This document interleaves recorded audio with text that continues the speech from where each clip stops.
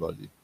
We will be following the by-election in Granby closely, and so you can expect that next week we'll also be featuring that on the program. Thank you and good night.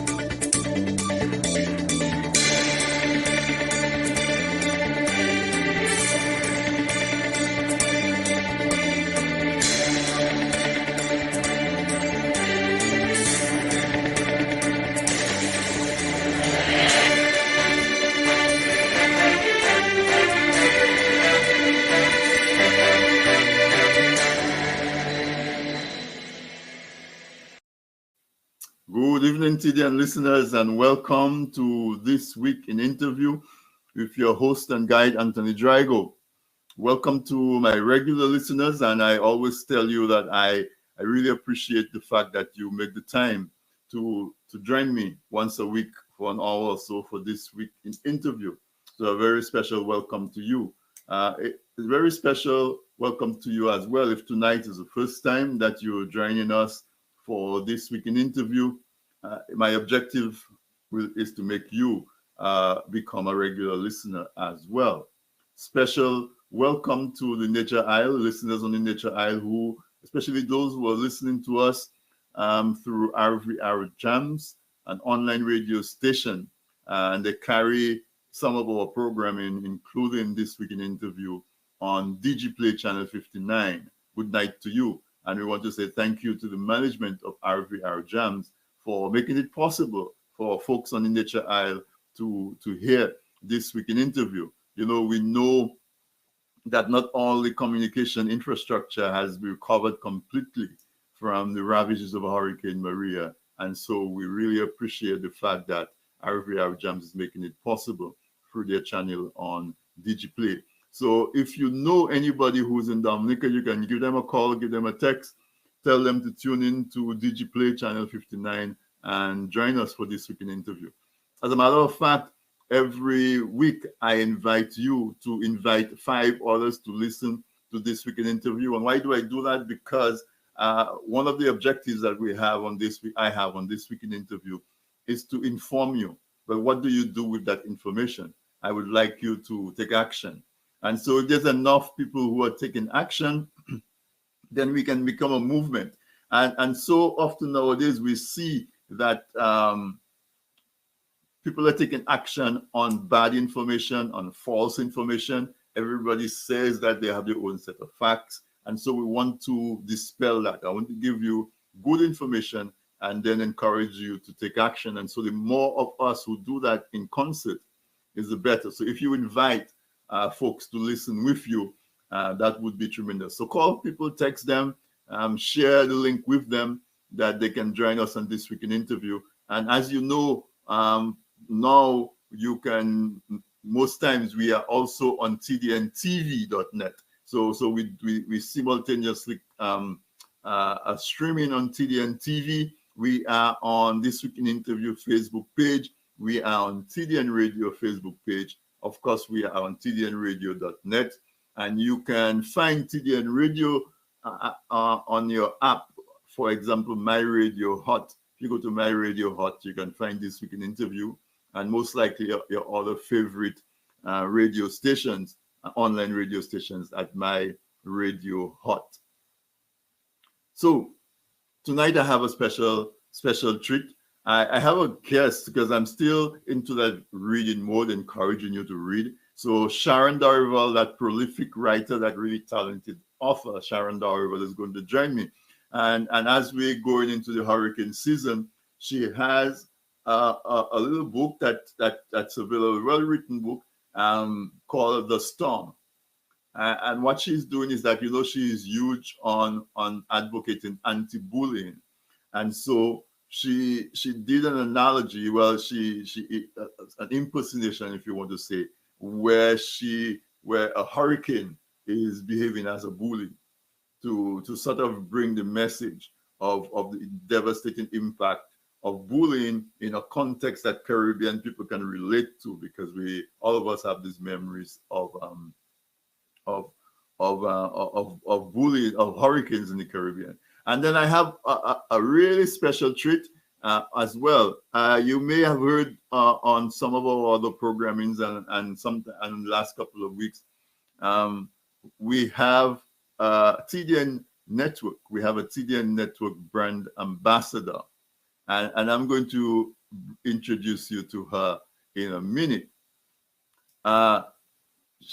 We're all about creating opportunities, and we're all about uplifting our people. And this young lady, Nikima, is an aspiring model. She's very interested in fashion and in representation, using her natural given talent, her natural given beauty. And TDN Radio, we're very proud and honored that she has agreed to be the network's brand ambassador. So very, very warm welcome to you, to the TDN network as our brand ambassador. I want to ask our listeners to give you a very warm welcome. So go ahead and introduce yourself to the audience. Thank you. My name is Naika. I'm 20 years old. I live in Scarborough, Ontario, and I used to live in Montreal, where we speak French. And my native, where I am born, is in Haiti, and specifically in Port-au-Prince. And I grew up in Gonaïves, which is very beautiful. It's a very small part of Haiti. Well, how do you say that? Okay, everybody knows a Port-au-Prince. Well, how did you say that? Gonaïves? Gonaïves? Oui. Okay, Gonaïves. Yes. Great. And your first language is French? It's Creole, but Creole, okay. Second language French. I like that. I like the fact Third English. I like the fact that you say Creole is your first language. I look forward to the day when Dominicans and St. Lucians will say Creole is, even if we don't say it's first, we can say it's second, because right now we treat it more like not really as a language per se. So I'm really happy to hear you say that Creole is your first language. So I'm going to put you on the spot, and I'm going to ask you to welcome my TDN listeners to tonight's program. Do it in Creole for me, please. Donc, nous sommes ici là pour me dire bienvenue dans TDN Radio. Oh, écoutez-le pour pure musique Caraïbe là. All right. I love that. And you say you reside in Toronto, Canada? Yes, I do. What do you do there? What do you do? I study. I'm just finishing my high school diploma. There's circumstances that happen in my life that I end up here. That's fine. There's no explanation required. Obviously. And but what are your aspirations? In life? Past high school, yeah. Mm-hmm. In life, I want to help the most people I can, and also follow all the things I love in life: fashion, helping others. If I can mix everything I could do in one basket, I would. Wow. So it's fashion. The reason why you came to the attention of us at TDN is because of your interest in fashion. Yes. So what about fashion that appeals to you? I like it the way you can not only clothes, you don't make clothes define you. You wear it, you be proud of it, you can express yourself to what you wear, what you put on, what you showcase to others. It is very magnificent, but there's obviously there's always some people doesn't understand that, but I totally understand that it's not for everyone. It's not everyone who can understand what you like about something. About That's something, why I okay. say Right. everyone have their own choice, their own opinion, their things that they love. And I love hearing other people their what they like, Right. what they criticize, what they don't like, why you don't like it. I find it's interesting to learn about others, even though it's they don't share the same opinion as you. Fashion can help you. That there's people like more dark colors, other people like certain different styles. It's a way to bring everyone together to different type, texture. You know, No, I certainly. don't know. It's very hard to And explain. so with fashion, you like, what about fashion? Like clothes, shoes, makeup, what? Everything. Everything, huh? So you're A bit less on the makeup side. a little less on the makeup side because you think you have it naturally. You don't need to do too much on the makeup. Yes, and I find I look a bit silly with a lot of makeup on. It doesn't suit me. Okay. It's not what is, there's a lot of people they can wear a lot of makeup. There's you wear less makeup, and it's Yeah, not for everyone. not for everybody. Everyone, you have your own opinion on how you wear your makeup and how you apply it, and it's sometimes it doesn't fit with your facial features, and mine doesn't like it Oh, at all. It makes me age like 10 years just applying it on. okay, So great. I just like keeping it simple. You like keeping it simple. So your expression of fashion is more with your clothes And and, hair and hair and whatever setting you carry and yourself, shoes, and shoes. So not on the makeup section. so you finish in high school. Is it your plan to go to fashion school? Is that what you plan to do? No, I was thinking of going to law maybe later on in life, but you need to at least have at least two doctorate degree, I think, to have that, and you need a lot of schooling to go to law school, just to get into law school. So you're thinking of going into law? Okay. Yes. So I mean, in return for agreeing for being our ambassador, the face on TDN, we will have to see how we can put you in touch with young women who have walked that path and become lawyers, and see how we can help to facilitate that for you, because we love ambition in our people, especially in our young women. I don't know if you heard that there was an election in Anguilla. Anguilla is a little island right next to St. Martin, and there's a young lady who just won the seat. She won the seat. That her competition was the premier, the head of the government, and she beat him in the election. And she's a lawyer. She's only 27 years old, but she's a lawyer, and she also won the Miss Universe pageant for Britain. But she's native Anguillan. So she Wow. so she is a prime example of what I'm hearing you saying, that I don't know about the politics side, if you're interested in politics, but Um, at least the fashion and the legal profession side of it seem to match I what you're I saying. was in my student council, if that helps. There you go. Leadership everywhere. Okay.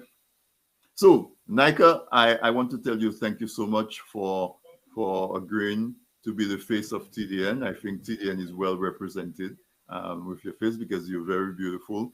and Thank you. also you're very articulate and very smart. So we look forward to a very productive, a very mutually beneficial relationship between the network and yourself, and it's very good to. I feel very proud to be able to introduce you to the audience, and I will have you back very often. So all the best, and thank you so much. Thank you very much for having me, and I am proud to represent TDN Radio. Awesome, awesome. Welcome aboard the TDN family. We are actually a family here. So you're family now, so welcome. Thank you. Awesome. All right. So listeners, there you have it.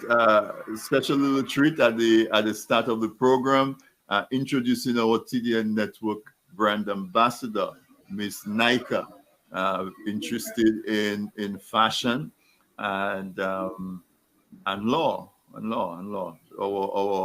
Our young ladies of African descent are displaying their ambition. All right, so if you're joining me usually that I play the CARICOM anthem.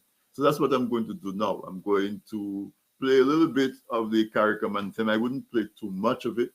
And when I come back, I'm going to be joined on the line by Miss Sharon Dorival, and we're going to be discussing her book entitled The Storm. And it's a book that talks both about hurricanes as well as bullying and the negative impact it has on folks, whether intentional or unintentional. So quick break. Let's listen to Mikel do, maybe we won't do the entire anthem, but do maybe a verse of the CARICOM anthem, and we'll be right back.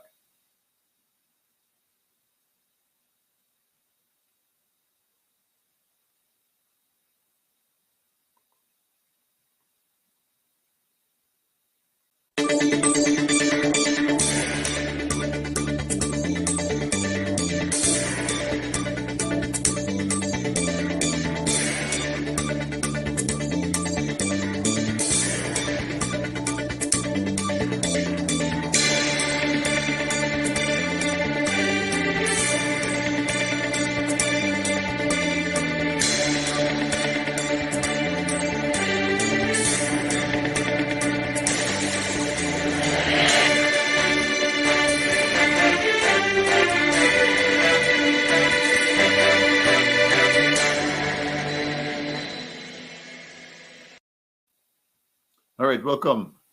We didn't get to do the CARICOM anthem, but I want to do a warm welcome back. Welcome back to Sharon. Sharon Dorival is an author, very prolific. She has, I think the last time when she was here, she had 13 books that she had published. And bullying is part of her one of the areas of interest. And last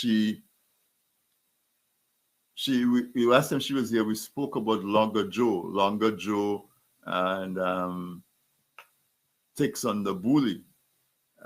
And tonight we're back to talk about The Storm. I'm waiting for Sharon to join me on the line. I am there. You're there, Sharon. Okay, we just not seeing you, but you're here.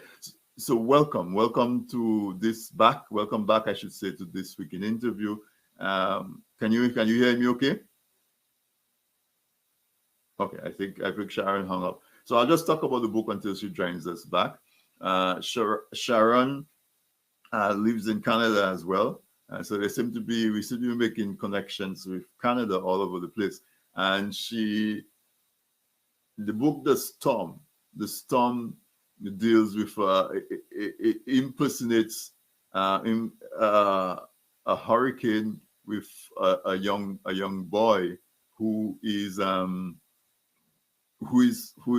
an anger problem, and because of his anger, he finds himself going into fits of temper in an uncontrollable way. And so his fits of anger and the effects of his fits of anger are demonstrated as if it were a hurricane that was traveling through the islands and causing destruction as it moves along. And so I invite, because we are at the start of the hurricane season, I wanted us to start to think about the hurricanes that affect the Caribbean so often. And so most of us know what we have to do to prepare for the hurricanes. We have to have a disaster plan. Most countries have a national disaster plan, but everyone should have a family disaster plan. You should communicate with your family before the storm. If this is happening, this is where we have the bag with the first aid kit. This is where we have canned goods. This is where our hurricane shelter is, that we would run to a hurricane shelter to shelter from the storm. If we get separated, this is where we would go, so that we can get reunited, because we know communication gets disrupted during a storm. And so, sometimes accidents happen because we did not anticipate certain things, certain events. But if you live in the Caribbean, you're not supposed to be caught by surprise by a hurricane anymore, because we know, especially like if you live in Dominica and St. Vincent to a lesser extent, but Dominica, St. Lucia, Martinique, Guadeloupe, Haiti, nowadays the Dominican Republic, as we go further up north, the Virgin Islands. If you live anywhere in the Caribbean, you know that storms come in the Atlantic during this season. And so you should not be caught by surprise anymore. You should have a disaster plan. You should have a disaster kit. You should know ahead of time what you're going to do if there is a hurricane watch. And what does a hurricane watch mean? And when it gets upgraded to a hurricane warning, what does that mean? And what steps you and your family should take? Everyone should have some kind of a waterproof container where you can put your essential documents. You need to have a little store, some kind of store of non-perishable goods that can, in cans or in plastic containers, that can withstand water. You have to make provisions probably for high winds, and therefore maybe you can secure the things that you don't want to lose. You can secure them in case you have to get out in a hurry. After the hurricane, you can come back and find it. You need to make sure that you have flashlight that's working, water, and so on, depending on which island that you live. So all the islands have a disaster preparedness office or committee, and they have guidelines, and they have lots of regulations that you can read. They do a lot of promotion right now about hurricanes. So you should know, you should listen often. You shouldn't just be on your phone texting or whatever it is. You should pay attention to those authorities, so you can get reliable information. That's the other thing. There's usually a lot of Nika went away. I was going to ask you a question, but that's okay. So you didn't go. You're still there, right? I want you to stay with me until until Sharon comes, because I don't know.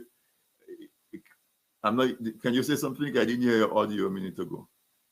Your mic. Okay. Yeah. So you. Okay, I see. All right. So, have you ever experienced a hurricane? Yes, I have. You have. So you were in Haiti for one of these storms that. And yes, until I was 10. Okay.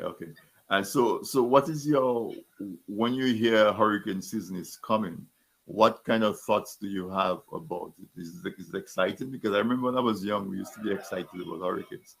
Oh yeah, it used to be exciting because since there was always school, it looks like it was school all the time, and usually we had homework the next day. So when we heard hurricane, we were like, yay! But now I'm like, oh, if I think back at it, I'm like, oh shoot. Yeah, Oopsie. because we devastation is more common. I remember when I was I'm going to date myself. But when I was growing up, the older folks used to talk about hurricanes a lot. And we as young kids used to get excited, hurricane, hurricane, because it never used to happen. And then in 1979, Hurricane David came through. And Hurricane David was horrible. And it affected so many people. And so many people lose their homes, a number of persons lost their lives. And it was sobering, all of a sudden, the stark reality of how devastating a hurricane can be. Because before that, we used to hear our parents and grandparents talk about a hurricane, but I think it was in the 60s or, Hurricane Janet and so on. Yeah. But when Hurricane David came and we experienced it started like a new era of major hurricanes making landfalls. And so I see what you're saying. When you're younger, So Sharon is with us. Hey. Hey, hi, Monica. Hi. Welcome. Hi, Sharon. Thank you. You're welcome to you too. All right. So I was talking about the hurricane part of the storm because tonight we're talking about your book, Sharon. Welcome. Good night. Thank you. Good night. I was hearing everything, but you just couldn't hear me. Right. Yeah. Sometimes the technology devils get involved and throw a monkey wrench into things, Yeah. Yeah. So right now I'm using my phone. First time using the phone. So okay. But you're here. I'm seeing you clearly and I'm hearing you clearly. So we're fine. So let's just launch right into it. Your book, The Storm, it juxtaposes or impersonifies a young boy with a temper with a hurricane. And so I thought that was a very fascinating way of bringing two messages out to get people to think about the hurricane season, as well as to push your message that you're so passionate about, your message of anti-bullying. So talk about your idea. How did this idea come about to write that book? Okay, so I think it started in 2013 with a company named Bookrix. It's a German company, and their idea was to take over the book industry via ebook, where they thought that the physical books were going out of style and ebook would be the new norm. So I was interested in that. I used to write books and I decided to take part with them, and then they had different contests and I entered the contest, one contest being a charity relief program for disasters. And that's when I wrote that book. And at the same time, I was working for the Oscar program, which is an after school program in Camrose. And I saw how much kids are being bullied. And they had the contest also stating an anti-bullying challenge. So they said to come up with some art form. All of us should take part, if we want, into any art form we want. I decided to do the written word. Some did drawing, some did fashion, some did radio. So my own was the book. At first, it wasn't like that. It wasn't like the book. I just printed it. So it was like really just in the raw when I brought it to the social workers down on Main Street. I was really sick that day, but something told me in the morning, you have to get up. Sick or not, you have this cold, get up and bring your work. So I brought it, dressed up in my winter coat and stuff and go. And Sandra McClay, she's a Jewish lady. She from my church.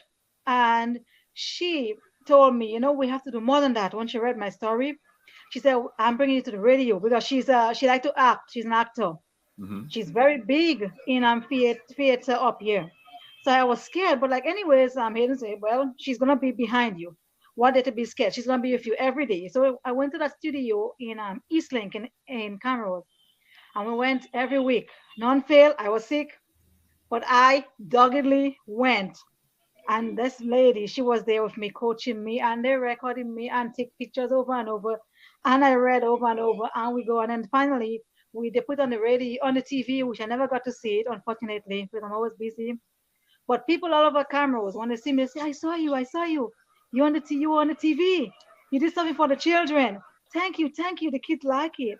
And that is how this went. And I further decided, okay, you know what? It was a good success. So I went through Offer House and we did the physical copy of the book.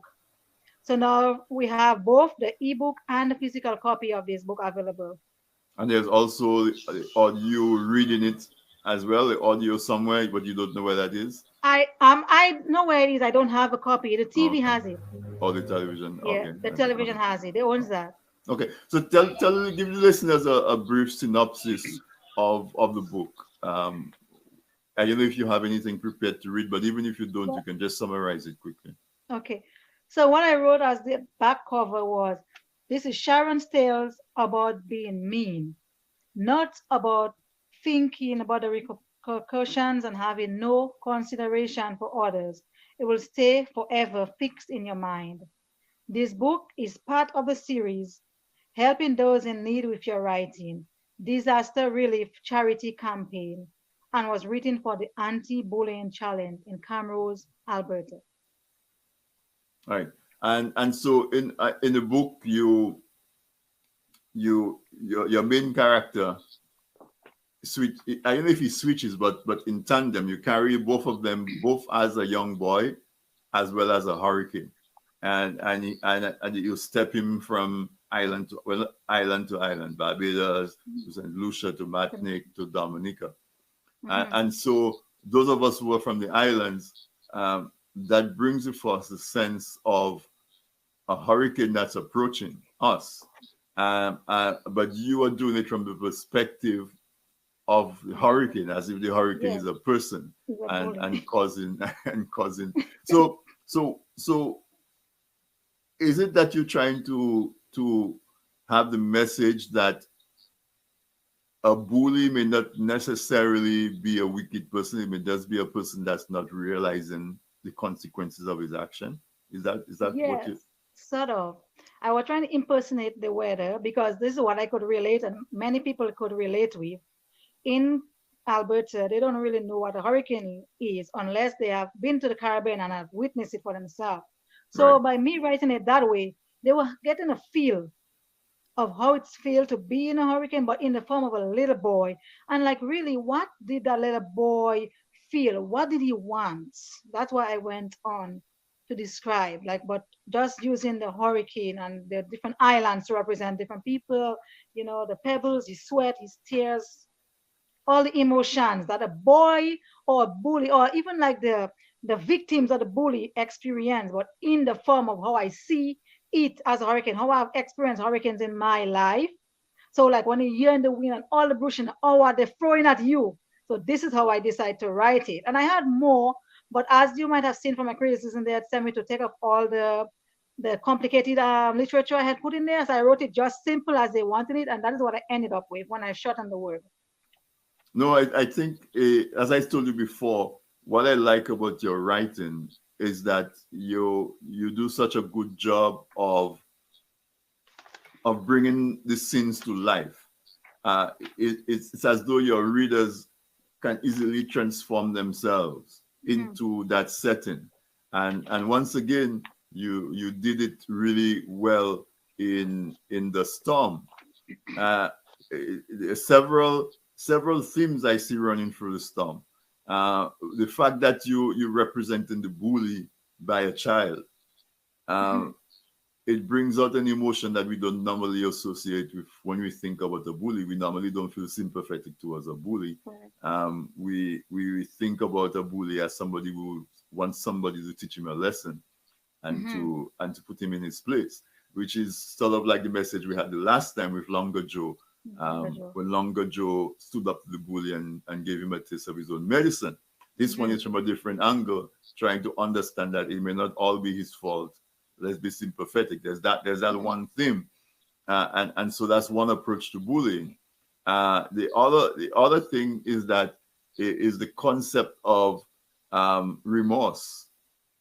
So if we can get to a bully, the way you get past bullying is to express remorse. So I think that you handle all of those complex themes. And let me just tell the listeners that if you like reading, like I like to read, I like to not just when I read in layers.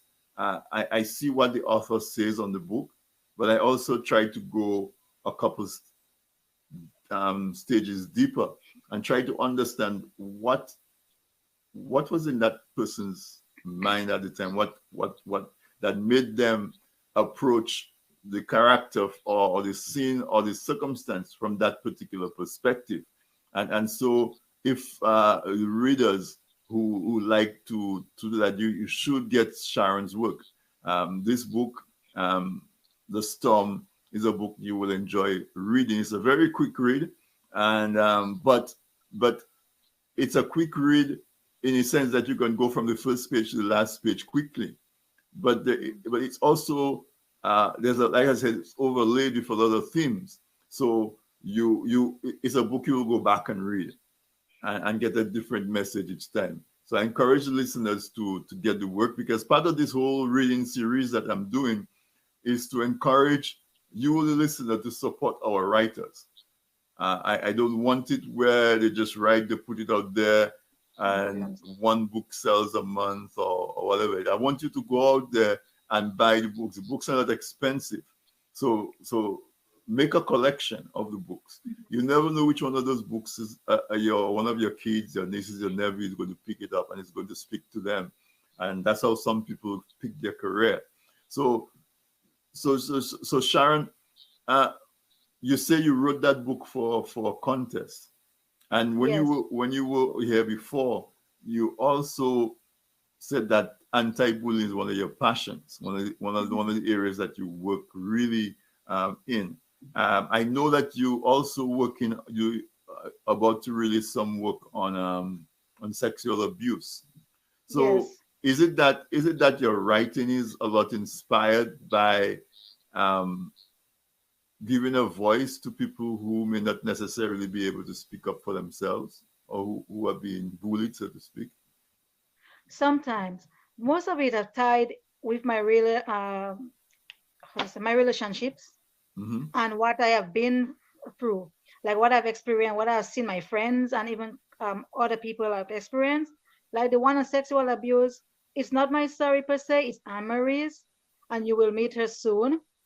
But I helped her write it. I went deep. I was able to go into her emotion and to really feel her, Mm-hmm. feel her story. And like based on what I have experienced in my village, I have seen people. I was able to write this book, and I hope you'll read it. I wasn't to say sexually abused, but I came close, as you read in the book, and that's why I was able to finish that book. And when I write for therapy, for myself. Instead of closing myself into a shell, I went into my deeper thoughts, deeper emotions, and I released, as you see in The Storm, in Longer Joe, and then you will see in the Where You Mom. So like to say, to give a voice, as you said it, to people who are afraid to talk. And we haven't put the book out yet, but we have sent the trailer out, and we are getting many comments. Some people are starting to talk, and they're calling on to the social workers to go into the school, to come out to the homes and see what's going on with the children. Look at that. And they're saying some parents are wicked. Some mothers are allowing the fathers to abuse the kids. And I've seen that with my brothers, how my dad left at a tender age. I like when I needed him the most, I was 8. He was gone. He wasn't really to say gone. He was in the village, as you know, in the Caribbean, but he was out of the home. So then my mother introduced me to stepfathers. And as I said in this book, sexual abuse book, Where Are You Mom? They don't come for your mother. They came for me. I was the first. The one of the stepdad I mentioned it was for me. It was after me. But you know what? I called on my ancestors and I say over my dead body, I am not going through that. What I see my friends go through. And that night when he attacked me, I fight. And the soccer. My mother was in the hospital, Princess Margaret Hospital, giving birth to his child. When he approached me, told me it wouldn't hurt. But you know what? He didn't go through. Praise the Lord. And you will read the rest in the story. I'll end there. Yeah, because we have to do a special, just to give listeners what we're planning. We definitely are planning to have a special feature around that book. Sharon is completing in its finishing stages of a work, as she told you, as entitled Where Are You, Mom? And it's a work that explores the sexual abuse from the perspective of the victim, who is feeling that her mother should be there to be able to protect her. And so we don't have to go too deep into that, because we will certainly have a feature on that. It might take more than one hour interview to totally flesh it out and to unpack it. But again, as I said, it's keeping you that theme that you handle so well and so often of victims of bullying, because it's a type of bullying. And some bullies, just like in hurricanes, like in the storm, you make the personification of a hurricane. Different hurricanes have more devastating impact and others. And so it was interesting that, but again, that's why I thought it curious that you chose a little boy to represent the hurricane, and not a grown man. Not somebody that we would be angry at, but somebody that we would seek to understand. And so, from that point of view, though, how do you reconcile that anger that people feel towards a bully, and the need to sometimes stop and try to understand why a bully is that way? So as you see, I continue for, like, I introduced Mother Nature, and Mother Nature came and embraced him, and then he would say, Mother Nature, did you come for me? That way he went over I can read the part where he went near the blue. Where she said, would those people care for him? Would they want to run away? He then huddled them again in fear and discouragement. Oh, why did I come so far? Hello, Ken, said a familiar voice. What on earth are you doing here? Mother Nature, did you come for me? Cried Kenneth, tears breaking down afresh. I'm sorry, I was so mean. I won't be naughty anymore. Right. And as you say, how did I come? That is my way of breaking it in, to say, you know what, he was remorseful. He realized, oh my God, what did I do? His friends no longer want to play with him.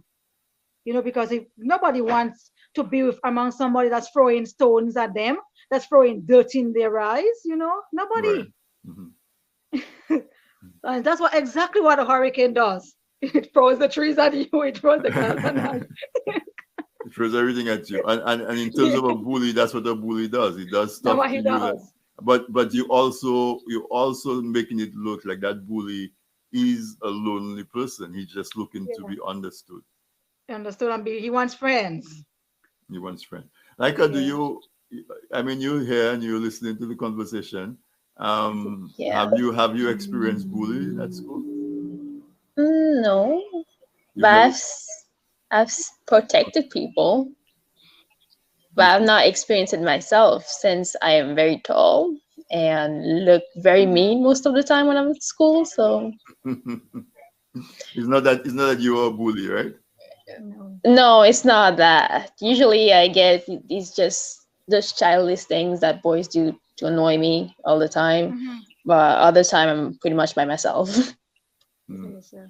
But you've witnessed bullying and you've stepped in sometimes. Yes, I always help. If I see something that's not right, I will help. If I was not here, I cannot help. That's what I say. Right. Okay. I'll protect anybody, even if I don't know you. Right. I'll step in. Sometimes I even get yelled at for stepping in. Sometimes you get yelled at for stepping in, but you step in anyway. Yes. Sharon, somebody after your own character, Longer Joe. Yes. She has to read. Longer Joe. Yeah, we need to get you a copy of Longer Joe, Sharon's other book. Longer Joe takes some. And we need people like Nika, because not those that always want to fight, but those who step up to the plate to protect and say, hey, no, this is enough, stop it. We will not tolerate that. We need more people like that. Yeah, they always call me the mother of the group. The mother of the group. Okay. Yes. And that is important now, because in leadership in the world, in politics, we have a set of leaders now in a number of countries that seem to use bullying to get their way.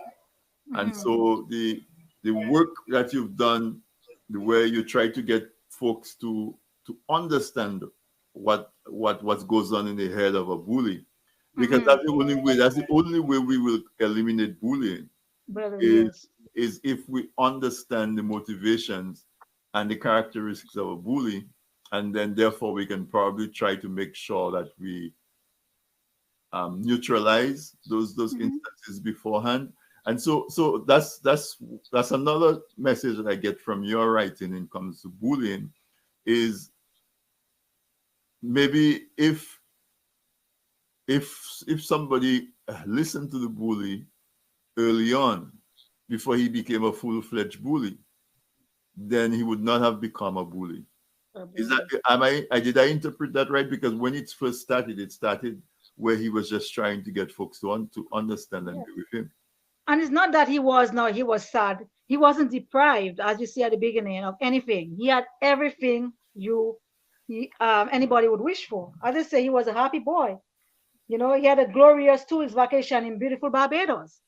You know, he had a healthy breakfast, everything. So why bully? It's because he wanted something more. He yearned for something more, maybe a deeper connection with his friends, you know. Yeah, so that's why I went in and said, okay, yeah, Mother Nature came and said, okay. And he said, thank you. Basically tell him, thank you to Mother Nature for coming for me. I am sorry. And he said, why? What am I doing? He asked in the middle, what am I doing? Like people are running away from him. Right. You know, like, what am I doing? Like, no, this is not a way of making friends. You know, that's basically what I was trying to imply in this story. Yeah, and it came across clearly where when somebody is witnessing somebody being mean or bullying or being violent to somebody else, we look at it and we say, how can that person be that way? Yeah. But there might be times where that person is not even realizing the impact or the consequences that they're having, and so people like Nika who would be able to step in would probably create the space where the conversation can take place to show the bully the devastating impact that he has on folks. So I asked before you came on, I asked Nika about her about experiencing hurricane. So what hurricane did you experience in Dominica, Sharon? Hurricane Hugo. I think that was 1988. We were living close to the river when the river overflowed the banks and came right in. You know, all the waves are coming into Colliho. What other hurricane? Well, I wasn't there for Hurricane Maria, and all the others left in '99. So but Hurricane Hugo you're too young was to the remember one. Hurricane David, eh? No, I was too young. 1 year after. Okay. That's when I was born. But I was told about it by my husband. My husband actually told me during Hurricane David, he flew and his mother had to reach out and grab him. You know, almost cut his neck with the galvanized because like he opened the door to see, and then here he went flying, thinking I was just a peaceful thing. He's too curious. Yeah, But I've heard Hurricane about the David was death. terrible. He told me like even months after there were dead bodies coming down in the Rosa River. Yeah, it was bad. It was the scale of destruction was almost on the scale of Hurricane Maria. I'm not sure of the strength of the winds or that kind of thing, but because we were at a different place in our development, maybe a weaker storm, but it was the worst storm that they had seen up till then. Yeah. But I think Hurricane Maria decimated Dominica more. I mean, yes, we had more deaths. But what about the Hurricane Maria totally destroyed the whole vegetation of Dominica? What did Hurricane David do? Hurricane David as well, yeah. Wow. The difference, why I know the winds was probably stronger if Hurricane Maria and Hurricane David, because after Hurricane Maria, you see so many of the trees where the back of the trees was stripped away, right? I didn't see that in Hurricane David. So that tells me that Maria was stronger. And And the other major difference is that Hurricane David happened during the daytime, so it was daylight. Hurricane Maria happened overnight, so that adds to the terror. And also and of course, Hurricane Maria was the winds were much stronger. But in terms of devastation, the forests were destroyed just as much. I was in Castropus at the time. You could stay on one end of the village and see the other end where you could never imagine you could see before, because the trees a lot of trees were broken. The impact on housing was similar. We did not have as much devastation of water because at the time, I think Dominica had better conservation practices. We still had trees on the banks of the rivers, and most of the farming was done where you had windbreaks. Every so many acres, you have a set of trees that they call a galba tree. You have a lot of galba trees, and so that would act as windbreaks. So those were built into the so we had conservation measures that were not in place during Hurricane Maria. So what happened to all those trees? Did people cut them down? People cut them down to plant bananas. So that's what I'm saying. Conservation measures were different. Conservation measures were different at the time. And that is one of the things that I see a lot of. When you see some of these hotels and some of these places that's been built in the mountains, and they basically strip the top of the mountain to put down a hotel.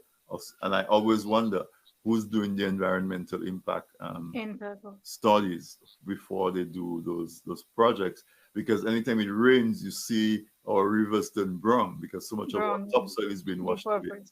Another thing that we used to have is a lot of our land used to be protected with that grass that they call vectivin. Yes. That they used to plant to make mats and those kind of things. So they would plant a lot of that on the edge of banks. So that it would control erosion and runoff.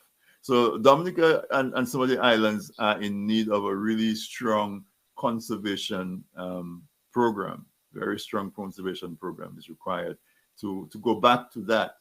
The reestablishment of our forests, reestablishment of windbreaks, revegetation on the river banks to protect the rivers and that sort of thing. Nika, one of these days we'll take you to Dominica, so you will see what we're talking about. But you live in Haiti, so I suspect the terrain, just in parts of Haiti would be similar, where it's mountainous and so on. Yeah, those part I was not living around there, so I didn't see them well. I went once, but otherwise, yes. If it comes to hurricane, it doesn't do that much of a damage. It's more like the earthquakes that hits hard. Yeah, because in the Caribbean, we're not only prone to hurricanes. Hurricanes are in the fore of our mind because every year we have a hurricane season. Yes. But we're also prone to earthquakes, like you said. And in Dominica, we're prone to volcanoes and that kind of thing. So the Caribbean needs a really robust disaster preparedness. Let me just say for listeners who joined us after we started, tonight I'm talking one more time to Sharon Darival, and we were talking about her book entitled The Storm. The Storm is written to personify a hurricane with a young boy who's throwing a temper tantrum and pelting stuff and causing destruction without even realizing how much destruction that he's causing. And so because it's the hurricane season, I want our listeners to be thinking about hurricanes, not to be fearful, but to be prepared, to have your disaster preparedness plan, to have your kits and so on in place. We invited Sharon came on to help us because it's COVID time. Even if they're letting some of us out of our homes, we're still mostly spending time at home and we're reading. And even when we go back out, I want you to maintain the habit of reading. And so most of the things that we do, I want to bring it in and around a book. around some writing. And also we had another a special treat because we had Nika. I introduced her, Nika, I'm sorry, Nika. It's okay. Try the pronunciation. Nika is TDN Network broadcast ambassador or brand ambassador. Beautiful face representing us, and from what I've seen so far, very strong and courageous spirit, and so she's going to fit right into the TDN family. So we're pretty much at the end of the hour. So Sharon, I'm going to give you the opportunity to say final words about your anti-bullying work, and anything else that you want to say out to the folks about the hurricane season. Yeah. One thing I want to say, this book, The Storm, any proceeds that I make, it always go directly towards the disaster relief in Dominica during hurricane season or anytime. Anything I make, doesn't matter, $10 or $100 I make, it goes straight home. So if you would encourage, just buy the book and support the effort. Also, just be more vigilant. I know Hurricane Mary left us pondering and in much need, but we should also be prepared ourselves. Don't depend on our government to help you, but try to prepare your homes and everything. Have your water. Be ready to run. Always ready to be with a sneaker, ready to run, not just a pushing, because you can get caught foot. Have sneakers on. And the people who are bullied, I want you to say, stay firm, stand up, and speak out. Yeah, because most times that's all you need to do is stand up to a bully. Stand up. And I would like to add also, yes, there's also recent bullying that people don't know about, since the people themselves don't know they're being bullied, and there should be an explanation about that. Yeah. Because not long ago I had a campaign for anti-bullying, and there's a lot of people that reported being bullied, and they didn't even notice they were being bullied. That's interesting. Talk a little bit more about that. What type of, if you have an example or an experience of a circumstance where somebody didn't even realize that what was happening to them was bullying? Because I know it's a bit of joking hazard here. They're joking. They're like, oh yeah, you're bad words, telling you bad words every day, hating you, like friendly. But you think they're your friends, but they're not. And even them, they don't actually notice they're bullying you. They think they're joking with you all this time. And I think that's kind of how we should teach them that this is actually an act of bullying, and that we need to stay nice to each other when we're friends. We don't insult each other or hate each other constantly every day. Yeah. So in other words, if you have a relationship with a person, whether it's a friend relationship or a working relationship or a romantic relationship, if your interaction with that person leaves you with a feeling like somebody's imposing their will on you, or you feel intimidated, or you feel like you must do what the person says to do for whatever reason. Yes, that is bullying. That's bullying. Right. Yes. And it's not just that the person has a stronger personality than you do. You should be able to express yourself.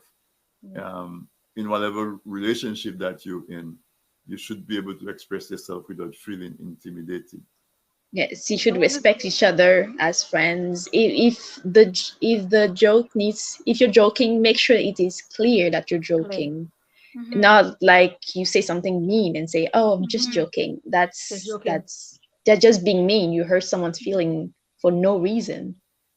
It's not a joke if someone get hurt. No. Right. Like my husband always say, they always say, I'm joking when it doesn't go right. When the joke doesn't go right, they say, I'm joking. I was just joking. But really, were they? Yes, because behind every joke, there's also a truth. The truth. Yes, just a little. Sometimes the joke is a serious joke. And it's just a matter of insensitivity, right? Some people actually know that they're doing it on purpose. They know they can have their way with a person, a friend or whoever, and so they take advantage of them deliberately. you know, and some other people just like to dominate. They like to be your friend because they can dominate you. And so that is what I'm hearing you say. I like that. I like that you bring that up. It's okay to say no. Bullies should know it's okay to say no. You don't always have to answer yes to your friend. You can say no and stand firm. And don't feel no guilt trip, don't have any guilt trip. You have your reason, you can say no.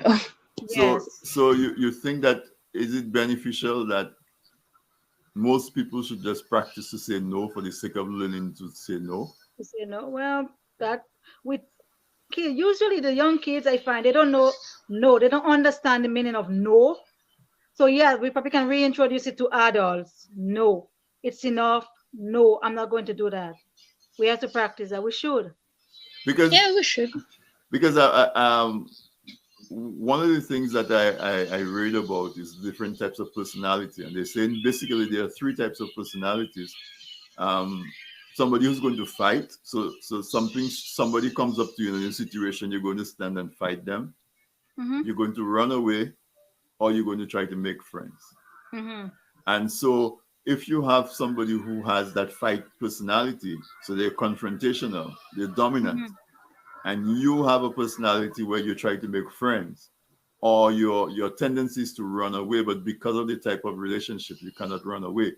Let us say it's your sibling, your brother, your sister, or you cannot run away from that person. You're living in the home with them. Maybe it's just a good exercise that people can practice to say no. Yes. Practice to say no on little things that have no consequence. Say no just because you want to say no. And then so you learn and you develop that muscle of being able to say no, so that when you get into a situation where you need to say no, you already know how to say no, if that makes sense. Yes. Yeah. So yes, that makes sense. I like that. And I always like to say at the end of every program, I like to leave my audience with something that they can do about the topic. And if the topic creates, so with 2 themes tonight is the hurricane season. Make sure that you're prepared. Have your disaster preparedness kit. Know where you get your reliable information from. Know what action you will take. All family members should know how to get in contact with each other. If they get separated and their phones don't work, where will you go to? And so that's crucial. And then on the bullying aspect, try to recognize that you in a situation where you're being bullied, stand up to the bully. But also, even if you don't think that you are being bullied, if your personality is such that you try to avoid confrontation, you need to build that muscle to stand up and say no sometimes. Fair. I love that. And I think that's a good place to end it. So I want to thank Sharon for coming on. All right. And Nika as well for coming as well. And a brilliant conversation. I love the program. And I look forward to Sharon, to our work that we're going to do on sexual abuse. I look forward to that. We'll put that together. And Nika, I look forward to seeing your face on TDN stuff as we go forward. And of course, it's not just a face. Tonight you prove that you also have a very great intellect and you have ideas, and those are always welcome at TDN. We encourage you to encourage that as well. All right. So all the best, ladies. All right. Enjoy the rest of the week. And my audience, thank you for staying with us for this week in interview. And I encourage you to go back and look at the program. The podcast will be on tdnradio.net, and you also will have the video live on tdntv.net. And I will also put a link on This Week in Interview Facebook page as well. So thank you so much, ladies. Good night. Good night, audience. Good night, Anthony. Good night.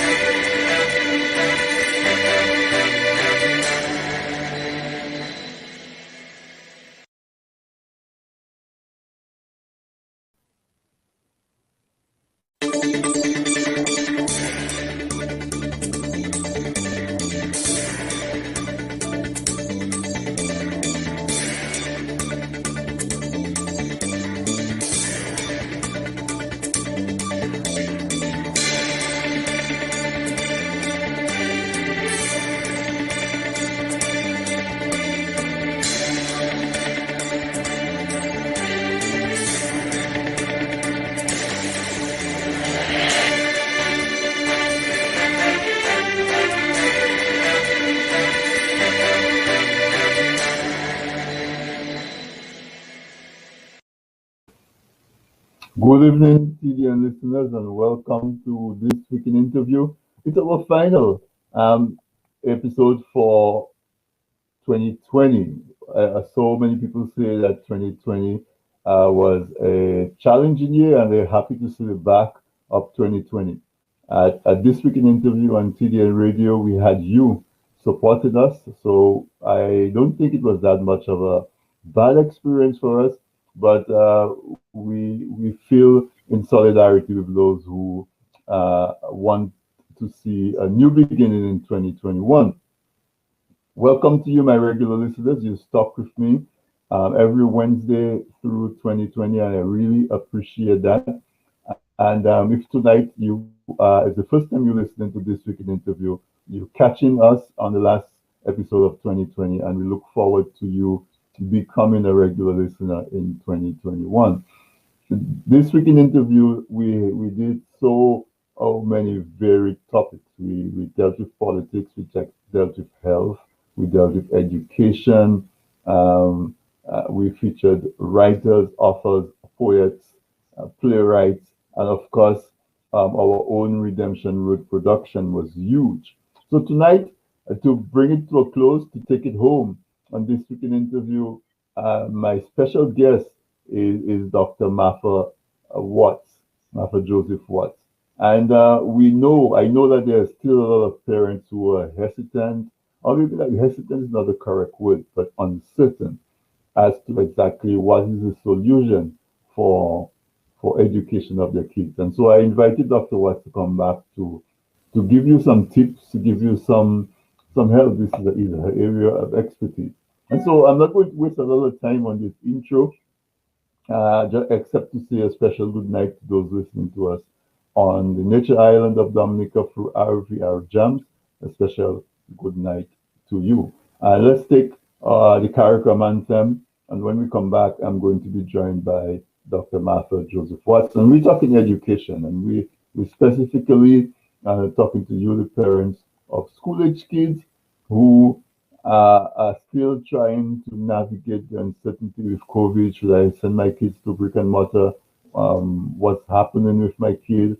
And so on. So stay tuned. We have a lot of information for you. You know, when Dr. Watts is here, she comes ready, and she's so generous with her knowledge. So we're in for a treat, and we'll be right back after the CARICOM anthem.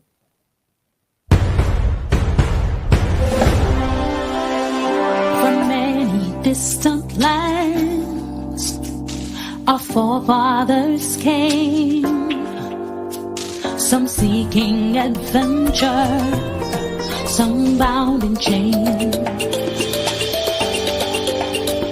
Through battles waged and fought, through victory and pain, by test of their courage, our freedom was gained. In homage to those gone before us, the heroes of lands in the sun, we vow to join hands and to focus on building one Caribbean. Raise your voices high, sing of your Caribbean pride. Sing it loud and strong, till our hearts beat as one. Celebrating song as we rise to heights where we belong. Sound the victory drum for CARICOM. Though great and diverse be our ethnicities, the bonds that unite us are stronger than these. We dine, we pray, we love, we dance and we play, but we relate to each other, the West Indian way. Today as a people united, determined and steadfast we stand.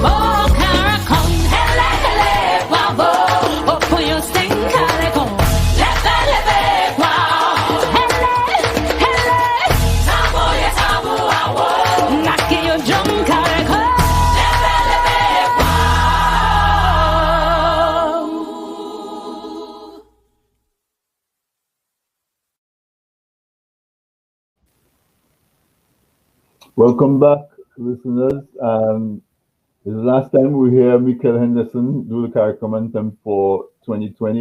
And of course, I would be remiss if I don't say that every time I hear her, she impresses me as such a talent. So, as I was saying before we take a break, there is so much still uncertainty surrounding COVID-19, and particularly parents who have school-age kids are going through what I imagine was a very rough time.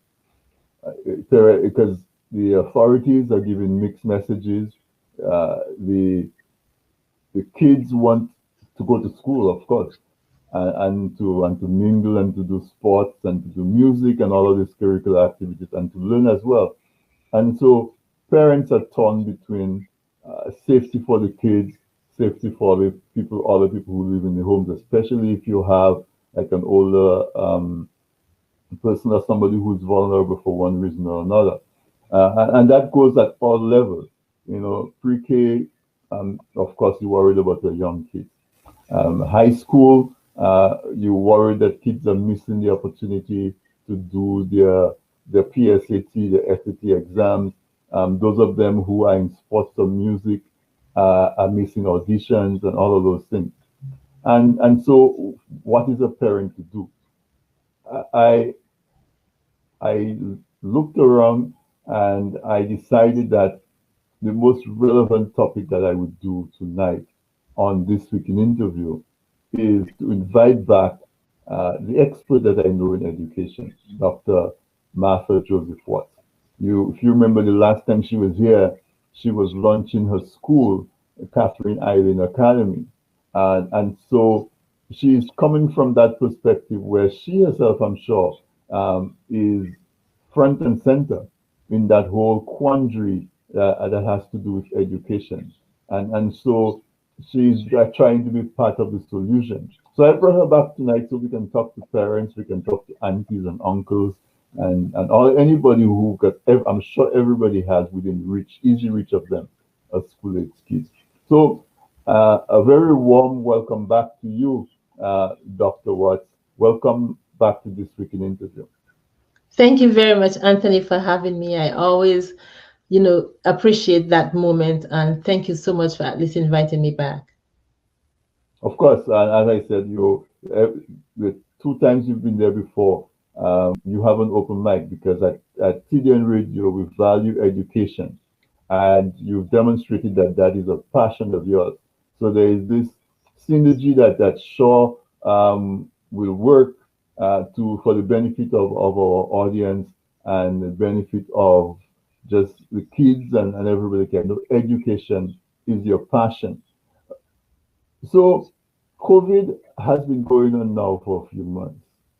And of course, the impression that I'm getting is that it hasn't become any easier for parents to navigate some of the uncertainty and some of the fear, quite frankly, the fear that they feel with what contents are there as they try to organize the education of their kids. Is that the same perspective that you have? Do you sense that there is some confusion, some fear, and a lot of uncertainty? Definitely. And the one thing that I appreciate about my perspective is that it comes from way wider than just the American perspective. Because for the American perspective, we have some districts where all the kids have devices, all homes have internet. Or if all homes do not have internet, the school district can at least afford to give each child an internet stick, and loan them a laptop or a notebook. But then we have districts, because COVID is international, COVID is the whole world, is everywhere. And so there are districts where they can't. There are some places where they are printing the work and send it home to the kids. The kids are home and the teacher finds a way to collect the work from kids. And I know districts right now that are doing it that way. So it is a struggle everywhere. It is a struggle. It's worse in settings that are disadvantaged. And so tonight, I really would like to talk directly to parents who are going through the struggle. If you remember at the beginning in March, what I did, I gave out a lot of books, almost quite a lot of books to schools and parents who needed that kind of help. And tonight I want to tell those who are e-learning especially, that what we are finding in some of the settings with the e-learners, we have a higher percentage of kids failing who are e-learning. And it's not because those kids are not smart, it's because they have not been able to navigate that e-learning properly. And so what I want to tell parents tonight is you can help. So first of all, you need to know your child's schedule. What time is the start time? What time is the next break? And make sure you know that for yourself. I'm not saying don't trust your child, but according to the age group, it changes. So for example, your elementary child, you definitely have to know that schedule like the back of your hands. You need to know so that you can provide that kind of support for that elementary child. For the middle school child, they're a little more independent and they will say, oh yes, I'm on. But then they are more easily distracted. These are the ones who can go and Google something else or watch YouTube or do other things while they should be doing their work. So you want to make sure that you have some sort of supervision going on for a middle school child. And for the high school child, you still need to know how is that child progressing so that they can be successful. Another thing you want to encourage them to do is to get to know the platform. So for example, every school district has a different platform. Some there's an Etsy, there's Power School, there's we have Sassy in some places, we have Focus. So each district has its own platform. Parents need to make it their business to understand and know the platform. And the thing is, every school, there's a parent login. So if there's a parent login, go ahead and find your login and make sure that you know it. So you cannot just depend on your child telling you. When you say find the login, you're encouraging them to talk to there has to be a liaison person or teacher or somebody at their child's school that they can get that information from, right? That's it. And that's my next point. My next point is get to know, make sure you communicate with the teachers. So the way registration works for e-learning, you get those on the very first day when you come to register your child. They will actually give you, the parent, you sign the contract to say that your child is going to do e-learning, and you also get that login information. Some parents just trust their kids, especially middle school. They just trust, and high school. Oh, I trust their kids. They just trust their kids to do it. And then later on in the semester, they realize that their child is failing. Not because their child is not bright enough, but they did not log in on time enough. Some of them didn't even go in on Zoom because the way the e-learning, we have different models all over. Some states, they just require that the child log in on a particular platform like Google Classroom and do their work. Some of them want it's happening right away. The teacher is teaching in the classroom and you are there live. So parents need to know all of those things. What is the format that your state or your country or your district is using? You need to be familiar. I want to jump in there because I can easily see how that scenario can develop, because so many parents depend on their children to help them with technology. You know, you get a new TV, the child sets up the remote, and so on and so on. So it's very easy for a parent to come home, say from a school with a package, and just say, okay, their child is going to set this up because me, what do I know about Zoom and all of that?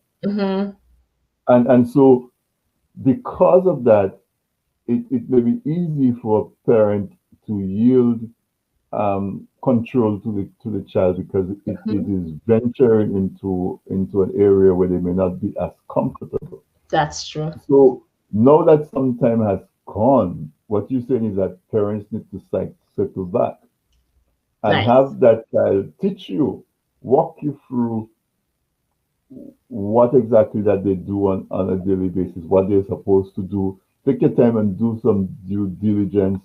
What if there's a specific time the child is supposed to come on, and so on.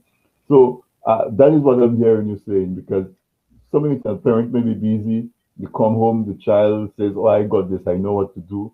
You, in your mind, feel like the child knows the technology better than you, and so you yield that control. It's very easy. So what you're telling parents is, remember, your child is not interacting one-on-one with a teacher.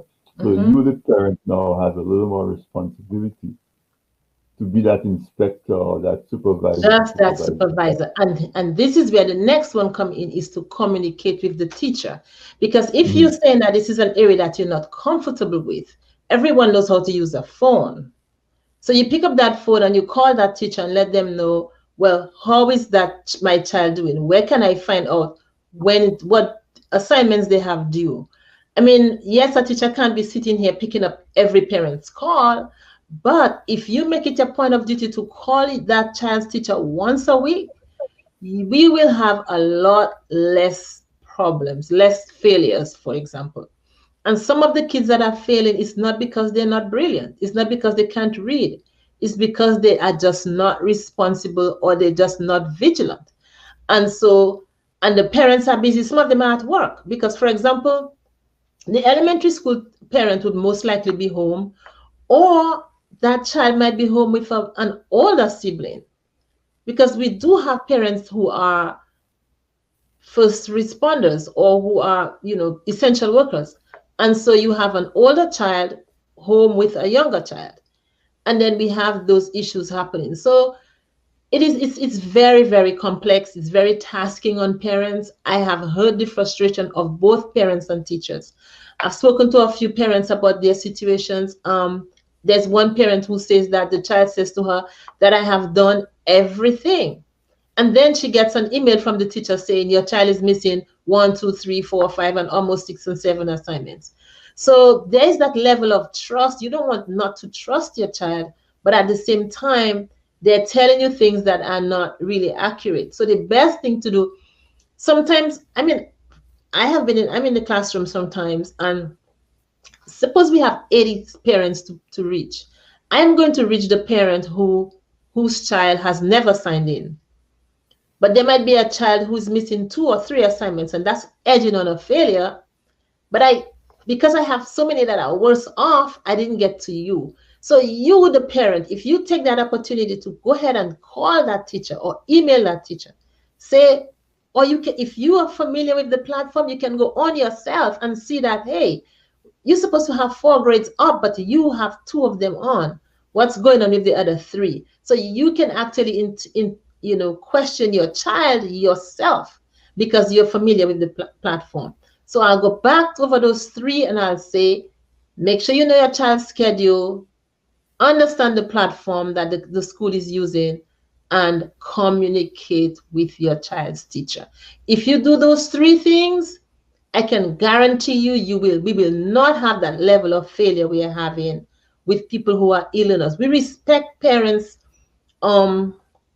wish to keep their kids at home. For example, in Florida, the governor is saying, if your kid has failed this semester, we will have to compel them to come brick and mortar next semester.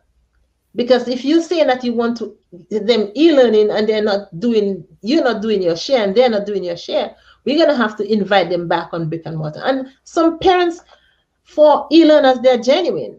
Some of them have compromised conditions. Some of them have the children are sick themselves. But you cannot just leave it alone as if they're in school all day with a teacher. It's not the same. Your child has his or her bedroom or whatever, wherever their learning environment is, they have that to themselves. And so if they're not supervised and you do not have something in place to make sure that these kids are sticking to the promise, what did we say you're going to do? If we haven't done that, then that's what we're going to have. That's what's going to happen. So a couple of things that I want to take from what you just said. One of them is that if you have a child, whether it's a high school or whatever, that child is young. And it's not so much a matter of trust. It's a matter of the child is not going to school, so the child does not have the benefit of a teacher to guide them. And if you just leave it to the child, that's too much responsibility to expect a child to be able to manage themselves and manage their education with minimal input from you. So don't see it as a trust issue. You can see it as it's my responsibility to manage along with the kids. The last thing that you just mentioned that I wanted to emphasize is the environment. I think it is so important that parents who have not done so as yet establish a station where the child is going to do their work. Exactly. Whether if the child is lucky enough to have their bedroom, it's in their bedroom. If not, you have to carve out a space, whether it's at the dining room table and keep the other kids away from them, or if you have more than one kid, set it up so they do it together. But it is so important that you set up that space, that station, that when that child goes to that station, that child is in school and not just an opportunity to be on the internet or to browse and so on. Exactly. So I don't know if you wanted to talk about that a little bit. Yes. So I must say that with my experience, when school started, there were situations where I had to actually do that with parents. And I know that there are some students that I encountered, their parents were right there in the background. So the parent is working from home in an office, they're at one table and the child is at another table. But then you also have students who are in the bedrooms, who are in their own private spaces. So how can that child stay focused? I'll tell you some of the issues we've been having. There are some kids who have been signing into the Zoom and just disappear. They just sign in as if to say, I'm present, but then they never show up. They never engage in the discussion, but they can say here that I was present because I signed in. Who knows what they're doing? Obviously, they do not have a supervisor and they're not vigilant enough to stay focused. So again, not all homes are created equal. Not all situations are equal. And so maybe that child is at home e-learning because there is a younger child they have to pay attention to. So every parent situation is different, but I would always go back to one of the educators that I follow. He's Kafele. He talks about the attitude gap. And I think if our kids have that right attitude to learning, the right attitude towards education, I don't think a parent is going to have to be on the back of a high schooler and a middle schooler so much if they had that attitude right. Elementary school child, patience. I would say that child, especially now that we have this Zoom thing and e-learning, these elementary school kids sit too long in one place and it's not healthy for them. That probably we would have to revisit next semester for elementary schools. I do not know what schools are going to do about it, but this is something that I think needs to be addressed. You can't have a kindergartner sitting at a computer for hours on end. It's just not the same as being in school. So we have to examine that attitude gap, and how do we address it? I am not even sure. It's education. Teach kids that an education is important, and if you lapse while you are supposed to be responsible for just being present, staying where you can actually get that instruction, it's going to show on your grades. And that can take us straight into the next thing that I would mention is how to avoid course failure. Because if you're not going to pay attention to, you're not going to sign in, you're going to play a game while you're supposed to be doing your work, then of course you're going to fail. So what I would have to say to you is redirect your priorities. If you're a middle schooler and a high schooler, and if you are an elementary person, mom, dad, whoever is supervising that child, you want to make sure that they are doing what they're supposed to be doing. Because an elementary school child shouldn't be failing anything anyway. It's just my perspective, because there's so much coaching you can get. So that's one of the things that they can do. And again, the next thing is seek help. If you really feel that this child is struggling and I just do not know what to do, the answer to that is always seek help. So, Dr. Watts, when you talk about course failure, to me, I see that it's not a whole lot different as when the kids were going off to school.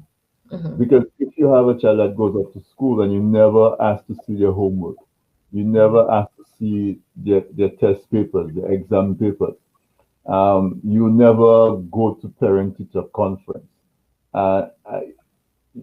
Then when you get a surprise when the report card comes at the end of the term or the semester, you have to take some of that responsibility because you never did those things you expected the teacher to be keeping track of that.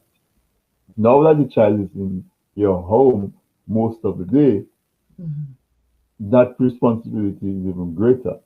And so you're saying that parents need to be able to seek help. What are some of the sources what are some of the resources that parents that are available to parents as they seek help to try to help their kids to navigate and to make sure that they're not failing classes? Okay, so help number one is always your teacher.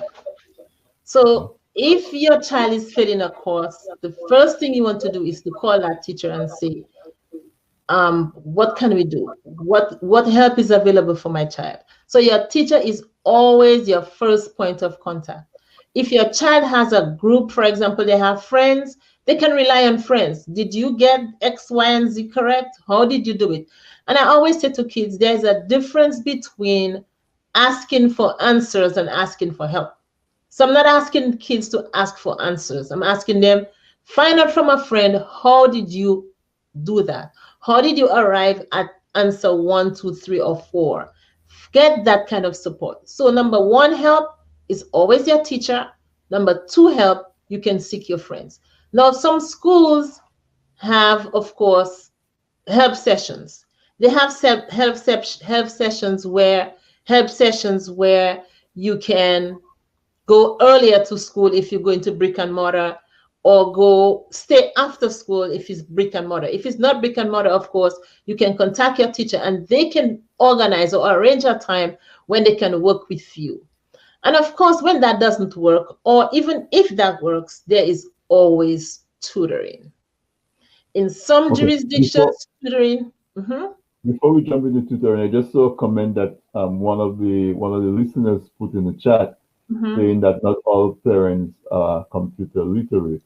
And he says not all parents are computer literate, and provision should be made to assist parents facing these challenges. Before you respond to that, I would say that rather than be afraid that you're not computer literate, as a parent, embrace that as an opportunity to finally get yourself computer literate, because it is much easier than you think. Anything that you don't know as strange seems complicated, and you feel that until you find out. Right. So go brave and say, I'm going to learn about that computer thing. And go ahead, Dr. Watts. Awesome. So thank you very much, first of all, for that comment or that question. And we recognize that. We know that not all parents are computer literate. And that's what Anthony mentioned earlier, is that sometimes that's why the kids can just fool you and say, oh, well, I did that already. Oh, I didn't do this. And so that's why I said, get familiar. And you can always, you know what, one of my co-workers, when, one of the ladies who work at our school, of course, not as a teacher, but she said, when I got this job, I realized I was fine. I was doing well and I was doing very well in my job. But then something happened. They required me to, that's what the lady is saying. She was required to do most of her job on the computer. And she would have lost her position. So she decided, let me ask somebody on the job to help me.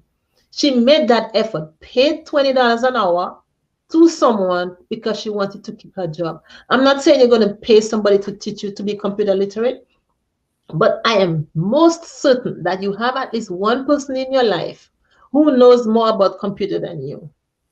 Make an effort. Sometimes the very child, your child. Sometimes the very child, but if the child is younger, so I'm gonna keep, if the child is older, like middle school and high school, fine.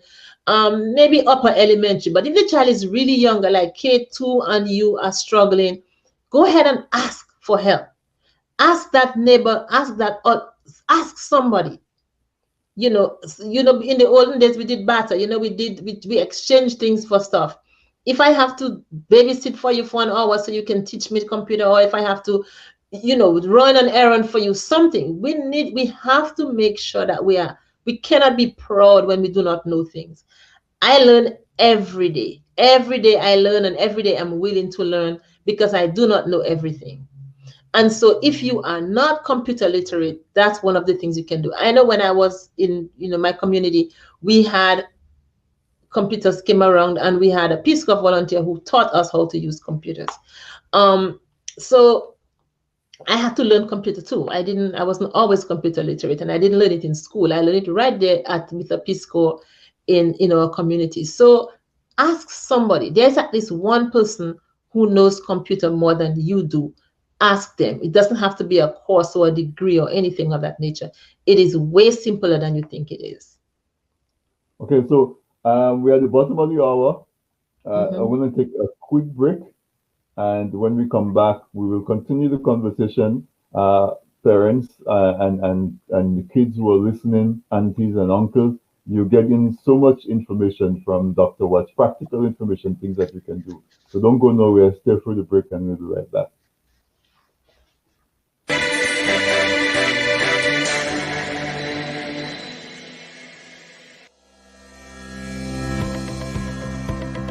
When you feel a sneeze or a cough coming, covering your mouth prevents the spread of germs. You probably knew that. But the way you cover up also matters, and that means breaking a habit you've held near and dear all your life. Cover your nose and mouth with your flexed elbow or a tissue, not your hands. Discard the used tissue immediately. Then wash your hands. Help stop the spread of germs. Remember, your health is your responsibility.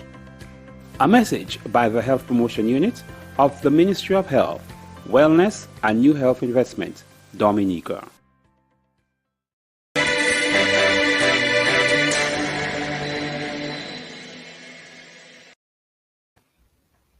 Welcome back to TDN This Week in Interview, our final episode for 2020. And we are having a discussion with Dr. Martha Joseph Watts. And she's giving us some tips and some advice on how we can navigate these uncertainties that surround education of our young kids. Dr. Martha Joseph Watts is from the institution, the school, Catherine Eileen Academy, and she's going to I'm going to go back to her in a minute, and we will, in the process, she was about to start talking about assistance that some parents can get, resources that may be available.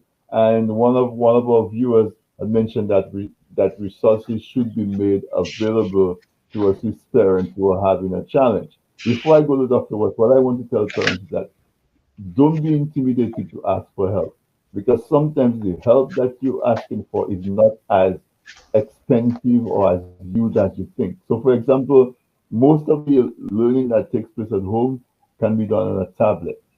A tablet is, you could get a tablet that's less than $100, or I mean, it depends on what you want to spend. But you could get a tablet that's somewhere between $60 or $80. That may be a stretch for some folks, but what I'm saying is that don't imagine that the equipment that you need for your child's e-learning is hundreds of dollars. So it's much, it brings it within your reach. And I know that during the summer, Dr. Watts had run a program where she actually gave out tablets to some of the participants as rewards for what they did for the summer. So, Dr. Watts, as we talk in the second half of this program, I want you to point out some of the resources that's available at Catherine Island Academy, and if you know of other sources as well, to put it into perspective, into practical tools what parents can do and what's available to parents as they try to make sure their kids don't fall behind and their kids move forward in this environment. Awesome. So yes, I thank you for reminding me. This summer we did give away 3 tablets. I still have one more to give. But we gave away 3 tablets to kids because we wanted to make sure that the gift was relevant. And I remember when I had that first live, I said that that COVID slide might be a long slide, and I didn't even know, but it really has been a long slide. And so the prizes that we gave were very useful. And parents, I just wanted to just tell you that, as Anthony said, the devices are not that expensive. I know of kids who have the games that they buy are a lot more. They cost a lot more than the tablets that they need for school. And so just sacrifice and try your best to get the most important thing, which is that device that they need. Nobody can take an education from you. I mean, if you can put that in your kids, the attitude, and that's what we're talking about, the attitude gap. If we can get the kids to understand that an education is important, that comes first and your games come next. I'm not against kids playing games, but I want them to know your assignments come first, and games should be a reward, not a chore, So we can help change the attitude, and then of course find that help that you need. And one of the important things that I may have missed is those due dates. If you know when those due dates are for those assignments, you cannot miss out. Create a calendar just for that, due dates for your child, so you can at least help them if they know they're on your back. And guess what? Anytime your child knows that you're speaking to their teacher, they're going to be on top of their game, because they do not want their teacher telling you anything out of the way about them. So make that connection, and you will see the difference in your children's progress. So I want to talk a little bit about tutoring. So one of the questions was, what kind of help? And I said, ask your teacher is always first, after your teacher, friends, or then ask. And then communities usually have some free tutoring. You can find out who in your community provides that. But then guess what? Before, we used to have that one little community center where you could go and get tutoring. It's not like that anymore. Everything is now e-learning, e-tutoring, e-everything. And so before I go into telling you that Catherine Island, we provide e-tutoring, I want to tell you what the benefits of tutoring are. So number one, it provides that unique experience for a child. A child is going to get that one-on-one. They can ask questions. A lot of times students are sitting in that class, they have questions, but they're afraid. If I raise my hand, somebody's going to think that I am dumb or I didn't get it. And so they have that apprehension, and they're not going to ask that question. With a tutor, they can ask the question. I mean, one of my friends said to me today, the way I teach science right now, or the way I teach math, if someone had taught math to me that way, I would have been a math, should have been some physicist or something. So the point is, the child might not get it as in the whole group, but they will get a lot more as an individual. So make sure you get that. It improves the attitude towards learning. Kids usually just, oh, well, now I know it. So they go to class like a lot, the confidence level is a lot higher. So tutoring will do that for your child. And the biggest one I want to draw to your attention is tutoring improves the performance of your child. And just a little bit of research. There's something called PISA, which is the program for international students assessment. It is an assessment that's given to 15-year-olds among 79 countries worldwide. It happens every 3 years. And the China has 4 provinces. In other words, they go up as 4 countries. 4 provinces, and they're usually first, second, third, fourth. They're usually in the top 10. They are always in the top 5, actually. But here's what they're saying, that these parents, although the kids are they're bright, they're in the top 10th percentile, they provide a lot of tutoring. So a lot of times we have this notion that tutoring is for children who are failing. Not so. Tutoring can be to stay ahead, and it can be also for remediation. So if your child needs remediation, you can get tutoring for them. If they're already brilliant and you want them to stay ahead and keep climbing ahead, then of course you can give them tutoring. So that test I'm telling you about, which is that PISA gives every 3 years, is in 4 areas. The most recent is financial literacy, but the others are math literacy, science literacy, and English literacy. And before, they would have that notion that the wealthier countries, or they expect the wealthier countries to do better, but that's not so. There are countries like Estonia that's supposed to be poor, and they scored like 524 when America, which is the United States, and very wealthy, and the European countries and Canada, and they scored way less. So the point we're making here is these people are using tutoring even for their brightest kids, and so they are expanding that gap. They are widening the achievement gap. And one of the recommendations that PISA has is children who are in disadvantaged settings need quality tutoring so that they can narrow the achievement gap. So they're not saying that they need more money in schools. They're saying, hey, these Chinese kids or these kids that are at the top of the ladder, their parents are tutoring them so that they can stay at the top of the ladder and widen the gap. So in order for us to narrow that gap, we're going to have to provide quality tutoring to the children who are in disadvantaged settings. And so Catherine Allen Academy, we're making that for you cheaper or affordable. I don't want to say cheaper, I want to say affordable.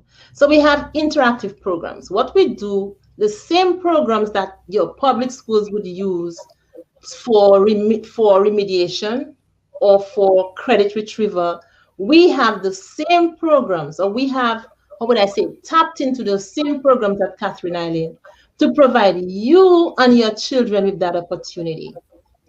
What we will do, we have one-on-one instruction with your child, where we will teach them that concept that you need. And that's why we have certified teachers. We're not just going to take anybody who just, like, the person just likes math. We want somebody who can actually pass on the knowledge. It's one thing to have the knowledge, is another thing to be able to pass it on.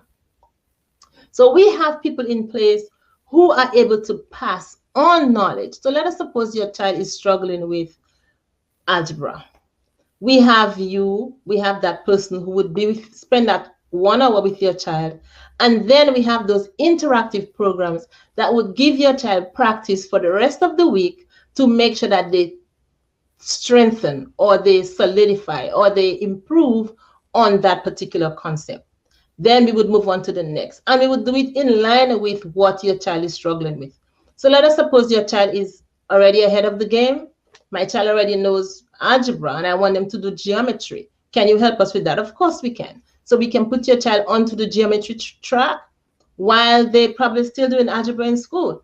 So remember again, tutoring is not about I cannot do work in school only. And that's why we say at Catherine Eileen, whether you want to stay ahead or you want to catch up, we are here for you. And that's why we provide. So we have tutoring right now, interactive programs in math, science, social studies, and language arts. Tell our listeners where they can get the information, where they can sign up, and so on, with the programs that are offered by Catherine Eileen Academy. So they can go to catherineeileenacademy.com and they can scroll on academics and they can see all what we offer. So we have credit retrieval. So if your child is in high school and the child has failed a course, we can help you get that child. For example, sometimes a child has failed 3 subjects and the school might decide, well, it's too many subjects to make up. So we are going to have to repeat you. You're going to have to repeat the grade. Some districts, they provide your credit retrieval for you. But what happened last summer, since we didn't have any, it seemed because of COVID, credit retrieval was virtual. It wasn't even e-learning per se. It was virtual where you actually had to go home and do everything on your own. You didn't have any instructor just teaching you anything. The instructor was just going to check to see if you turned in anything, check to see if you, that's all it was. So a lot of children could not keep up with that level of retrieval. So what we have is exactly what, and of course it's going to be less time than if you were, and I'll talk about our K through 12 in a minute, because you are retrieving the credit, which means you already took the class and you didn't do well enough to pass. You just need that little oomph, you need that push over. So we can give you that opportunity to get that push over and make sure you get that credit to go towards your high school transcript, because we are a real school that is, how would I say it, established in the state of Florida. So we can give you a transcript. So you would get that credit to put towards your high school diploma. If you so what you're saying is that if, 1 second, Dr. Wood, if there's a child, let's say, that did not pass 1 subject or 2 subjects, and because of that, they may not graduate on time, or they may not be promoted to the next grade that they're supposed to be promoted at, that Catherine Eileen Academy has a program where they can put that child into that program so that that child can make up those classes, pass those classes, and therefore not fall back, stay on track. Exactly. And we're using the exact same program that the school uses. In other words, we're buying from the same people that the district buys from. So it's not to say, well, our one is bogus, because it's the same. We just our own vendor, you know. So we provide the exact, in other words, that's why we like to say our opportunities are comparable. It is not wishy-washy. It is exactly what you would have gotten if you had the opportunity in a public school setting. It's just that sometimes. Not only that, from what I understand is that it's almost on demand in a sense, because if the child has a question, that question is surely going to get answered. And somebody is also monitoring that child, that they can identify weaknesses and therefore tailor a program for that child. So it's even an enhancement over what they would get if they try to do that in the public school setting. Pretty much. So I just want people to know that you're not stuck. Don't let your finances be an issue. Contact us. And that's why we have catherineeileenacademy.com, but we also have enroll at CE, like Catherine Eileen, minds.com. Enroll at ceminds.com, and you just ask us your question. Tell us what you're struggling with. I would like to take extra class. I saw it's worth that amount, but we can only come up with that. How can you help? And one of the things that we are working on is to be able to, once we've established, fully to become a foundation, we will be able to boldly solicit help so that we can help parents who definitely want that help and are not able to do it. So we will help people, and that's what we are about. We want to provide those services to students who are in disadvantaged settings. Disadvantage doesn't mean that you not smart. It means that you need it, but you can't afford it. You have some other hindrances. You have to buy bread and you have to pay for tutoring. Which one are you going to pick? If that's your situation, we're here to help, but you have to ask. We won't be able to know that you need it. So we want you to know, parents who have kids in Cambridge and you have your kids in AP, tutoring is not for children who are struggling only. Tutoring is also for children you want to keep ahead. And that's what the wealthy, or I don't want to say wealthy so people can take offense, the children who are in advantaged settings, they have extra lessons. Okay? Even when they have great points, they want to go. And again, that's where the attitude comes in. What is the attitude towards an education? You have kids who cry because they didn't score a perfect score on the SAT. Well, who wants a perfect score? You just want to pass. But no, there are some kids, and these kids are taking lessons as well, although they're already ahead. So I want our parents to recognize we want to stop just reaching for just the average. We want to go for way past the average. And especially considering our situations, we have to be, I mean, I don't want to go there, but we have to be twice time everything in order to get the best. So we cannot just settle for mediocrity. We want to make sure that we push our kids. First, instill that attitude for an education in them. And next, find that help for your child. So yes, your first point of help is always your teacher. The next point of help is our friends. You have community groups, but you also have Catherine Island Academy, where we can provide exactly what the public school will provide you to make sure you have that support. So we don't want to give you something and when you go back, it's wishy-washy. No, you're getting the same and even better because you have someone to actually walk you through what you need. Okay, so we have about 5 minutes left. It all just flew by.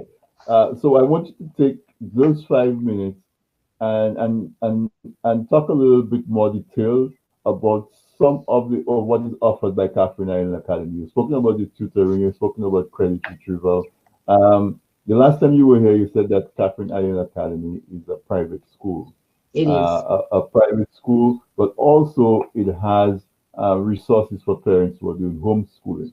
So we have a little less than 5 minutes for you to remind parents, or for those who didn't hear it before, a little bit more about what is offered by Catherine Island Academy. Okay, cool. So we do K through 12. So if you want your child, you want to do private school all the way, K through 12, it's all about school choice. We provide you that opportunity to get K through 12 education with us, which means you can send your child from kindergarten all the way to 5th grade, and then we have the secondary program, which goes from 6 all the way to 12. And those secondary programs, we offer things like photography, photography, videography, all of those fancy things that you might want, a child might want to take. We have those foreign languages, world languages, of course, and other electives. So that goes along with our high school. Then we have homeschooling. Homeschooling is not the same as e-learning. Homeschooling is you at home, you pick your own curriculum, you do everything at your own pace. You can school your child year-round, you can school them 6 months, as long as they cover the standards. And I want to tell everybody that Catherine Island Academy, we are very conscious and we are standards-based instructed. That's what we do. We teach based, make sure your students are knocking or achieving, reaching the standards that the states require them to do. And so for the homeschoolers, we help with your letter of intent. We help with your curriculum. If you want a different math curriculum, something that we do not have, we will recommend it to you. We will also help you set up your, we actually have a book called Homeschooling in Time of COVID-19. That's like a Bible, like a manual for homeschooling. You can get that book on Amazon. It's just $2.99 ebook and $7.99 as a print.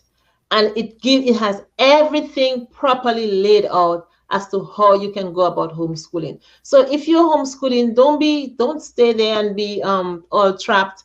And then we also help with the evaluation at the end, because that's all your school board wants. They want the evidence to show that your child has accomplished all of the standards and that they are ready to move on to the next grade. And of course, we also have GED. So we have people coming in from the islands. You're coming in from, you come into America from, not necessarily from the islands, any other country. You probably did not complete you probably just your high school. You didn't do SAT and all of those things, but you want to go to college, or you want a job that is just better than, working in McDonald's freezers. I mean, I shouldn't have to say it that way, but we can help you with your GED.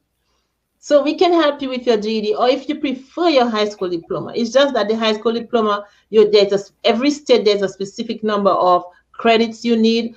For each year, actually, it changes. So we would make sure that we are following those strict guidelines and make sure that whatever we give you is state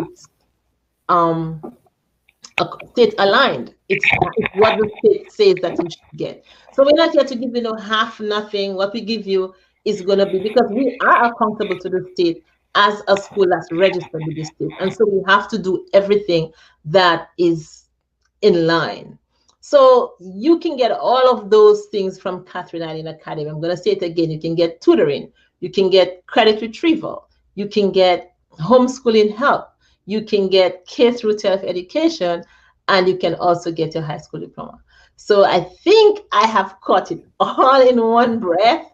And visit us at Catherine Island Academy. I'm sorry, before you cut off, you have two questions I think that we have to answer. Okay. I think you answered both. One of them, that because somebody was asking about, do you have K-12? I think you answered that, and somebody else was saying that is there like a hotline for parents who are there any considerations for setting up a hotline for parents, guardians to get help to navigate the system? So those two questions. Well, I suppose we can, you see, most of the things that I have done, Anthony, they always come out of a need.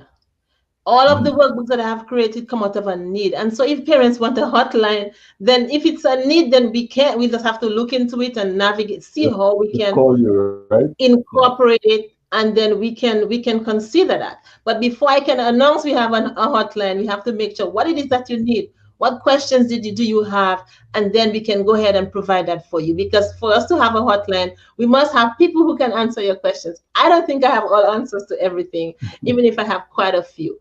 But we can consider, if it's a need, we definitely will look into making sure that we have a place. And even if it's not a phone number for now, it could just be a place where you can text your information, and we can text you back until we can get to that phone place. Definitely, I don't see why not. So what I was saying is that I imagine that if somebody has a question, even if they're not in Florida, and no matter where they are, even if they're in the Caribbean or in Europe or wherever, what they can do is go to Catherine Island Academy and send an email with a question. And I'm pretty sure that you would be able to guide them as to where they can go get that answer if you don't have the answer directly. So you can just go to Catherine Island Academy and send an email, and Dr. Watts, I'm sure will make the time to answer your question directly. Definitely. And we have an info. There's an info at ceminds.com. They can ask it right there. Probably what we will have to do is just make info at ceminds, that hotline, place where you can ask questions, and we can answer you there. So if you have a question that you need answered, email us at info@ceminds.com. If someone is interested in working with CE Academy, what's the procedure? Okay, we do have, right now, we do not have all our requirements up, but we do have some requirements, and you can go ahead and email me again, either at info@ceminds would be a good place to email us, and we will tell you, we'll give you more information. Thank you very much. We are looking for strong minds, for certified people who can actually nurture students, because that's what we're about. We're about transforming minds, about empowering students and educators, and about, getting students, positively engaged or intellectually motivated. And if you go to CatherineIslandAcademy.com, you will see a link that says contact us, and you'll be able to forward information that way, either as a parent looking for information or as an educator who's looking to work with Catherine Island Academy. You can go there and you'll be able to send in a contact. But we're flat out of time. Just one thing, Anthony. Somebody said the website can't load. Catherine Eileen, you just use one E, not two E's. So Catherine Eileen Academy, drop one E in the middle, .com, and it will work. Or you can just type it, just Google it, and it'll come up. Yeah. It will come up. Okay. All right. Yeah. So Dr. Watts, there we go again. Another hour just flew by. You have so much.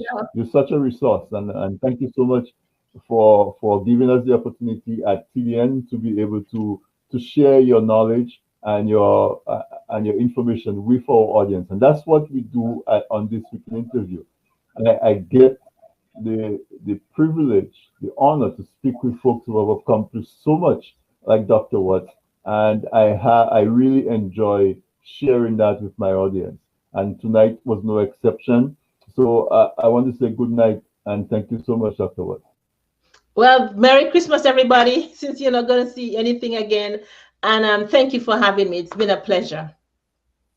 It's always, and we look forward to even stronger collaboration in 2021. And so, listeners, I want to say again, happy holidays to you. All the best for the new year. We will be back early in January because this is the last program for 2020.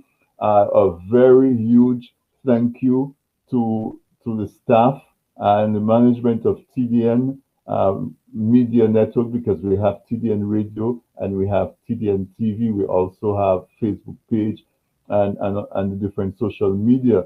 And so we really appreciate the effort that everyone is putting. We have a lot of DJs, and those of you who are only listening to this weekend interview, I encourage you for the Christmas season to explore some of our other programming. We have very special programming on Saturdays. We have programming every afternoon. We have special programming on Tuesday evenings. So it's just top quality. All our programs are top quality. Our entertainment programs, our information programs are just absolutely top quality. And in 2021, we're going to try to move it to the next level. There are a few folks who supported us directly and making some financial contribution to our maintenance. We thank you for that, because so far, everybody who's at TDN Media Network is voluntary. We did see a lot of growth in 2020. We added a few additional programs, and for that, we're grateful. And I want you to stay safe, make good decisions about COVID and some of the other things out there. And we look forward to a strong year in 2021. So good night and happy holidays to everyone. Thank you. Ask them to vote. Those of you in Georgia, please go and vote. Oh, yes. yes, in Georgia. All the Georgians go out and vote. Please, Caribbean folks, go out and vote in strong numbers. And I normally don't tell people who to vote for, but make sure you try to get the Senate away from the Republicans and their ugly agenda. Vote your conscience, vote right. Don't let song bites just because somebody says that they anti-abortion or whatever it is, that you use that and nothing else matters. Look at the amount of death that is caused by their bad management of COVID. And so if life matters to you, you'll make a decision based on that. So early voting started already. Vote. Yeah. If you enjoyed your voting has already started, vote. Mm-hmm. Vote in even larger numbers than those that did during the presidential election. And good night. Happy holidays. And coming for 2021, we'll be talking about setting goals and setting targets. And why not? Why not an amazing 2021? Good night, listeners. Good night. Good night, Dr. Watt.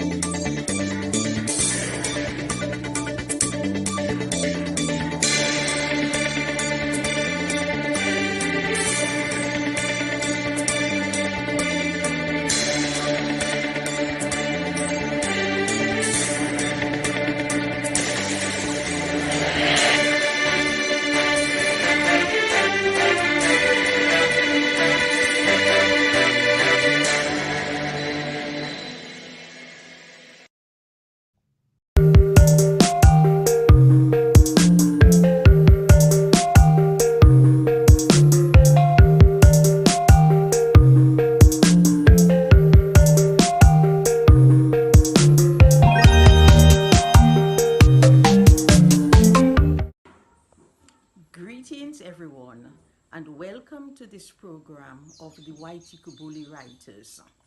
We are greatly grateful to TDN TV for giving us this opportunity to publicize our work, to showcase what we have been doing. In this program, you will be hearing from a number of members of Whitey Kubuli Group. Some have had works published, others are just beginners. But there is one thing in common, the love of writing.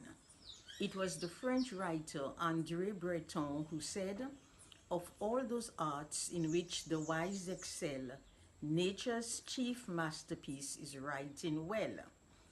We cannot claim, however, to produce masterpieces, but we try, and there is much support in the group, everyone helping the other by providing tips for writing, by sending any articles which can promote the writing techniques. And so we want to thank you for listening to us. We want to encourage you to listen to the writers who will read excerpts from their stories or poems this morning. So once again, we do thank TDN TV for allowing us this opportunity to get to you. And we hope that you will purchase copies of our latest collection, in fact, our first collection of short stories, Montage Dominique. And this collection, you can find the books at Jay's Bookstore from members of the group, or you can buy an e-copy from Amazon. Thank you. Hi everyone, my name is Javania Collier Didier, and I'm a member of the Whitey Kubuli Writers. Last year, in the Independence Literary Competition, I won first place with my poem entitled "Do You Read Me?" in the English Poetry section. Do you read me? Imagine I have stood here since 1906, a symbol of leisure, a symbol of peace, a place where minds are nurtured, where solutions are found, a place of information where learning abounds. Do you read me? In Andrew Carnegie's heart, I was conceived. Philanthropy played a part. A goal was achieved. Designed by Sir Heskiff Bell, I took shape and became a place where reading was fun, a place of public acclaim. Just one of 5 in the Caribbean. What a great privilege. I stand out in architectural design with my wooden rails, my verandas wide, my gabled roof, my big airy windows, my fretwork shown off with pride. Then came that monster David, with his strong winds and rain, giving my body a bashing, filling me with much pain. My windows he broke through, my roof he left bare. With water rushing in, it was disaster everywhere. But the role I played was important. I could not be ignored. Back on my feet in due time, service to my patron restored. Everyone was happy. It was such a delight. Standing proud as a peacock, I was back in the limelight. I had the monopoly until the internet came. Choiceless, I followed suit and got into the game. Computers were installed, technology had to be obeyed, but precious books on the shelf still a major part played. She then chose to make her landing, September 18th, 2017. That wicked Hurricane Maria, leaving me broken and beaten. What would become of me? My entrails all a mess, with no answer forthcoming. I choose to wait with bated breath. I thought that, like after David, help would come my way. But here am I, nearly 4 years on, a skeleton to this day. What a pitiful picture. So sad to look at me. Standing here like tarnished gold. I look so derelict, can't you see? And to think that someone would add insult to injury by setting fire to my frame, further helping to destroy me. Not once but twice it happened. I thought that I was cursed, but I held on in suspense. Thank God it was not worse. Please, Dominica, here is my plea. I have done all I could with the resources given me. To many I have been good, helping countless patrons complete their needed task. I now need help in return. Is that too much to ask? I represent our heritage, which needs to be preserved for future generations, a legacy reserved. Do not allow them to thrash me, my beautiful frame to burn. Do not allow them to destroy me, my tradition to spurn. I cry out for mercy.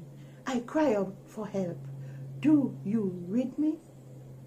Do not leave me hopeless. Your petitions have strength. Save me, Carnegie's Free Library. Hello, my name is Kathy Casimir McLean. I'm a member of White Kabuli Writers Group. I wrote this poem, The Body of Memory, for our Emancipation celebrations of 2020. In this poem, I wanted to express how memory links us to our past and how it informs who and what we are as in our present. Memory steeps our skin, is our ancestral gift kept alive by the folklore of our lives, present, past, continuous. Lives with lost hopes, enduring terror in cramped cargo holds of stinking ships on an Atlantic crossing. Wafts on fetid breath, caught tight on the talons of the whirling whipped, sun-beaten merciless in cane-filled fields, scars the hearts of those repeatedly raped, infants torn away from tortured arms, mothers, brothers, sisters, all scattered. Threads through our minds, woven into action, running to refuge within mountainous forests, defying captivity. Courses about our veins, cleaves us to the land, promising libation to sounds of the voiceless, left nameless, unforgotten. It is our cultural store trapped in our genes, entangling our stories, haunting history, shaping collective memory. My name is Roy Sanford. I'm a member of White Kabuli Writers. I am about to read an excerpt from my short story, Ma and I, which appeared in Montage Dominic, New Stories and Poems from Dominica, which was published recently by White Kabuli Writers. When the letter arrived from Dominica, it took me 2 days to summon the courage to open it. It had been over 10 years since I'd received a letter from home, and I was afraid of whatever information this one contained. Most likely the news was bad, very bad. I left Dominica in the late 70s when I was 16. It was hard for Ma, since I was her only child, but she wanted the best for me, She wanted me to seek my fortunes in places where opportunities were aplenty. I chose the French island of Marie-Galante simply because it was close by, right across the channel from Dominica. And so I joined a wave of young Dominicans going to work on sugar plantations there. For months before my departure, Ma worked hard, weaving baskets, cultivating all kinds of crops to sell to make sure I had the money that I needed. And so in the dead of night, I took a small boat, loaded with other eager young men, and slipped across the sea, unseen, to Marie-Galante. I was lucky. I got a job the next day on a big sugar plantation and settled down to work. The estate owner was impressed and soon placed me in charge of a group of men on the plantation. Those days were happy days. I wrote every week, and Ma responded in kind. I look forward to these correspondences because I missed her dearly. But soon, over time, my letter writing habits changed. I began writing once a month, then once every 6 months, finally once a year. Eventually, it stopped. And now, over 10 years later, I am receiving a letter from Dominica, and it was not in Ma's handwriting. For 2 days, I was afraid of the tiding it bore. So I hid the letter underneath the mattress and went along my normal duties, but I could not concentrate. I felt ashamed, guilty. I felt regret. Receipt of the letter had jerked into me the stark realization that I had abandoned my mother, the woman who had worked so hard to get me going in life. I remember once Ma told me that one day I would forget her, but she only laughed, and it was not out of amusement. So I was sweating profusely when I pulled the letter from underneath the mattress. It felt heavy. With trembling hands, I opened it carefully, as if afraid a slight mistake might affect its content.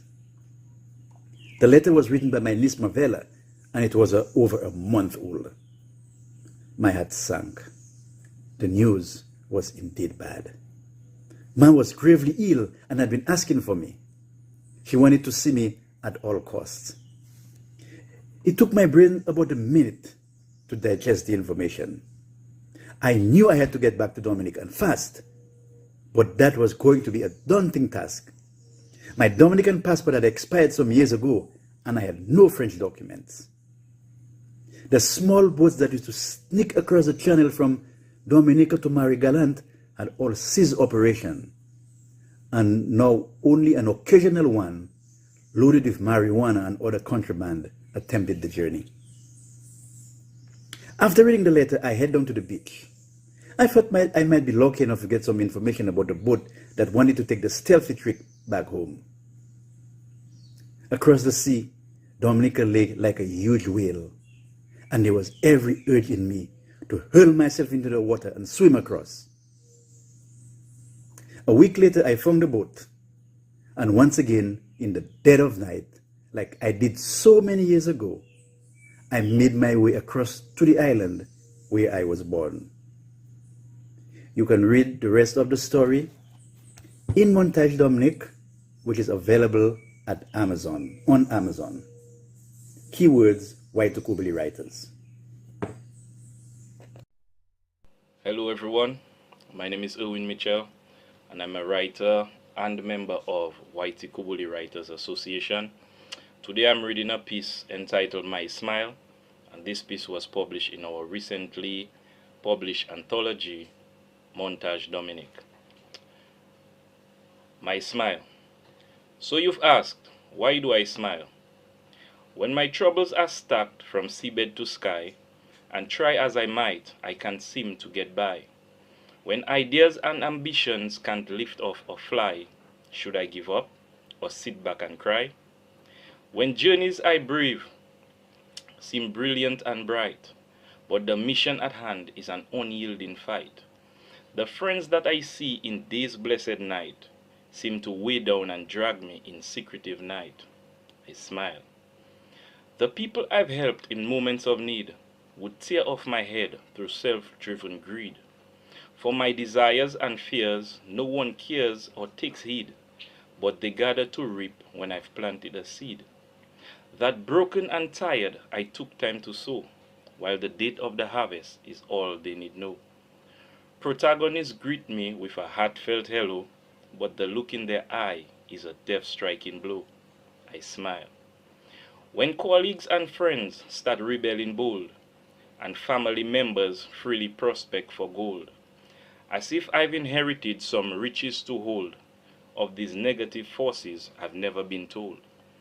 By the ones who taught me to care and to love, as they taught me the value of the Most High above.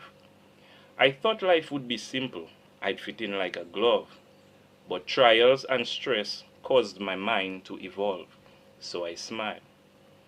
Because I know of a comfort who is stronger than most, so I take all my trials to the heavenly host.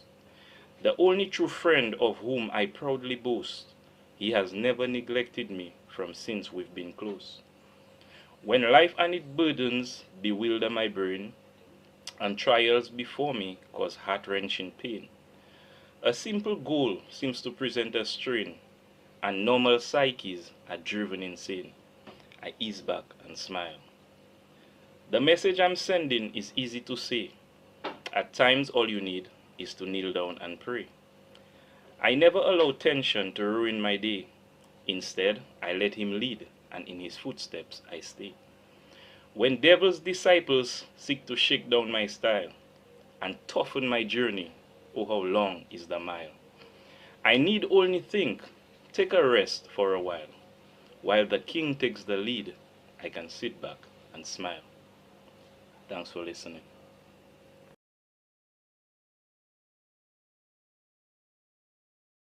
Hi, I'm Nicole Georges Bennett, and I'm going to be reading to you my short story Affiliation, which is published in the Montage Dominique anthology, now available in paperback and ebook on Amazon.com. But first, I want you to imagine a society where objectivity is not a choice, and where neutrality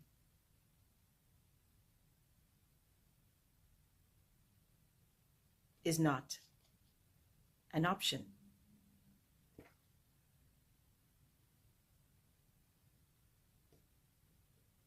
I hope you can see my colors well. Affiliation. The interview was going so well, I made the mistake of allowing myself to hope. The manager scanned my certificates, and I held my breath. I'd done well in my year. 5 1s and 2 2s and A-levels in maths and political science. Plus, he didn't know me personally. He was from Antigua. There was still a chance. Well, young man, these look very promising. He smiled at me over his bifocals. I exhaled and gave a lopsided smile in return. I wiped the sweat off my palms onto my slacks. He scanned the questionnaire I'd been required to fill. And then he frowned. Dread began to twist my stomach. He looked at me quizzically. You forgot to tick off under political affiliation, son. He pushed the form across the table at me. I knew it was useless, but I felt the words tumble out of my mouth. I don't have one. I'm neutral. I don't have an interest in politics, I babbled. He stared at me, and then his bushy eyebrows rose slowly. So you don't support the current administration? His tone became stern. I tried to meet his gaze, but I felt so disarmed, that I couldn't. I licked my dry lips.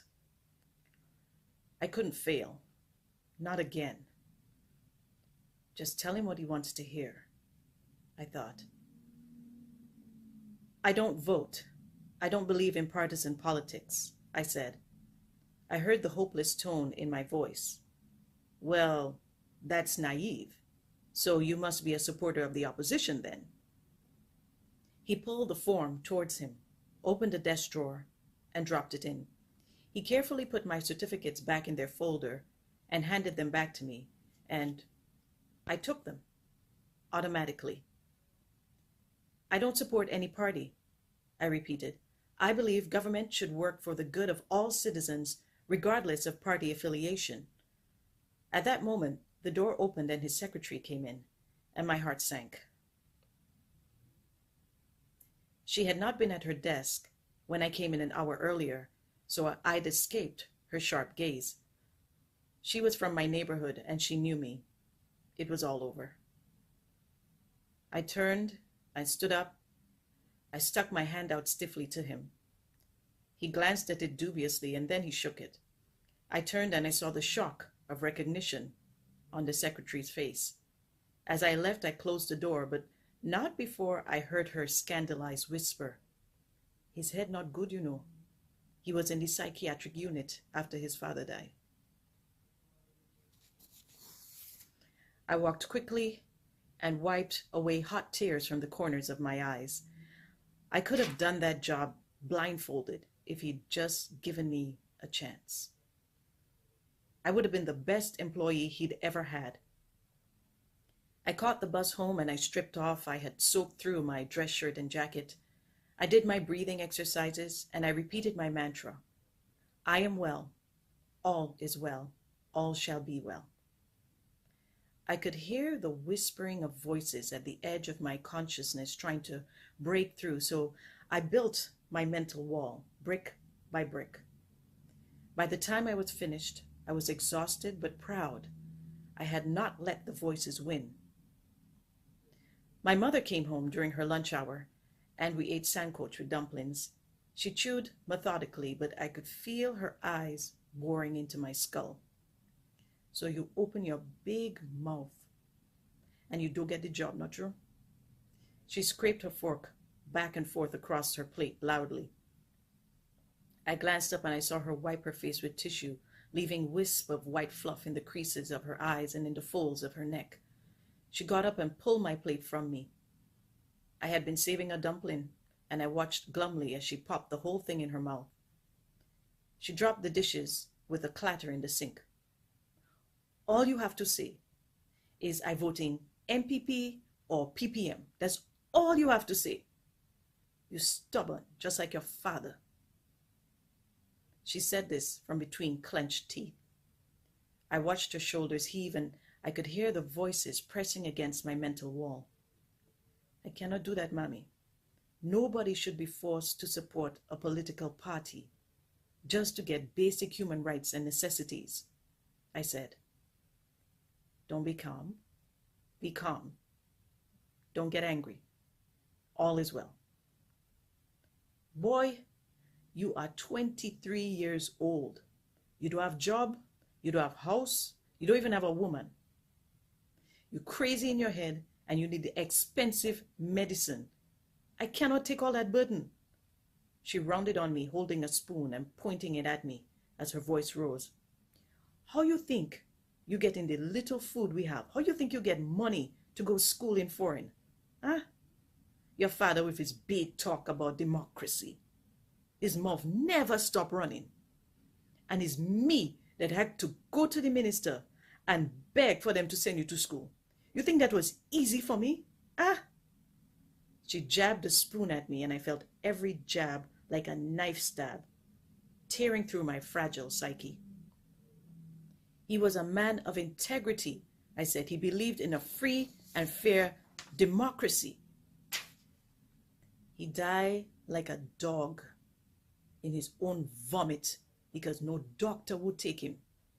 And when he was so sick that last time we sit in the ER in the hallway and those nurses walk up and down by us, nobody do check us. The minute I say his name, the matron say his voter card show he doesn't vote and he not a true patriot." Sorrow rose out of her and surrounded her like a black storm cloud. It looked like she was drowning in it. I started to open my mouth to warn her, but suddenly realized it might be better not to. "You taking your pills now?" Her eyes narrowed suspiciously. I nodded because I couldn't trust myself to lie. I tried not to, but I began to picture my father lying on the floor of a hospital hallway. I knew I shouldn't think like that. It was a dangerous train of thought. In my imagination, he lay on the cold floor. Was it tiled or hard concrete? Did he feel the cold seep into his fevered bones? I looked through his eyes at the stockinged feet and orthopedic shoes flashing by. Did he regret his obsession for equality? All he had to do was say the right words, declare his party, announce his colors, or wave a flag, just to save his life. But he didn't. Instead, he died like a dog, just as my mother said. I felt the fury build up in me, not at the way of life that dictated I must align politically in order to get food and shelter and education. I was angry at my father for his outlandish principles and his refusal to conform. The voices echoed so loudly in my head that they shattered the protective wall that I had constructed, and now they ran rampant into every corner of my mind. I am well, all is well, all shall be well. But the voices screamed louder and gave me a new mantra. He was a fool. You are a fool, and you will die like a fool. My mother, her head and torso, the only things visible from the storm cloud only I could see, left the house to go back to work. I went to the sink and I started to wash up, but the gleam of the silver knives seduced me. I rinsed the soap off my shaking hands and I went to my room. I had 2 doses left in the bottle that my mother had begged from a nurse at the public clinic. Because of my father, she would never have clear access to the necessities of life. But because she attended a political party's campaign meetings, she managed to eke out a living as a public toilet cleaner. I, however, would never be so lucky. I had inherited my father's disease, a conscience that could never be compromised. Thank you for listening.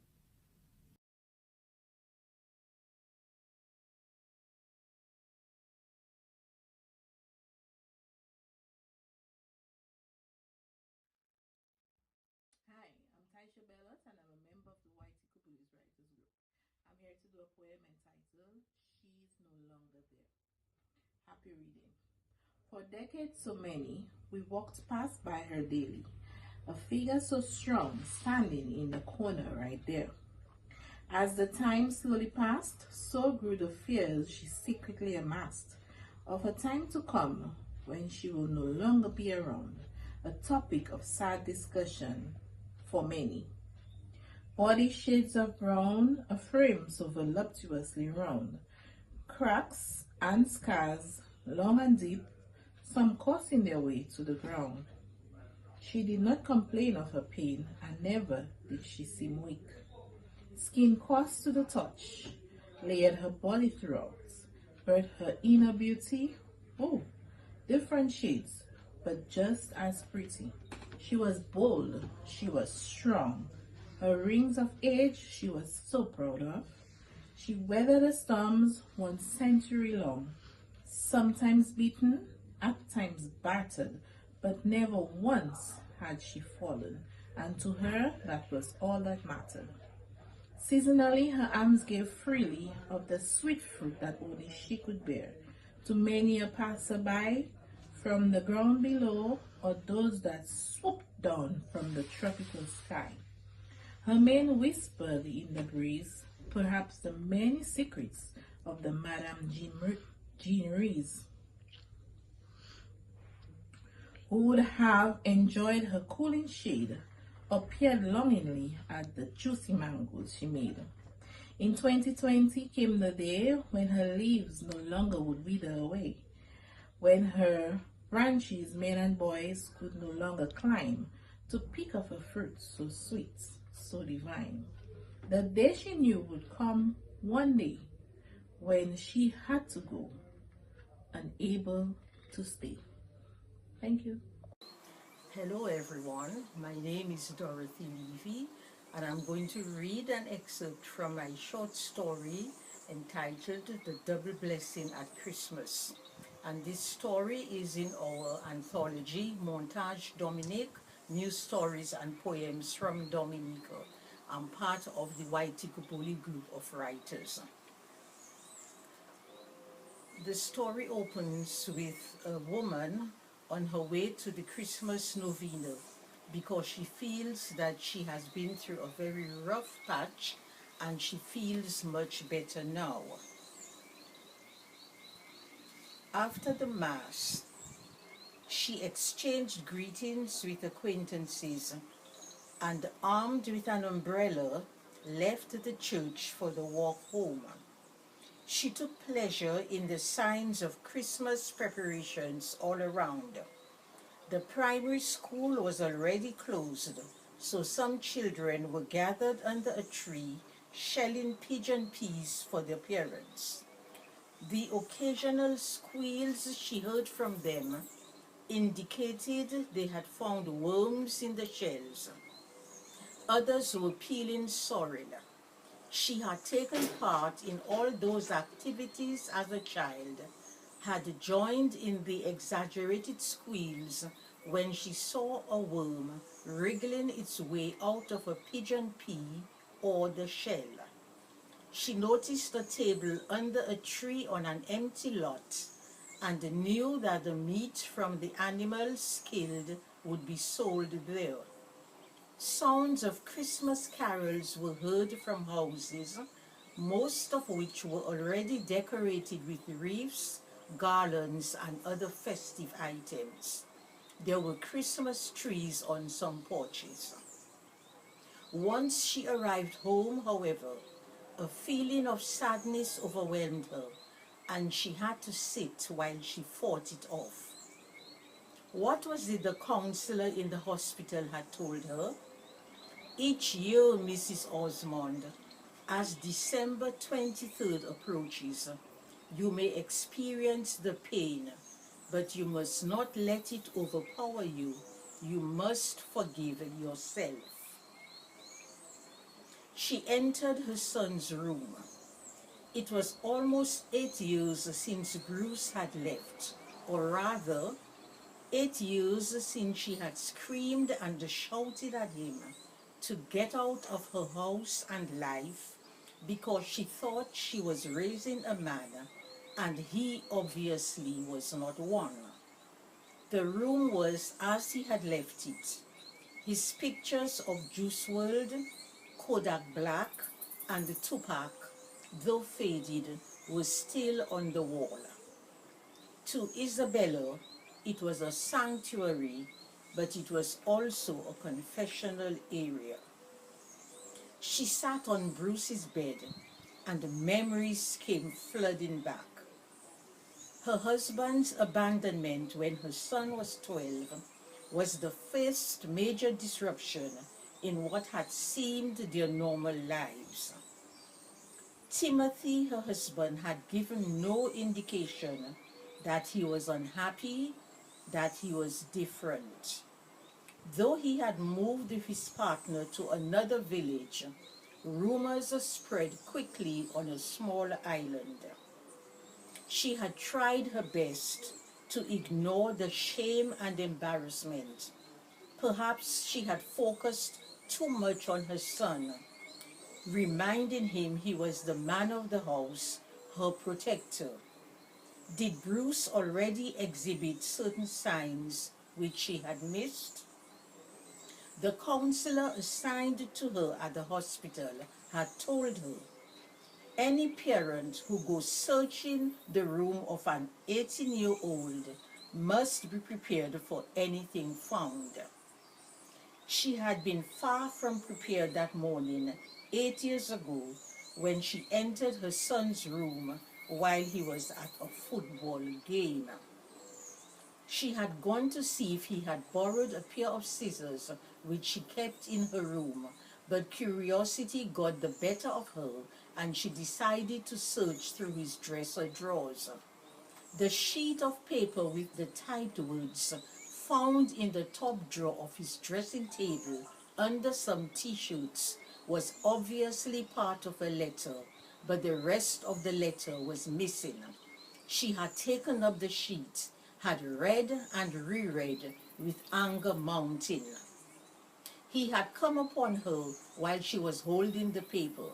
It was as though her anger at his father, even after all the years, and the shock she felt came to boiling point in her head and exploded. Isn't it enough that your father left us and went to live with someone young enough to be his son? So you are like your father? You are no son of mine. Get out, leave, she had shouted. She was 52 at the time, and she worked at the Treasury in the second town. She had moved there with Bruce after her husband had left her. Though 8 long years had passed, she remembered clearly the day after the incident. She could not get out of bed and had kept replaying the scene with Bruce. The counselor had tried to help her at the hospital, had even instilled some doubt in her mind when he asked, "Are you sure the feelings expressed on the paper were those of your son?" "I read the words," Isabella had replied. Bruce wrote that he could no longer live a lie. It was there on paper. He wrote of the daily conflict which would kill him if he did not accept who and what he was. I was mother and father to him after his father left us. He was aware of how I juggled work hours to attend PTA meetings, to be at home with him. Imagine how it hurts to read that he had to escape to liberate himself. I feel I have failed as a mother. During her stay at the hospital, she had sessions every other day with the counselor. When she continued blaming herself, he had asked her the following: "Do you think there is any mother who prays to God for her son to be gay? Suppose a mother discovers her son is gay. Is he less her son? Should her love suddenly be erased because he feels he cannot live a lie, cannot live with the conflict of pretending to be who he is not? Do you love your son, Mrs. Osmond?"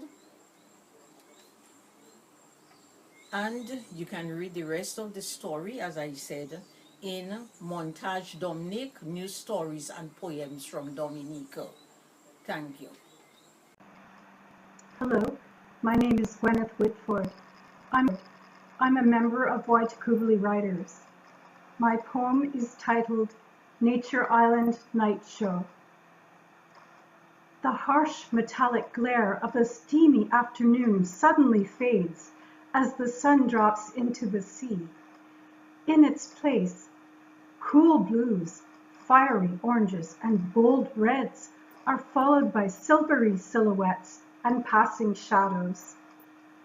This shimmering curtain, in the shade of dusk, quickly falls at 15 degrees north and is upstaged by peeps, croaks, and hoots from nocturnal creatures whose time has come, as they are part of the night show with its breathtaking backdrop of celestial orbs, sparkling stars, and a captivating moon that invites spectators to abandon cares and cherish every moment while savoring the splendor of a nature island night. Thank you.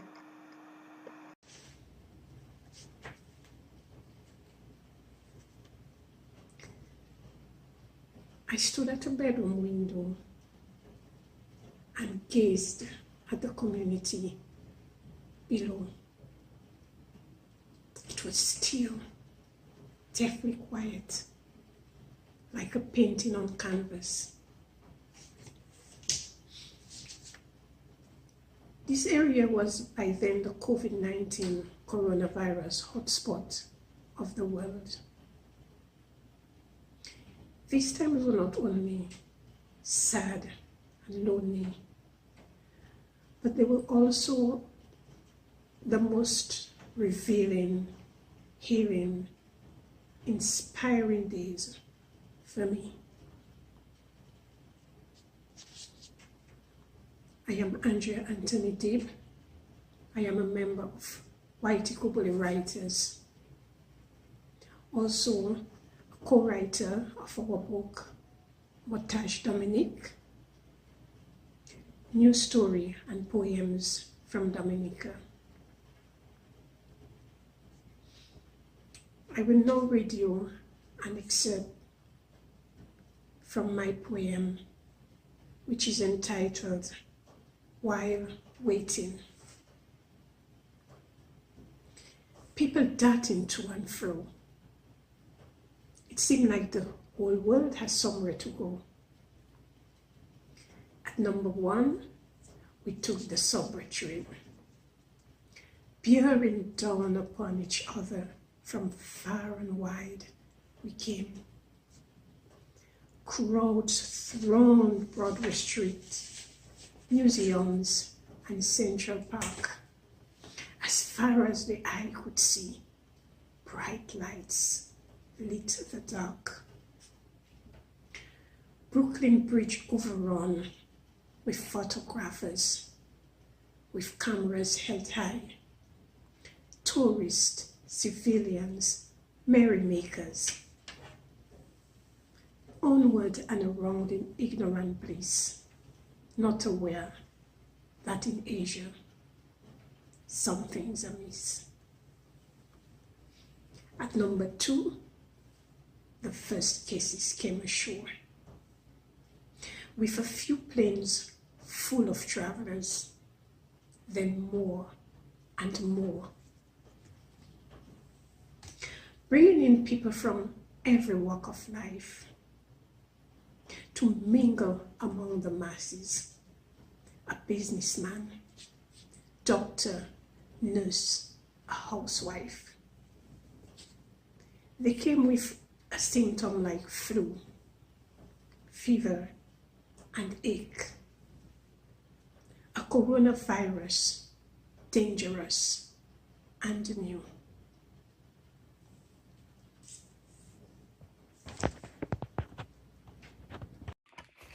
Hello, I'm Kathy McLean. I'm a member of the Whitey Kubuli Writers, and I would like to read you an extract from my story, Auntie Beau. The story is set in the past, in the late 1920s, and is narrated from the point of view of a young man. I first noticed her one afternoon when the Bois Carib was in full bloom, as she walked through the botanic gardens with her companions. I was sitting in the shade of the broad-branched banyan tree reading Great Expectations. Except for the bird song and the thud of fruit falling from the nearby cannonball tree, it was a dreamy, peaceful afternoon. The sound of laughter and high girlish voices drew me away from Pip's agonizing about Estella. I looked up and saw a group of 3 young women talking animatedly. I knew that they must be from one of the Roseau Creole families. All 3 were pale-skinned, but the shortest of the 3 sported the hint of gold, the warm tones of the Malatress. I noticed her luxuriant dark hair escaping her hat, and the eyes which appeared too large for her almond-shaped face. She was recounting some incident which seemed to throw her companions into paroxysms of laughter. She glanced in my direction, and for a moment the tamarind eyes met mine. My heart skipped a beat, and then began a dance of its own. However, I do believe that I remained invisible in the shade of the great tree. Who was she?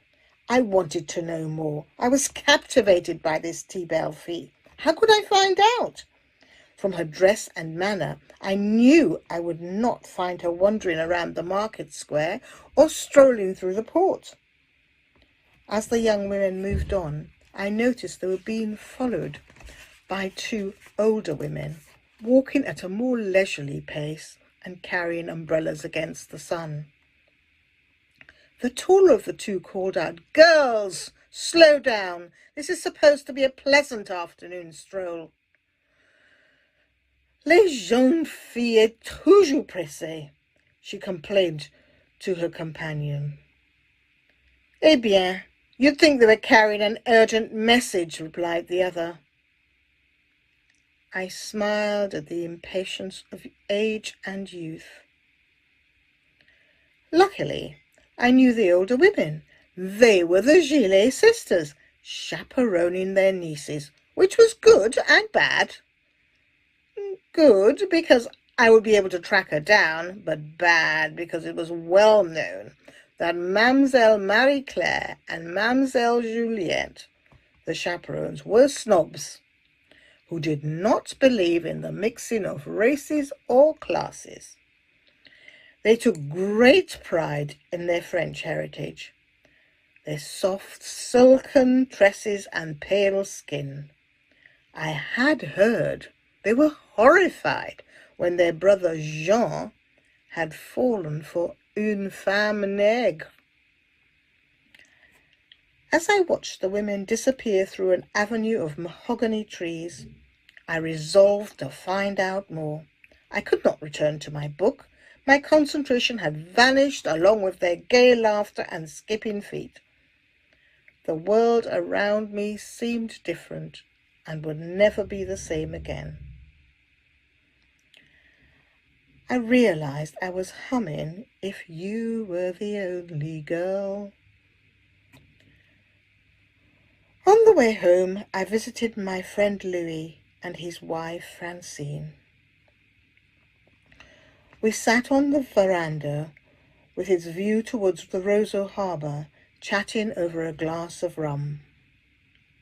The warm evening breeze ruffled the leaves of the fruit trees in their garden. The sun was beginning its descent into the sea, transforming it to a burnt ochre. "You seem distracted tonight," Francine remarked. "Un petit bazoudi." Louis laughed. "He saw a girl. You know, one of the Gilets, the one called Angela, la petite mulâtresse. She seems to have taken his mind with her." "I see," Francine mused. "Oh well, Joe, you were always a man for a challenge. No, bonne chance." I hope you have enjoyed the pieces presented to you. As you can see, the writings are on a variety of themes, but they all highlight or touch on aspects of life in Dominica. Many of the poems celebrate the natural beauty of Dominica. It was William Wordsworth, the poet, who said, "Poetry is the spontaneous overflow of powerful emotions." And we can see the love of Dominica shining forth in some of the poems which celebrate Dominica. Again, let me say that we thank TDN TV for making it possible for more people to hear the works of our group and to support our writers. You too can help by getting a copy, as I said, at Jay's bookstore from members of the group, or getting a copy from Amazon. And what better time than now when you can give a copy as a Christmas gift to friends and family. Our group really delights in using the imagination. It was another writer who said, creative writing is putting your imagination on a page. And this is what many of our members do. They use whatever gifts, whatever talents to bring delight to readers. So please, we thank you for supporting our group, and we take this opportunity to thank TDN TV for supporting us also in that way. Thank you.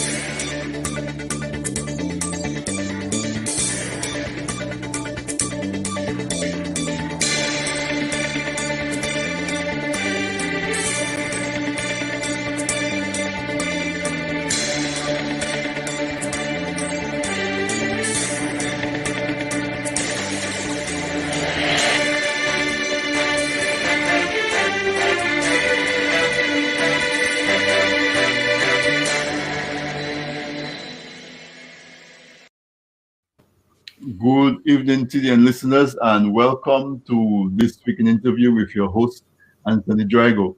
It's such a pleasure to be with you this Wednesday, but let me first of all apologize to you, my listeners, for our late start. Just a lot of stuff going on, and also a little bit of challenges with the technology. But I have a very exciting conversation in store for you tonight. And so, nevertheless, that we get a late start, we're going to be quick off the mark. Those of you who listen to me regularly know that I usually do the CARICOM anthem, but I'm going to skip that tonight because we are already about a little more than 10 minutes late. And so I'm going to skip doing the CARICOM anthem and go straight to my guest who has been patiently waiting along with you for me to come in.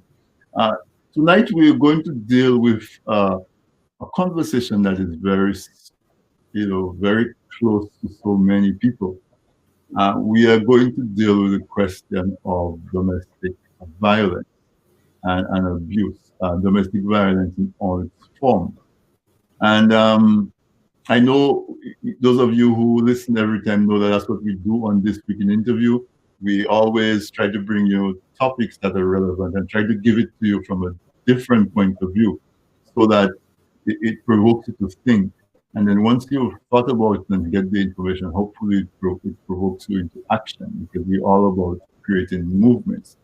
Well, this evening, my guest is Miss Illis. I'm going to try to say her name because she has a very unique and beautiful African name that it's Nkososana, right? You say it better than me, but all the same, I most likely will call you Miss Illis for the remainder of the hour, so that we're together. A very warm welcome to you to This Week in Interview. Welcome. Good evening, and thank you so much for having me. Okay, so it's not the circumstances in which that brings you to us as my guest is not one that we want to celebrate. It's one that we wish we did not have to deal with. However, it's reality, and we have to deal with it. And it's a question of domestic violence and abuse. And there's so many people who experience it. Whenever we have this conversation, there's so many folks who text or post on social media that they too experience some sort of sexual abuse, some sort of domestic violence, either when they were young girls or young boys. And it's something that is so prevalent in all over the world, but in our region. And it looks like it's really well hidden a lot of the times. And so folks don't realize how prevalent it is. So to start off our conversation, I want to give you the opportunity to introduce yourself, and also you have a foundation called Voices. Introduce yourself and your foundation, and then we're going to lay the backdrop of domestic violence, and then we'll dive deeper and deal with specific aspects of it. Okay, thank you once again, and good evening to the TV listeners, those of you who are looking live on TV. My name is Nkosasana Ellis. I'm from St. Martin, and I'm a social worker by profession. And I have a foundation that's called Victory Over Injustice, Consciously Eliminating Silence, just voices. And the reason for the foundation, it's in honor of my youngest sister that was murdered by her husband, and then he murdered himself. And I made a vow to her to become her voice, and we would become the voices of the voiceless and of humanity. Oh, we're so sorry for your loss. It's such an unfortunate circumstance. But I know that by what you do, the memory of your sister lives on, and that I'm sure that gives you some comfort and some solace. So let me just ask you right off the bat, how prevalent is domestic abuse, domestic violence in our part of the world, in the Caribbean region?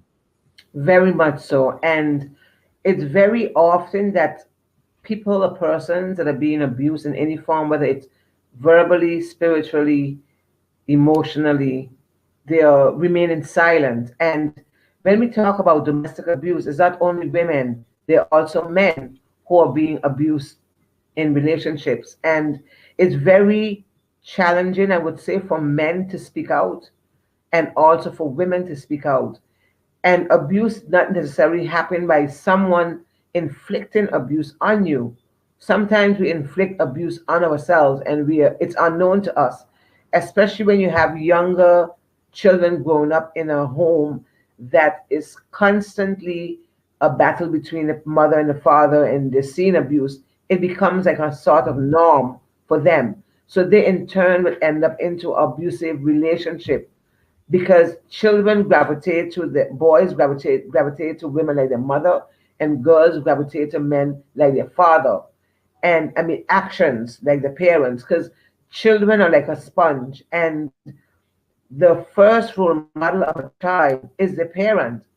So we have to be very careful what we are saying, how we are thinking, and what we are doing. It's very important. And in the region, a lot of people, it's like a taboo. People don't talk about violence or of any form, because it comes with shame, it comes with embarrassment, it comes with not wanting persons to know your business. Wow. Yeah. So two aspects that you touched on that is not commonly spoken about when we talk about domestic violence is, one, men as victims of domestic violence, and two, self-abuse as violence as well, violence against yourself, motivated by external forces or external influences, but still self-inflicted. So just flesh out those two things a little bit further for us. Deal with the one with self-abuse first, and then we will talk about men also being victims of abuse. Self-abuse happens in various forms, and especially if a person is very, very tired and you're working or you're behind a computer, but you're forcing yourself to work. That's abuse inflicted upon yourself. If you feel yourself less, you don't worth anything, and you feel other persons are better than you or they look better than you, that's also abuse inflicted on yourself. Also, when you are in a position where someone is putting you down, but you put yourself down first. So it's easy for someone to put you down and you would accept it. Self-abuse also means that when you are a woman, if a woman is dressed, but she feels she's too heavy, she's on the heavier side, and her friend look nicer than her, women have to understand that we are sisters and we are each other's keepers, and you are just beautiful just the way you are. You have to embrace the way you are at the moment. And of course, you can work on improvement, nevertheless. Also, I believe that a lot of women, instead of uplifting each other, put each other down. Right. So that takes us over, I guess, into self-image. If a woman doesn't have a very healthy self-esteem, then she sort of thinks that she needs to look a certain way that is different from how she currently looks. Because as a person who's been around for a while, you see all sorts of shapes and looks of women who are very confident and therefore they look attractive. And on the other hand, you would see a person, if you just saw them in a photograph, they would be quote unquote considered beautiful, but when you meet them, because they don't have a very high self-esteem, their attractiveness, so to speak, it gets dulled. So like a message I'm hearing you sending is that if you have to be able to embrace yourself as you are at the moment, even while you are working on improving, because there's always room for improvement. I was listening to a tape the other day, and the speaker put it this way. He said, "You're perfect, but not complete." So you have to accept yourself as you are, as being perfect, but understanding that you're not complete. So you always work towards getting to the next stage. And he did an analogy where he says, okay, you see this building, that's a beautiful building. Once upon a time, it was a drawing on a paper. So that drawing on the paper was perfect, but the building was not complete. Then the building starts and you put the foundation and whatever. At that stage, it is perfect because it was done according to how it was planned, but it's not complete. And so on and so on and so on until the building. And even when the building is occupied, there's always things to do to maintain and upgrade and whatnot. And it may be perfect as it is, but there's always something to complete. And he was that stuck with me. And as you say that right now, it resonated with me that a lot of times we have to realize and accept and project that we are perfect as we are, even while we're working on completing the next stage. And so I'm really happy that you approaching the first aspect that you're speaking about is self-abuse, where because we beat up on ourselves, because we're the first one to say, oh my God, I'm so dumb, why did I do that? Then it opens the door for somebody else to come in and treat us like that. And then it escalates into something else. So let's take that progression now and take it to where somebody who has that sort of deficiency in their self-image then associates with somebody who probably reinforces that in them and therefore becomes an abuser. How does that dynamic play out? I would say it also starts from in the household at home. Mm-hmm. You have parents that have children, and you will hear parents saying to their child or to the children, your brother or your sister is better than you. Your brother or sister have nicer hair than you. So again, when parents put a child down, the child tend to believe that that's who they are. And if you're taught something consistently over and over and over and over again, you tend to believe it and then you live it. So it's very important that within a household, that parents understand that each child is unique and beautiful just the way they are and should be treated as such. I do not want to be like my sister. I have my own identity. And parents have to understand that children are little people and you have to respect where they are. Many too often, parents tend to break the spirit of that child.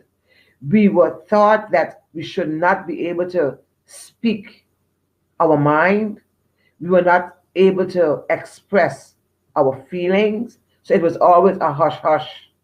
And I believe if parents allow children to be themselves and embrace them just the way they are and really enhance what they have at the moment, we will become better adults.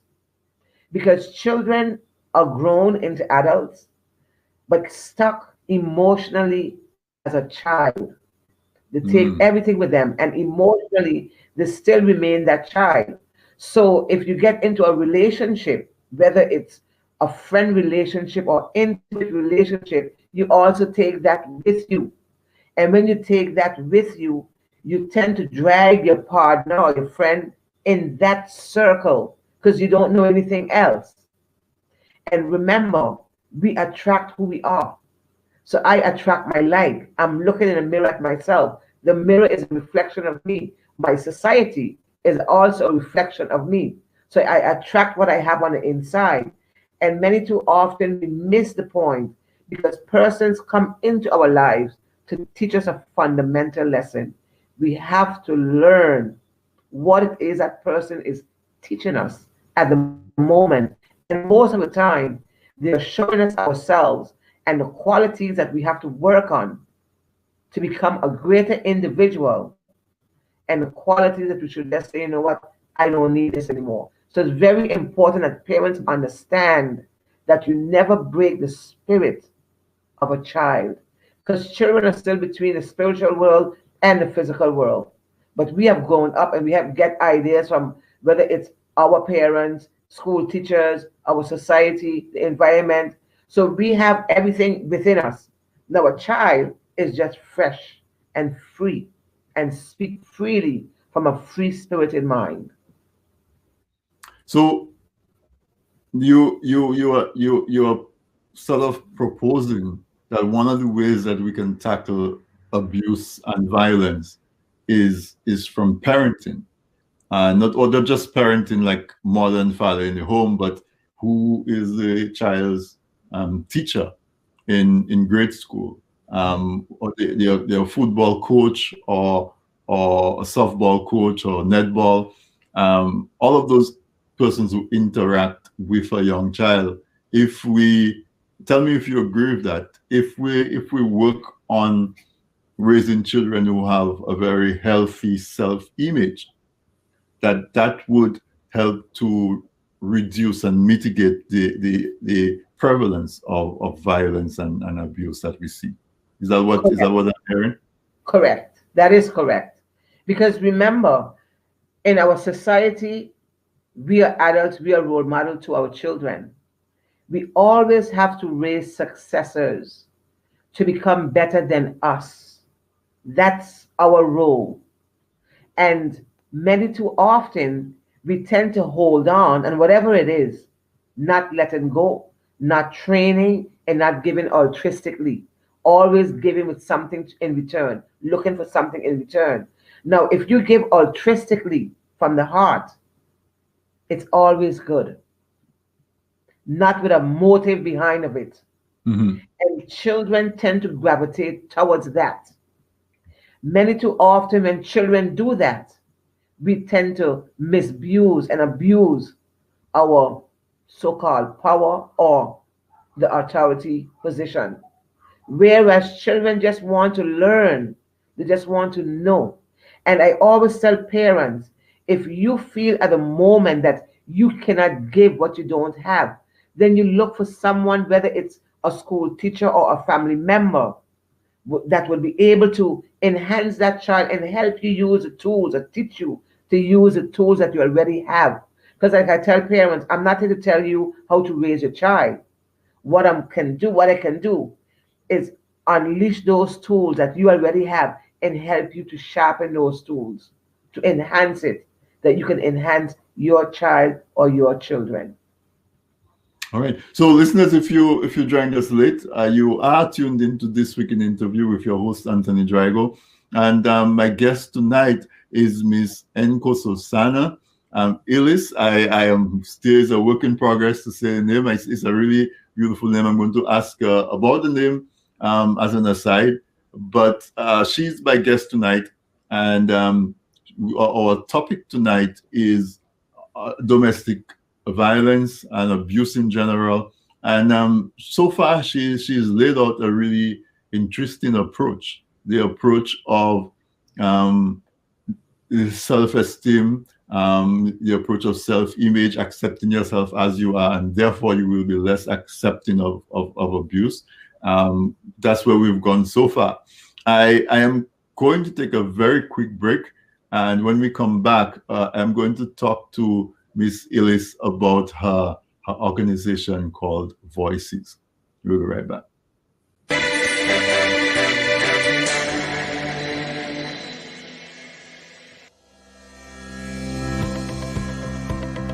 When you feel a sneeze or a cough coming, covering your mouth prevents the spread of germs. You probably knew that. But the way you cover up also matters, and that means breaking a habit you've held near and dear all your life. Cover your nose and mouth with your flexed elbow or a tissue, not your hands. Discard the used tissue immediately. Then wash your hands. Help stop the spread of germs. Remember, your health is your responsibility. A message by the Health Promotion Unit of the Ministry of Health, Wellness and New Health Investment, Dominica.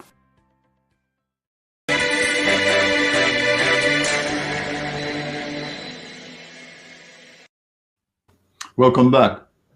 And of course, this message is so important as we watch the resurgence of coronavirus among us. I like to say that most of what that will help to alleviate the prevalence of corona is just common sense, good hygiene practices that we should have been doing anyway.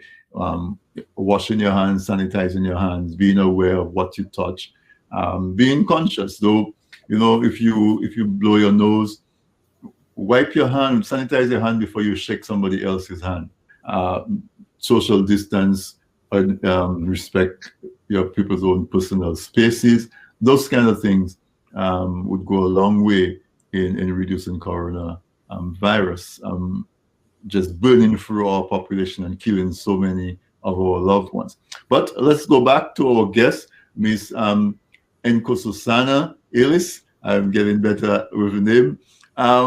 Before we jump back in, just take a quick 30 seconds and tell me about your name, because it is really unique, and I'm sure there is a good story or good meaning with it. Yes, my name is actually, you pronounce it Nkosazana with a click. It's from the Xhosa tribe in South Africa. My father used to call me that as a child. And as I got older, I decided to give myself that name as a gift to my ancestors, to my father, and to myself. And Nkosazana means princess, daughter of the soil. Oh, that is beautiful. I'm happy I asked you about that, because I in a sense, that explains not only because you're doing this work, the genesis of it started the tragedy with your sister, but the passion that you show for it also shows that you embody the meaning of your name. So thank you for sharing that with us. Also, in the beginning, you said what your foundation called Voices, what it stood for. So remind us what it stood for, and just tell us a little bit about the foundation and what's your position there, and how listeners can get to know more about your work, more about your foundation, your social media contacts, and so on. The Voices stands for Victory Over Injustice, consciously eliminating silence. And the reason for the name is because too many persons remain in silence. And we want to bring that awareness through using your voice. Because when you use your voice, you can save a life, even your own life. And it's in honor of my youngest sister. And she was brutally murdered by her husband, and then he murdered himself. The awareness that Voices bring to the community or the society at large is through workshops, through counseling, through different symposium and seminars. We are, because of the pandemic now, we do virtual seminars or virtual meetings, because we believe that the safety of the people of St. Martin is very important, is our number one priority. We host 3 major events within the year, which is the awareness of domestic violence, which is on the 25th of November. But Voices event is always on the 30th of November, because that's my sister Micheline's birthday. So we always do the awareness on that day. Then we host the Emancipation Cultural Ancestral event, the day that St. Martin was emancipated. And we also do International Women events on March 8th. So Voices will do different workshops where we will teach women to how to defend themselves and how to stand up for themselves, as well as men. Because I said earlier, it's for women and men. So voices also counsel the victim, and voices also counsel the perpetrator. Because you have to understand that when you have someone who's inflicting violence constantly to another person, they also need treatment or need help. It's very important. You cannot deal with the victim alone. You have to deal with the perpetrator as well as the surrounding family members. So we believe that the family unit is very important. Voices is a grassroots organization, so from house to house, and we believe that heart to heart contact is the best method, and that's what we use a lot as well. Because the heart is altruistic, and persons know when you're sincere and you're genuine. I work at a high school, so we also go into the school to bring awareness to the young children, because we believe that our children sometimes use words such as shut up, you're stupid, you're doting, and these words are very harmful to the other person who's on the receiving end. That's also abuse. So we try to bring that awareness to the youngsters as well. We also bring awareness to adults or parents. How do you speak with your children? Not at them, with them. Many often you hear parents would call the children names or swear words at them and put their spirit down. And we try to teach them a different method of using their voice in a different way, because sometimes a parent doesn't mean parents always mean well. It's not what you say to a child, it's how you say it to a child or to anyone, as a matter of fact. So voices believe that our thoughts or your thoughts, your words, and your actions should always be positive and always should be a word of enhancement to enhance the other person's life. That's very, very important. So where do listeners see your work, keep track of what you do, and so on? What are your contact information? We are on Voices, we are on Facebook, Voices and Facebook page. That's where persons can find the Voices Foundation. And there's also a telephone number that you can contact me directly. Okay, so your Facebook page is Voices Foundation. Okay. Yes. And persons can become more familiar. You mentioned that you are based in St. Martin. Do you do work with organizations in different islands? We haven't started as yet. I started out in the Netherlands. So Voices started in the Netherlands in 2002, because my sister was born in 2001. So it started in the Netherlands. We work with foundations, different organizations in the Netherlands. I came back to St. Martin. I work with organization in St. Martin.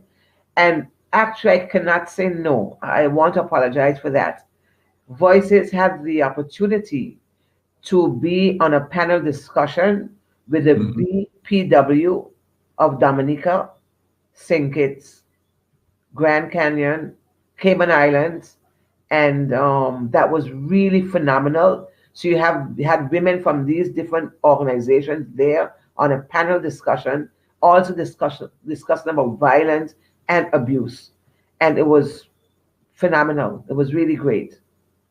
So that sounds awesome. So I mean, did they sort of indicate the status of domestic violence in their various countries? Did they voice what were some of the main concerns that they're working on in terms of improving the condition there? We spoke about how we can resolve violence within the household as well as within individuals.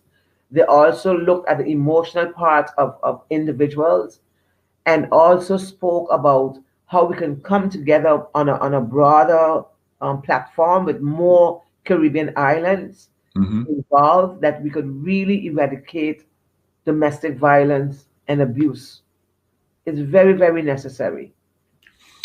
Because I know sometimes people speak about the lack of appropriate laws and legislation to support organizations like yours who are trying to really help. I know we say men are also victims, but for once we get to, it's not a good statistic, but because it's so much more prevalent among women than men. So when I say women, I really mean anybody who's a victim of abuse and violence. The organizations like yours who are looking to help women who are victims of abuse. Did you get the sense that one of the things they're working on in the various islands is legislature and laws or so? Yes, the author spoke about that, which I think is very important. I know in St. Martin, the Honorable Minister of Justice, Anna Richardson, is working right now to set up a task force to really work with victims of domestic violence. And I really am happy that that is happening, to put protocol into place, because you have to understand that the data is very hard to collect. Why? Because most women do not press charges. And once you don't press charges or you don't go to the doctor, it's very difficult to have data, to collect the data. So that's something that we're really working on here in St. Martin. I know the other islands are also working on that, because it's very important. And we have to understand that persons who are victim in such situation are really, really afraid. So they don't press charges because they fear for their lives and that of their children. And many too often you'll hear persons within the community or family members saying things like, why is she gone back? I'm not going to help her anymore. She shouldn't go back. It's easier said than done. All we have to do as family members and a community is to ensure the person that we will always be there no matter what. That is important. I really like that, and I think it's worth repeating that when we see somebody who is a victim of violence, and for the person moves away from it for a minute and then they go back, don't interpret it as, well, the person's not bright or the person is foolish. Why are they choosing to stay there? Don't interpret it as a choice. What you're saying is that the response is to actually increase the support. Yes. But how does somebody who cares and wants to do something about it, how do they, you tell me if that is even a question that should be considered. How do you continue to provide that support without becoming an enabler? So that person comes, when things get too hot, they come to you and for rescue, and as soon as it's cool, they go back in. How do you reconcile? Because that person who is providing this support, in a sense, is also experiencing that abuse. Correct. So how do you talk to people in that kind of setting, that other situation? First of all, you got to build trust. You got to build a solid foundation based on friendship and trust, that a person can really trust you to open up. When that person trusts you to open up, then you yourself gradually will talk to this person with compassion and unconditional love. And sometimes if it means telling them that they would have to leave, whether they leave at a moment or not, it is okay, because it will resonate with the individual. And believe me, one day that person will leave. We can take so much and no more. But if that person know that you have a listening ear, but you're not enabling them at the same time, you are giving them tips constantly with the hope that they will use those tips. Yeah, because that's what I was going to ask you about, though. In the meantime, that person is trying to get themselves either physically or mentally in a state where they can live and live permanently, what tools can you give them to help them to cope in the interim between the time that they can make up their mind and actually take action to leave an abusive situation? In a case like that, you will have to, when I say build the trust of the individual, it's very important, because you will have to now refer them to a professional. Okay. To get that professional help. But they have to trust you. And when they trust you, it's easier for them to make that step across to get the professional help that they would need. Because that's also very important. Because remember, they're also draining you. Go ahead. I'm sorry. That's okay. So you now have to understand that you either want to help, or in the beginning you say, I cannot help you. And that's okay too. But you also tell them, I know someone who's a very good friend of my own and they can help you. Because it's not every time that you can be the one to help them. You help them by helping them to refer them to someone else as well. That's very important. I remember when I was living in the Netherlands and working as a social worker there, I had a client, and I had just came back from St. Martin from burying my sister. And I never spoke about it to my client because it was not important for them to know at that moment. But one night, my client called me about 3 in the morning that her husband was really beating her up and he raped her. And she called me, and what should she do? And I said, call the cops. I am on my way. And she was reluctant in the beginning. And when I got there, the husband was very aggressive to her. And I said, why? Why are you treating her in this way? And he said to me, because I own her. So I said to her, you have to call the cops and you have to go to the hospital and make an official complaint. And that was the first time I told her, I said, I just came back from St. Martin, where my sister was brutally murdered by her husband, and then he murdered himself because of the domestic violence. And I will never forget that night because it's so imprinted in my heart. And she called the cops. She went to the hospital. She filed an official complaint, and she eventually left him.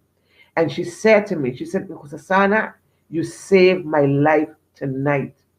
She said, because what you told me, and she said, I saw it on you, that you wish you were there to help your sister, and you weren't, but you were here to help me. And I took it very seriously.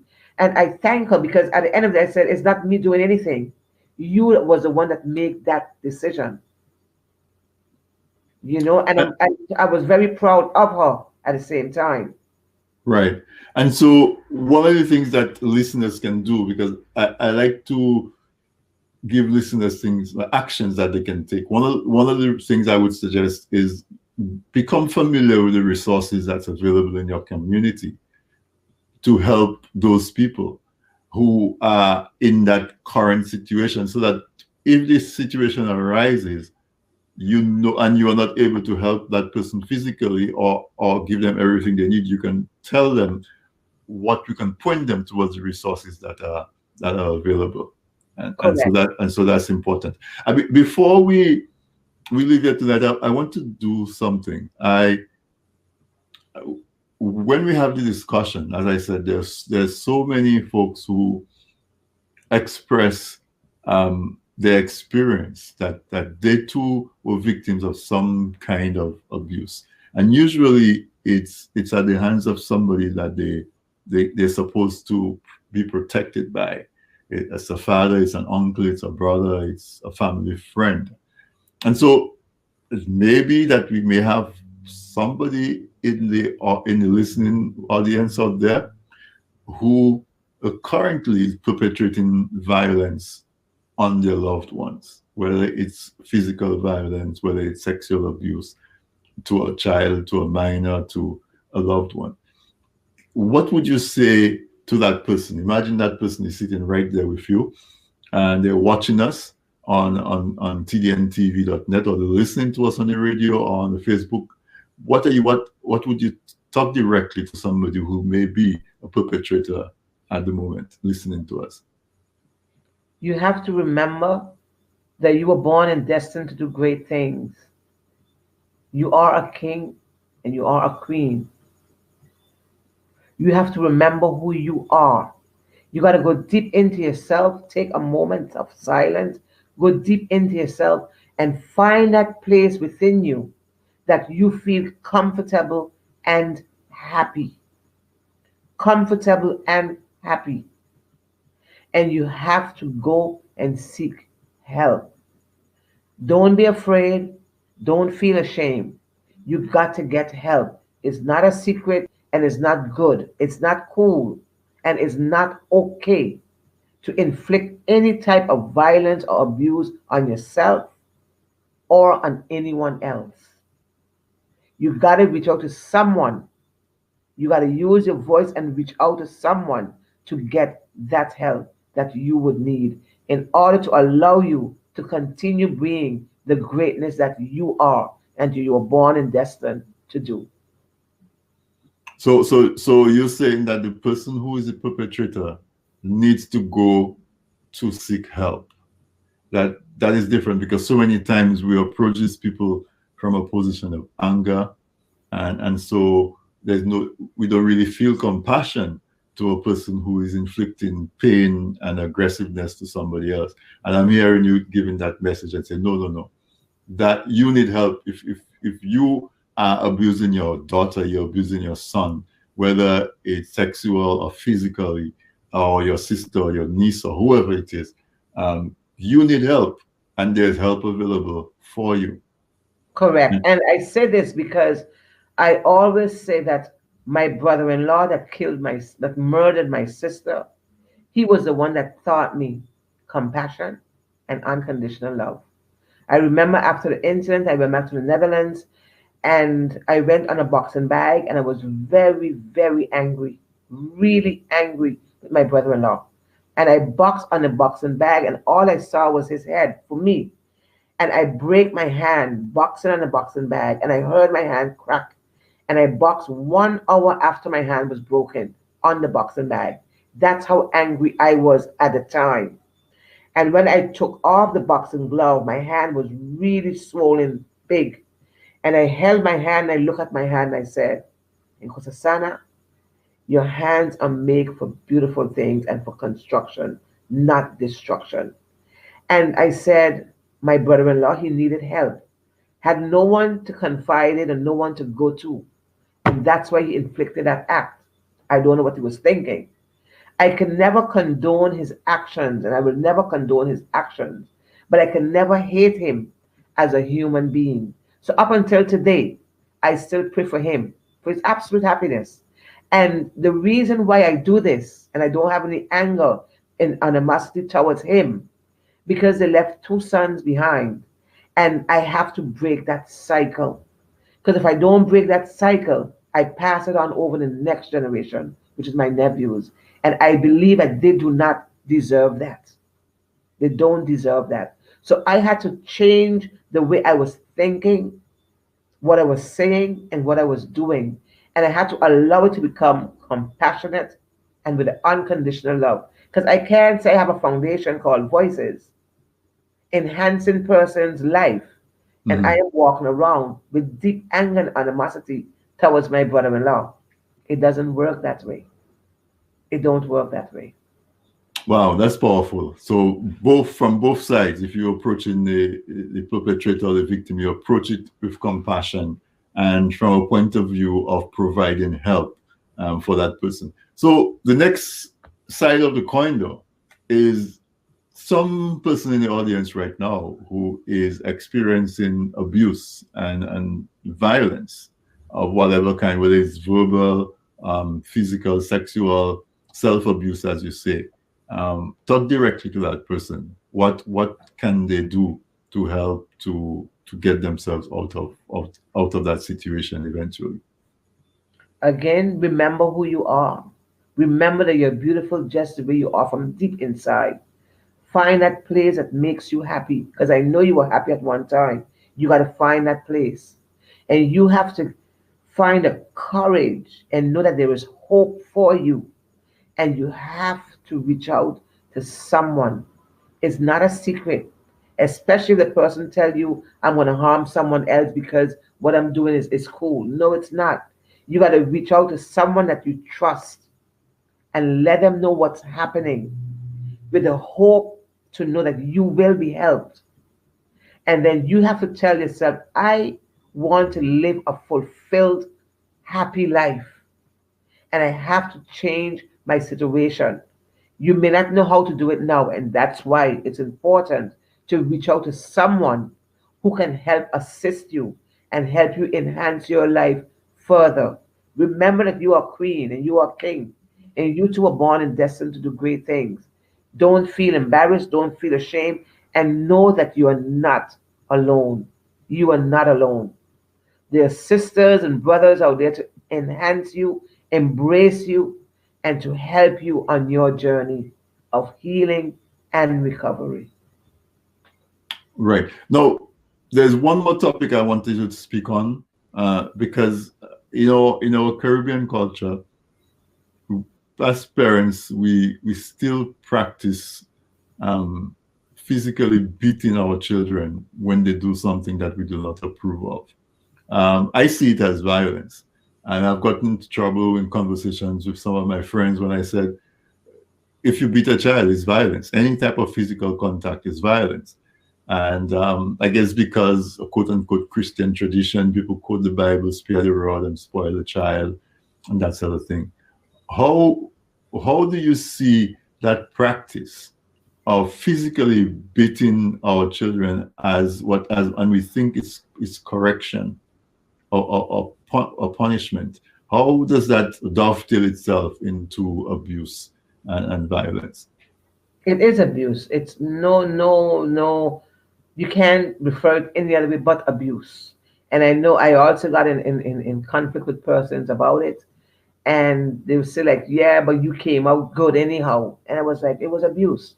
However you turn it. If a parent have to inflict such pain on a child or other individual, that is abuse. And again, we have to understand that our parents are only doing what they know best and what was taught to them.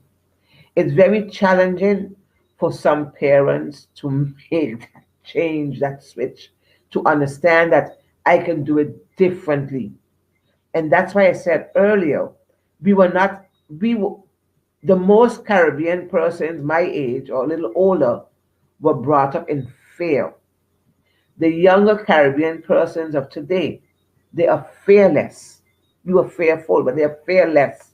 So they will more be assertive and they will tell you exactly they don't like what's happening, or they will roll their eyes. And before, you couldn't do that to a parent. You could, if a parent told you have to do this, you have to do it. I believe you have to listen to your children, not because you are the parent mean you're always right. I was fortunately brought up in a home where we had a lot of love, and my parents always said, my mother especially said, I make you the child, but I did not make your mind. So you're going to have to choose. You got to make choices for yourself, and you got to live with those consequences. We have to teach our children to resolve conflict differently, but we also have to teach parents that they have to be able to not hit, but speak. And as I said earlier, we were not able to express. So our parents don't speak with us. They command us to do things. And when we don't, they would get angry and then inflict pain or lashes. But that's all they know. That's all they knew. So we have to re-educate ourselves and our parents, not taking away that parenthood from them, because some parents feel like you want to come in and control my child, and it's never about that. Mm-hmm. It's always about teaching you and giving you the tools. You have the tools, but to help you sharpen the tools in the correct way. And parents have to be in a position where they don't feel threatened, because once they feel threatened, that's it. They will get angry with you and get angry at the child. And also, what you're teaching your child is that it's okay for somebody to inflict physical violence on you as a form of correction because they don't approve of. And once you instill that belief in your child, you make it easier for that child to now accept abuse in an adult relationship, and if not physical, verbal, whatever it is, that kind of punishment as correction. We have 1 minute left, and so I want you to just say some closing remarks, and we have to end this conversation, unfortunately. I really want to tell parents out there, especially mothers, you're looking for a good man in your life, know how to raise your own son. Raise him as a king, the king that he is. To fathers out there, you want to have a good woman in your life. How are you raising your daughter? Teach her that she's a queen, but also let her see that you're treating her mother as a queen that she is. Remember, our children learn by what they see, not necessarily what we tell them. So let your children know, and all of you know, that you are born and destined to do great things. We are kings and queens, and we come from royalty. Know that.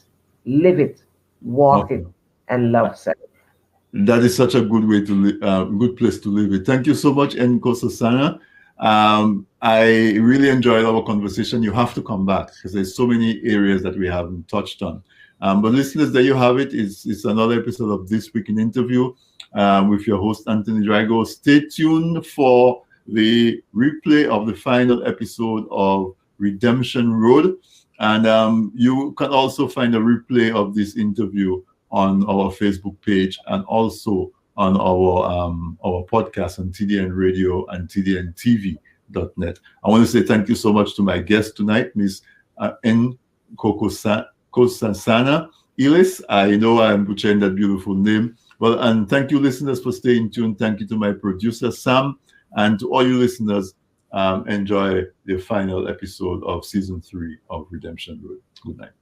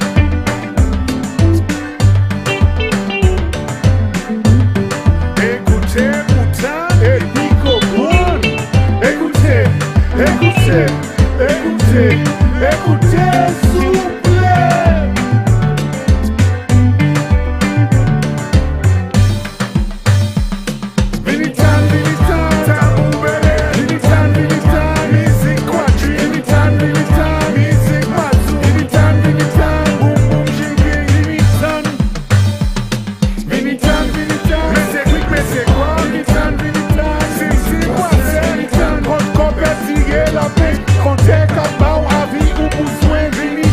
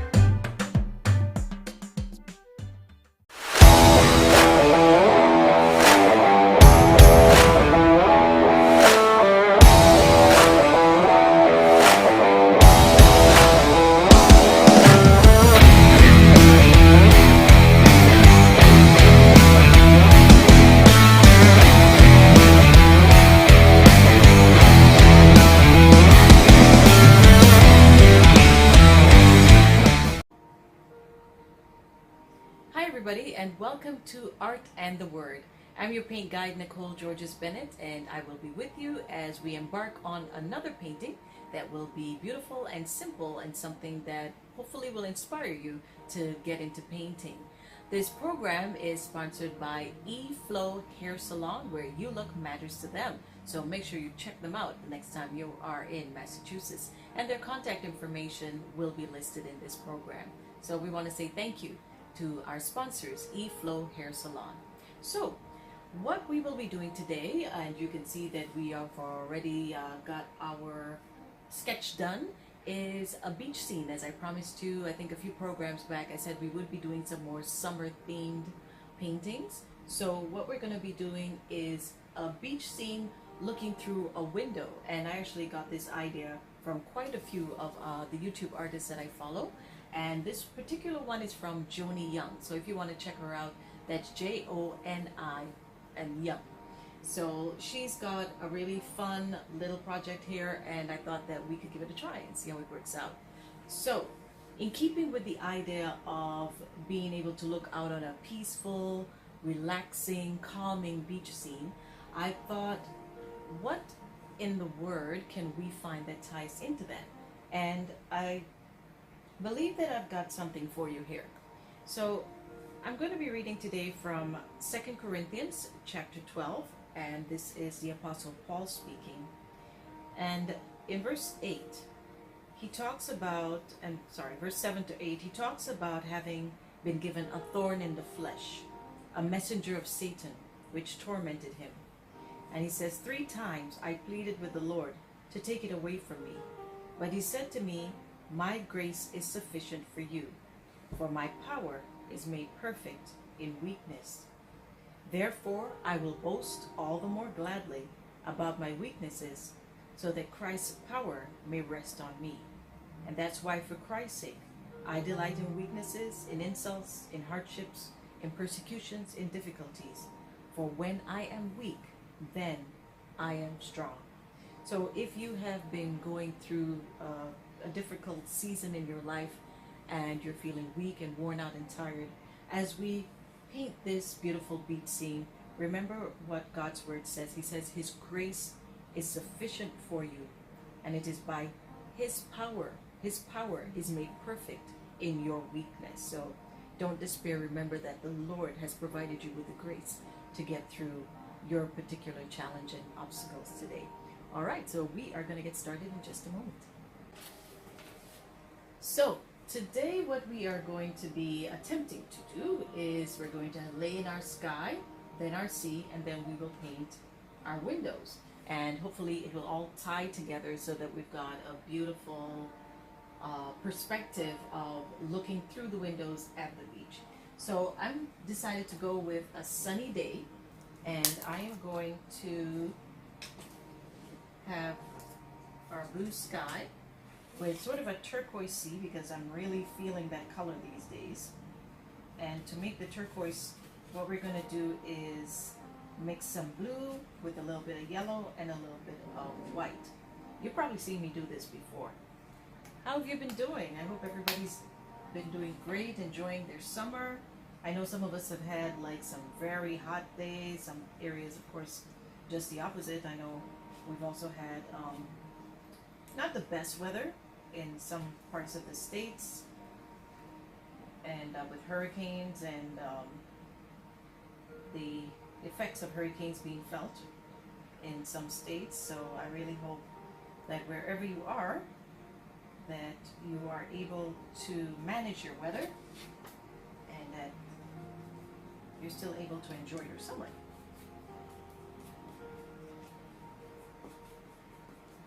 So I'm just mixing up some white with my blue here, and that's, I'm going to lay in our sky. So this will cover up my sketch a bit, but hopefully I'll be able to find it again. And remember to always do the sides as well.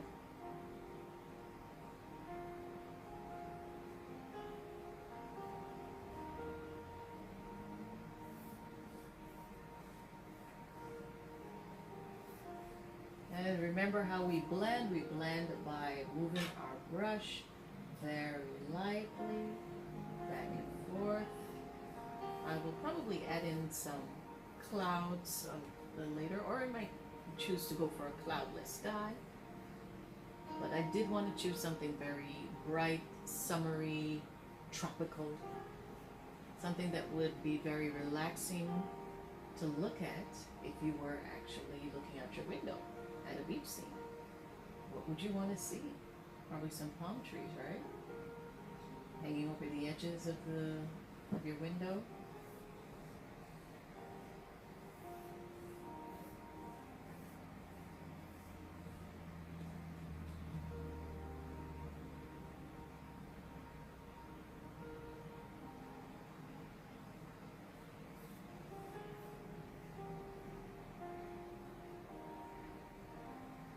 I hope you can hear the music. I know I've got it a bit low in the background today. I just thought it might be a little too loud, so. Just going to add now a little bit more white as we get down to our horizon line.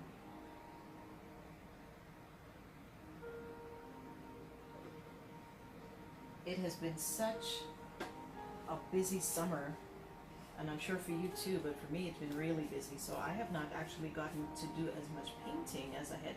I had these grand plans, you know, at the beginning of the summer. I thought, you know, we're going to be in lockdown for a bit, so I would really focus on doing some fresh paintings and, you know, just improving my own art, because as I always tell you, I am not a professional artist. I am an enthusiast. And what that means is that I like to do art, but I'm not necessarily the best at it, or trained, I should say, because people get all defensive when you start saying things like you're not the best, and they start thinking that you're trying to be self-deprecating or that you're searching for a compliment. But, you know, I think, you know, we understand our limitations, and we know that we can, there's room for improvement.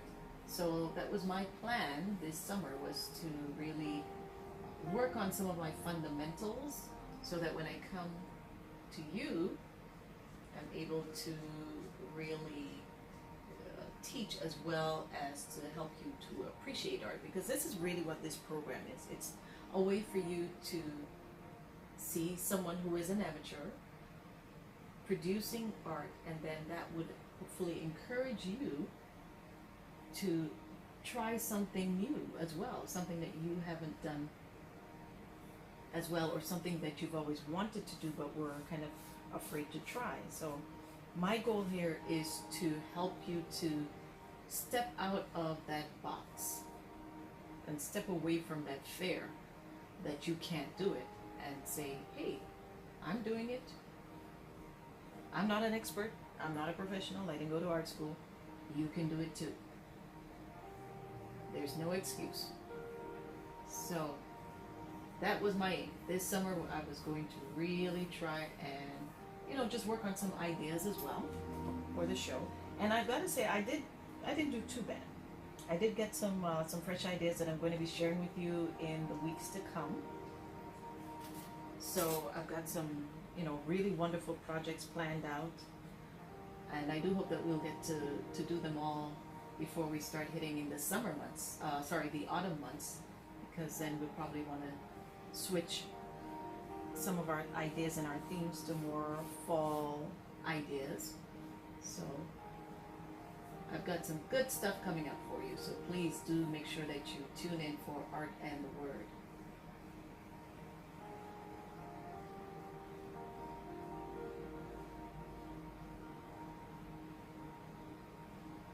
So there we go. I'm just going to add a little bit more white to my horizon line.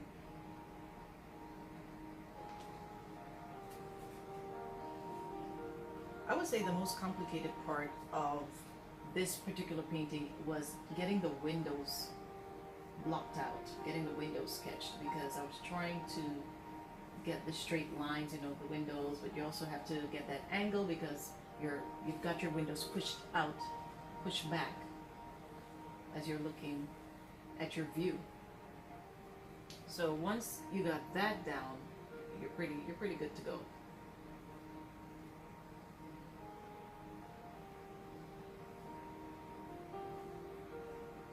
So now I've got my horizon. I'm going to take my painter's tape away, and I'm going to start working on my sea, and we're also going to do some sand. So wasn't that a great verse that we had today? I've always been fascinated by the Apostle Paul. I think of him as sort of a super Christian. And I'm sure that was never an impression that he conveyed himself. He was always about being humble, about his own achievements and his own accomplishments in the faith. And he always turned the attention back to the Holy Spirit, back to God, as the author and the finisher of his faith, and as the source of any success that he enjoyed or that he achieved as an apostle in terms of planting churches and winning souls to Christ. He never boasted of himself. He never boasted in his own abilities. And I think that is just a wonderful example that he set for us to follow. And in this particular verse, we have this mystery that has happened that I don't think any theologian has really been able to figure out, where he talks about this thorn that he had in the flesh, a thorn in the flesh that he was given to stop him from becoming too proud because of the success that he was enjoying and that he was achieving as an apostle, going out winning souls across, I would suppose you would say that the countries, the Gentile nations outside of Israel. And he talks about this thorn in the flesh, this messenger from Satan that was sent to torment him. And he says it was meant to keep him humble, to keep him from becoming too proud. And also, if you read that chapter, there is reference to a vision that he had of heaven, and that the things that he saw were such that he could have become puffed up with pride, I suppose, that he had been allowed to witness these things. So he makes all these references to this, very vaguely, to this vision that he had of heaven, of the glories of heaven, of not being able to talk about it, and then of receiving in his flesh this torment. So we don't know if this is a physical ailment. We don't know if it was mental. We just aren't told at all. So I'm trying right now to get the particular shade of turquoise that I was hoping to achieve. I'm getting more of a green because I've got a little too much blue and yellow mixed. But I'm going to keep at it and keep talking to you about the Apostle Paul, because I think he's just a fascinating role model for all of us. So I'm going to go with this.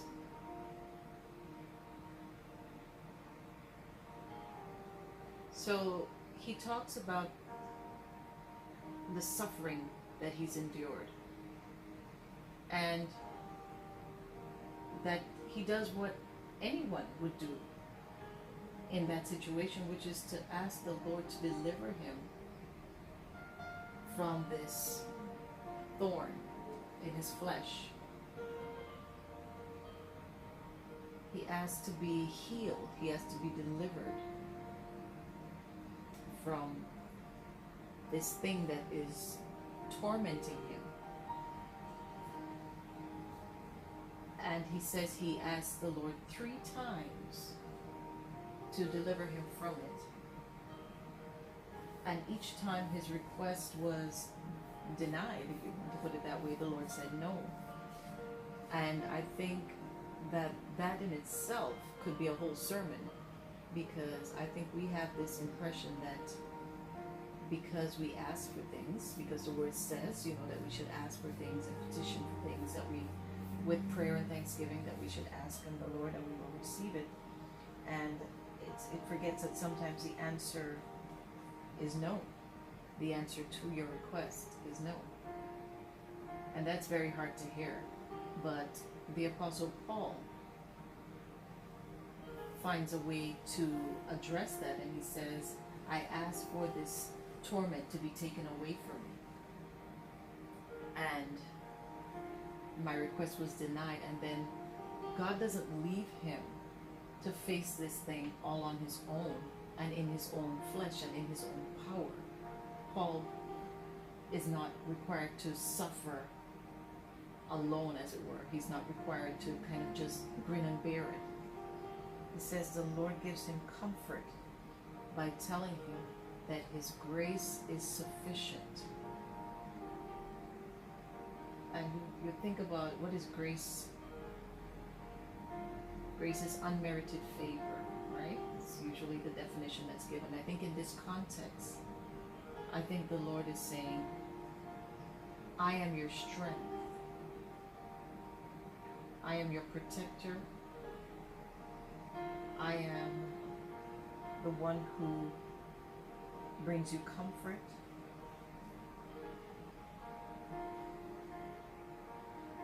I am the one that heals when it is my will, but that regardless of what you're going through,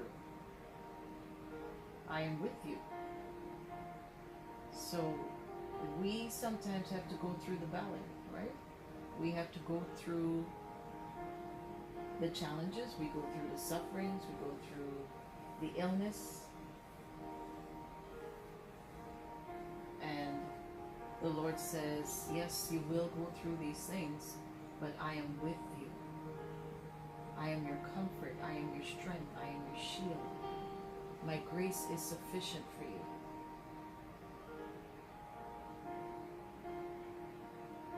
And Paul says something remarkable. He says, now I boast in my weakness, because it is in my weakness that the Lord shows his strength.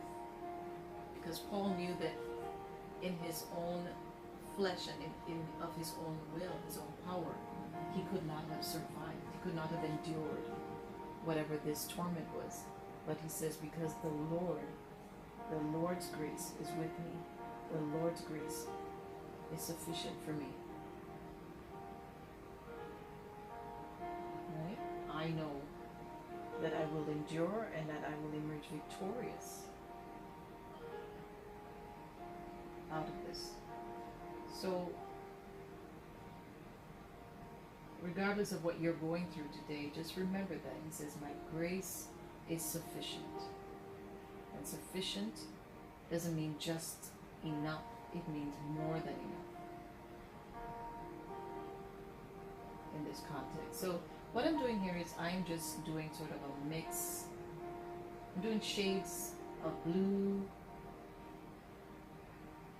Got a little bit of sea green happening here. I'm just trying to make our sea interesting. At the end of that, I'm going to add a little white so that we get a bit of sea froth, if you like. And then I will add our sand. So for sand, I do something interesting. Usually I would try for a mix of brown with yellow, but I've also discovered that you can do interesting sand using pink and yellow if you really want more of that kind of coral color. So I'm going to try that in this one because I think it's that kind of happy, summery, tropical day at the beach. So that's what we're going to do today. So I was telling you that the artist who did this originally is Joni Young. Her version of it, actually, there are quite a few people who have been tackling this sort of window picture box look.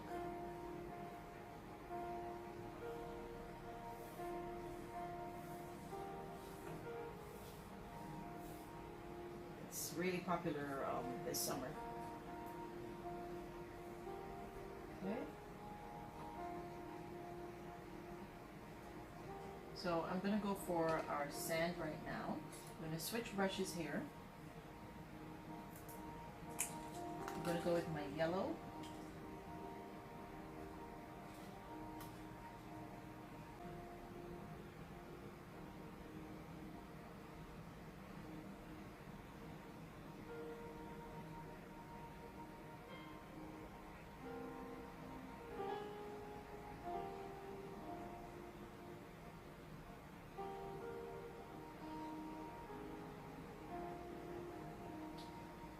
We're just bringing some of our froth lines down into the sand.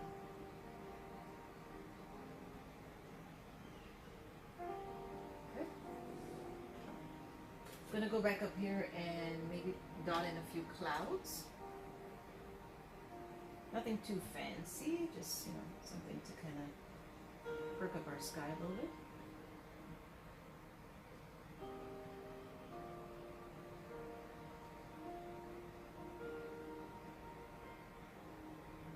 Just adding a little bit of interest to our sky here.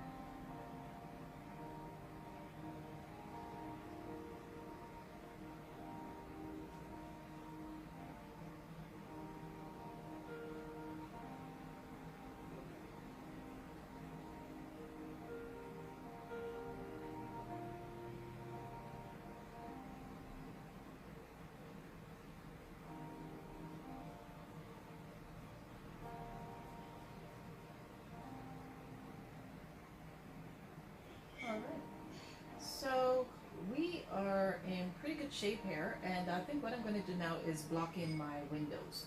So I'm keeping it very simple. I'm going to try to find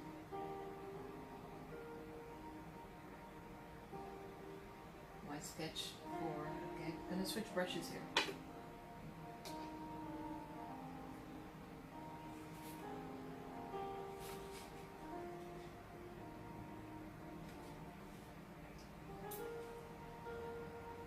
Thinking of doing white windows, I'm not sure yet. But I'm going to block them out in white just so I can find them. And then I'll decide whether I'm going to go for a more rustic shade of brown or if I'm going to leave them as white windows.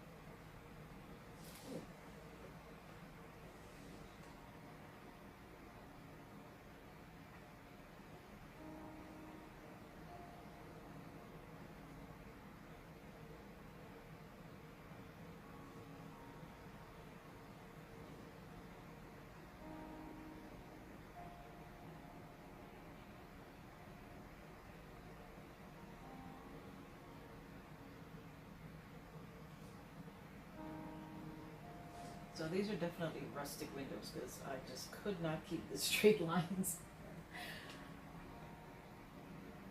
Could have used a ruler in retrospect, but chose not to, so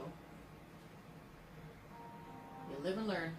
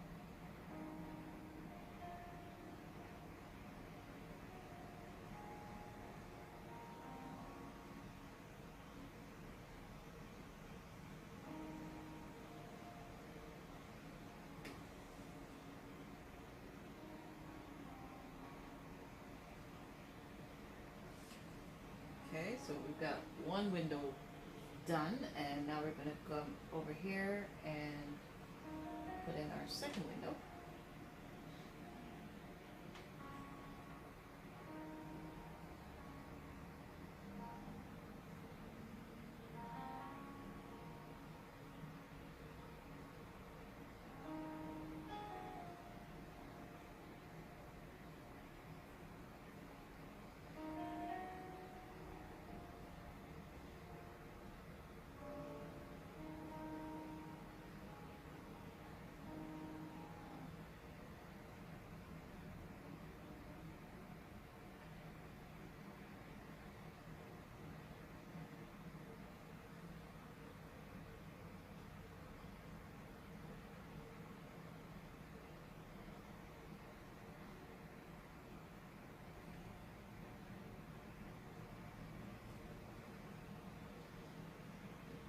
Sorry guys, we've lost the music, and this is a crucial juncture here, trying to get these lines done. So I'm not gonna sing.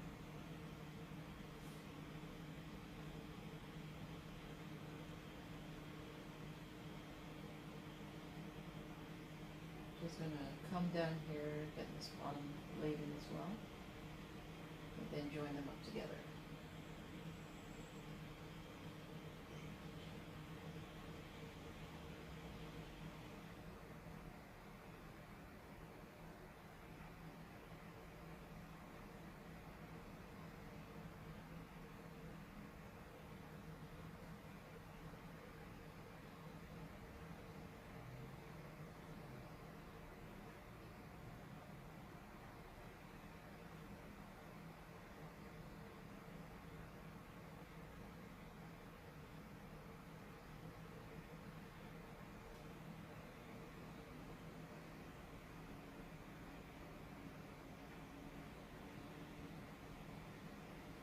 So we're gonna say these are rustic windows.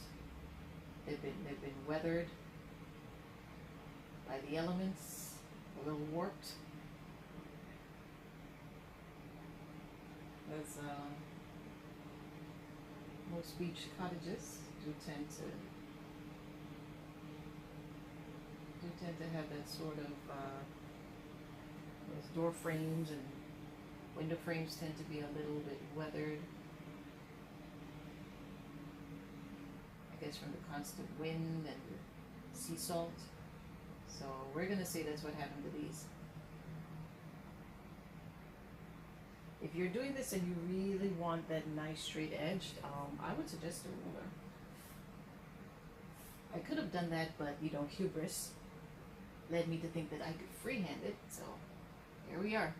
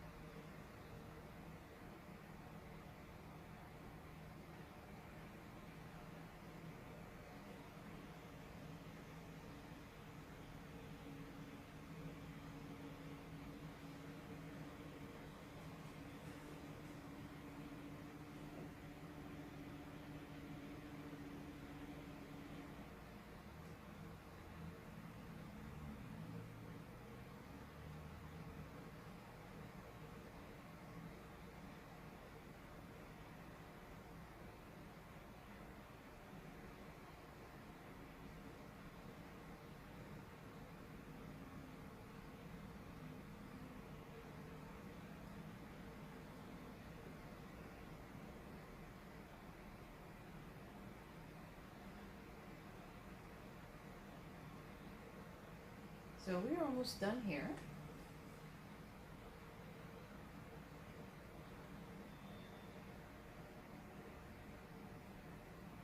And ideally what should happen is that I should be able to go over these lines and give it a proper second coat, but we're running out of time.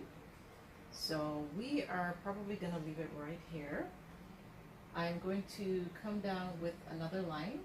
And actually, let's see if we can get that done for you before we go. So just so you can get an idea as to how that would look. So I'm just going to use a paintbrush here as my guide.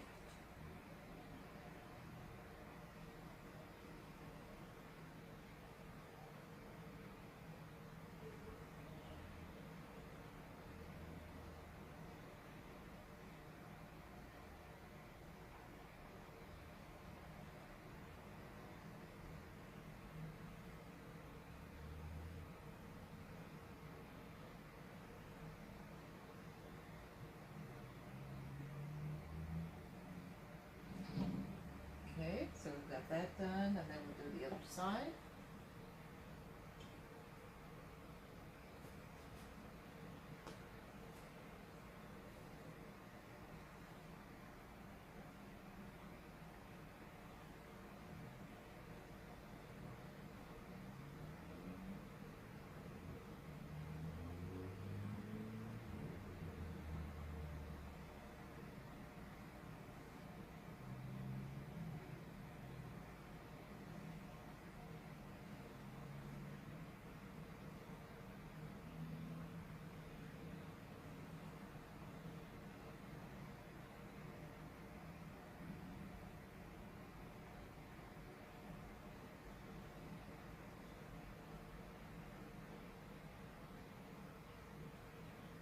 Okay, and there we go. So just tidy this up, put in another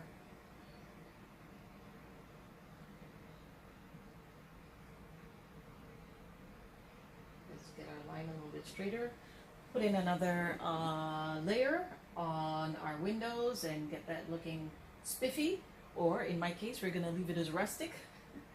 Make sure you sign it, because you always want to be proud of the work you've done and that you are developing the talents that God has blessed you with. So that is it for Art and the Word. I hope you're enjoying this beautiful, calm beach scene and that you will give it a try at home. Thank you for joining me, and we will see you next time on Art and the Word.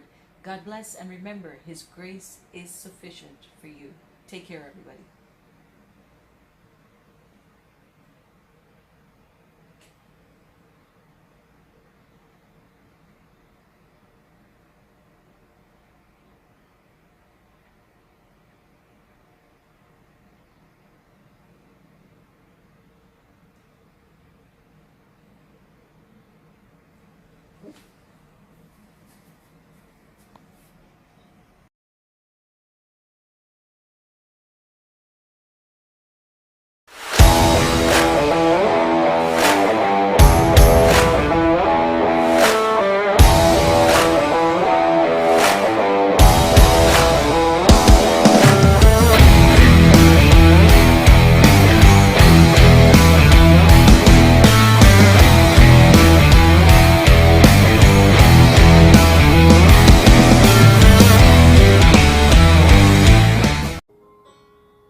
Hello everybody, how are you today? Welcome to Art and the Word. I'm your paint guide, Nicole Georges Bennett, and I will be guiding you as we endeavor on another easy, simple, and hopefully beautiful painting as we express the talents that God has blessed us with and we develop them for His glory.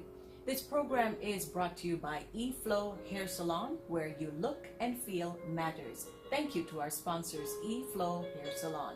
So today we're going to be doing something quite drastically different from some of our other projects. We are going to be working on a fantasy scape today, and what I will be doing is sort of trying to do this cherry tree that's overlooking this very dramatic cliff fall with clouds and sky and, you know, all kinds of great stuff happening in there. So we're going to get started. Now, because this is a fantasy theme, I don't have a particular inspirational devotional for that, but I am going to be reading to you from these great inspirational devotionals that I did find online, and it's from christianperspective.net. So I've just got my tablet here, and I'm just going to get that organized. So our devotional today is titled Press On. I press on toward the goal to win the prize for which God has called me heavenward in Christ Jesus. Philippians chapter 3, verse 14. Of all the Israelites, perhaps no one strove harder to please God than Saul of Tarsus. Every area of his life conformed strictly to the law. No one could accuse this respected Pharisee of lacking zeal. He was a man with a mission to please and serve God. But on the road to Damascus, Saul's life changed entirely. From now on, he would no longer try to please God himself. Instead, he would press on with the goal of knowing Christ. He said, I consider everything a loss compared to the surpassing greatness of knowing Christ Jesus my Lord. Philippians 3:8. Saul, now called Paul, had a new mission, a mission that remained constant amid ever-changing circumstances. It didn't matter whether he was preaching to a crowd or sitting in a damp prison. Paul now had one goal before which everything in his life bowed. Paul wanted to know his Lord. How about you? Is knowing Christ, fellowshipping, trusting, and depending on Him the goal towards which you are striving? Ask God to help you press on to know Him today.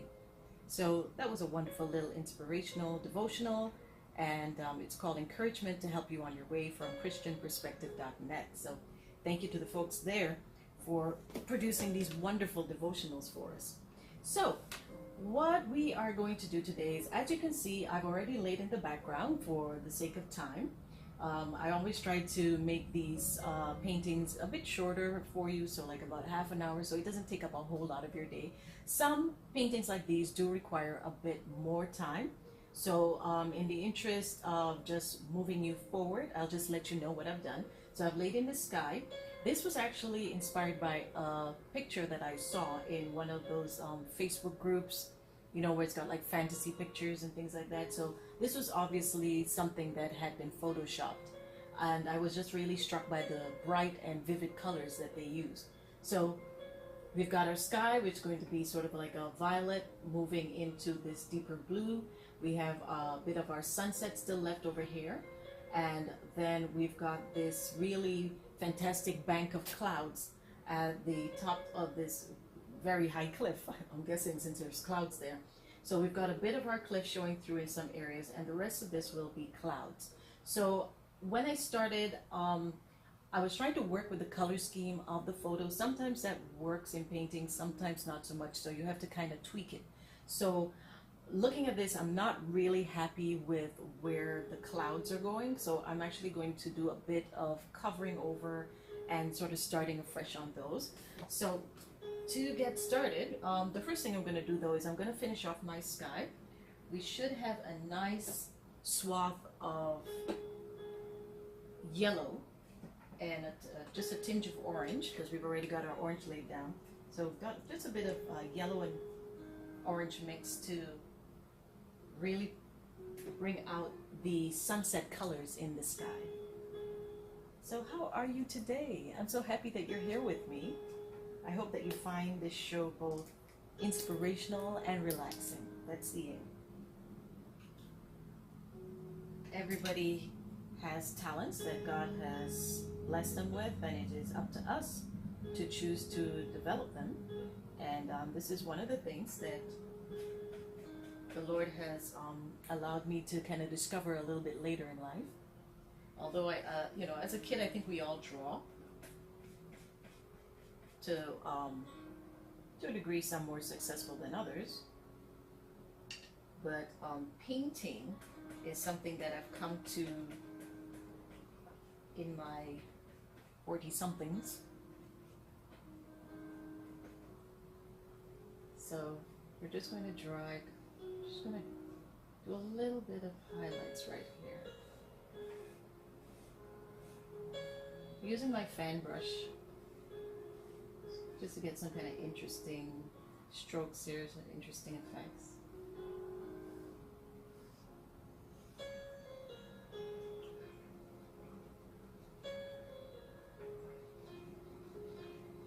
I hope my music isn't too loud and you can still hear me clearly. I actually lowered it down.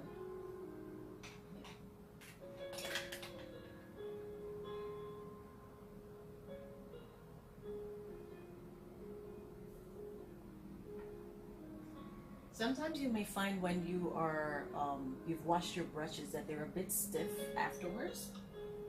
It may just be that there's still a bit of paint in them. So just dampen them again. Try and get all that paint out and you should be good to go. So I'm just going to put a little touch more of yellow here just to kind of brighten our sky.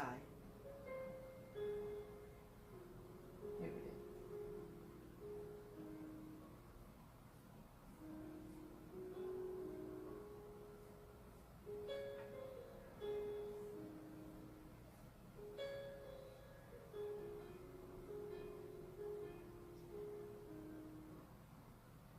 So that was an interesting devotional that we had today.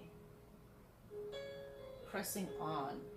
I don't think I've ever seen another article or, yeah, I don't think I've ever seen another devotional or article that sort of has that as a theme. I mean, usually there is about standing strong in your faith, building your faith, developing your faith, you know, trusting God.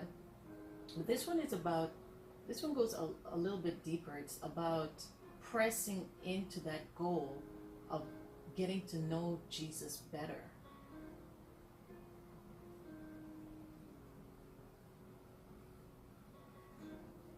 And to kind of follow Paul's example here. That was his main goal, was the prize that he was striving for was to get to know the Lord better, to get to know the nature of Jesus, and to, you know, have a deeper relationship with him. I think we all strive for that.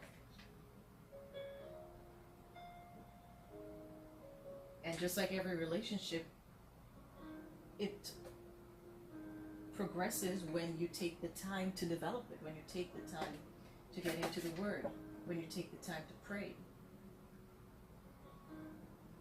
So I'm just drawing just a little bit of white here, just to kind of blend in a little bit.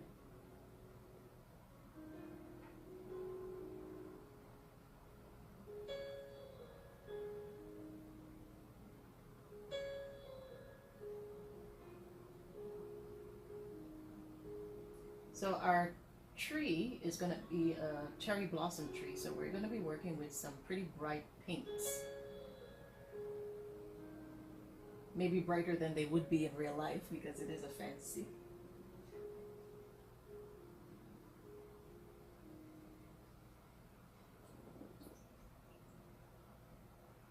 So as I mentioned before, I was not too thrilled with how this area came out. So I'm going to go back in here with some blue and cover that over. And you can do that if you start painting, or you're painting a section that you think it's not quite turning out the way I would like. Paint over it.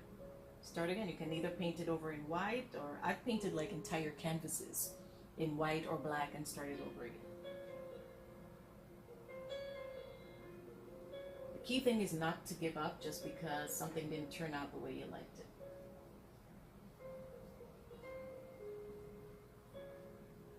Now, because I use really dark purples here, it's going to take a bit to get that covered over.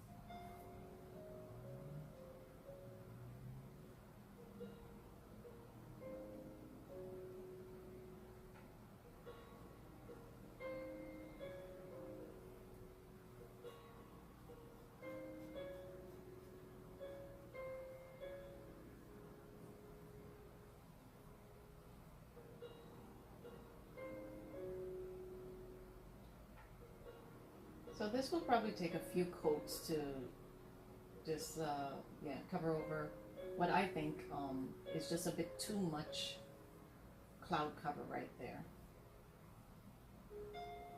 I'm going to let that dry a bit.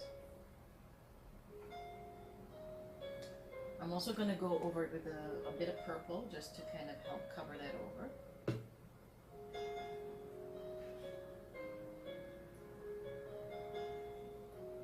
Then I'm going to take a few minutes to work on our tree.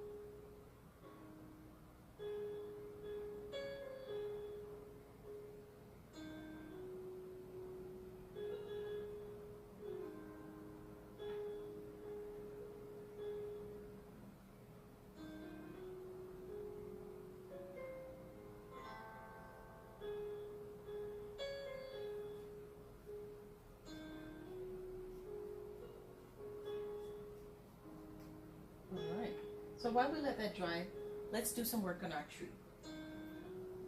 So Ideally, I should have my small brush, but I forgot it. So we're gonna just do the best we can with the tools we've got. I do that a lot, I forget things. Think I'm all ready to go, and then I get here to this point and I'm like, oh yeah, didn't get that brush. Hopefully you're more organized than I am.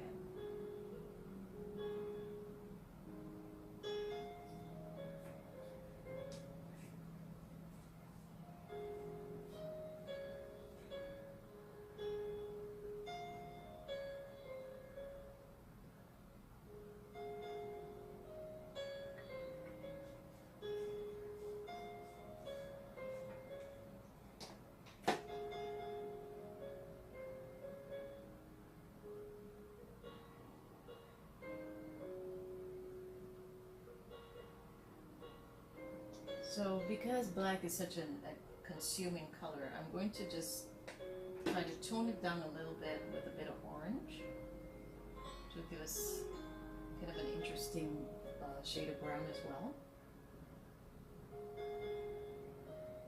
There we go.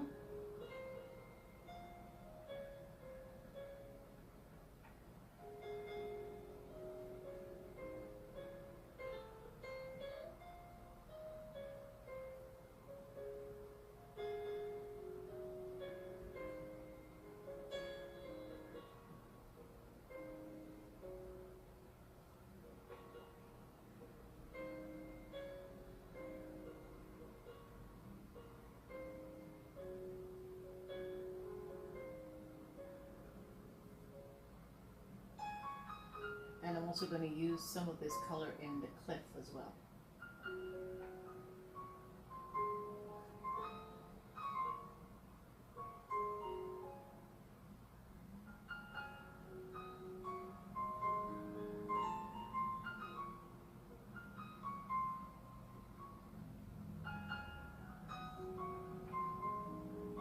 I'm going to add a touch more black to the cliff.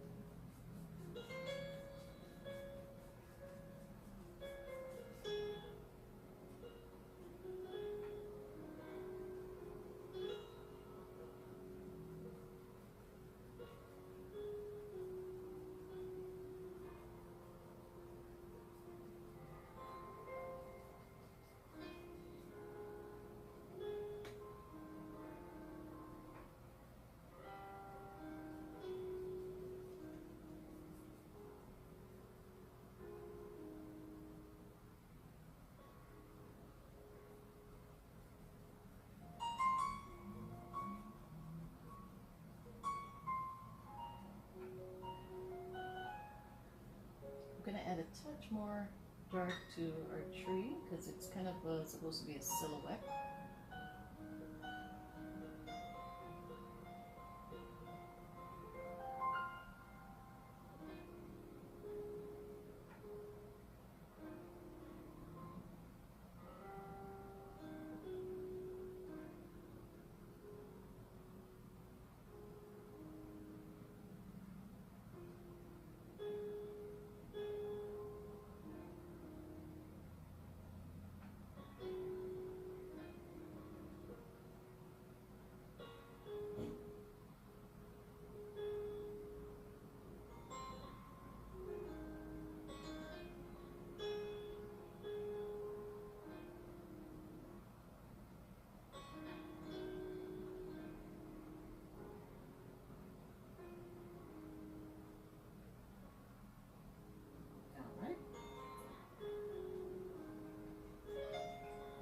So this area is still wet, so we're gonna give that some time. So what we can do is we can get started on our cherry blossoms. I really hope that you're having a great day today and having a good week so far. Sometimes I know it's hard to remember that we should, as the word says, rejoice in the Lord always. And again, I say rejoice. You know, you have to start each day thinking about the value of your day, the blessing of having woken up, having the breath in your lungs, the blessings of the Lord on your day. And it's not that you're trying to ignore your circumstances, especially if you are going through health issues, relationship issues, things like that. It's not that we're trying to pretend that they're not happening, but we're saying that God has us. God has promised to be with us, to comfort us, and to take us through the valley. So this is the day that the Lord has made, and I will rejoice and be glad in it.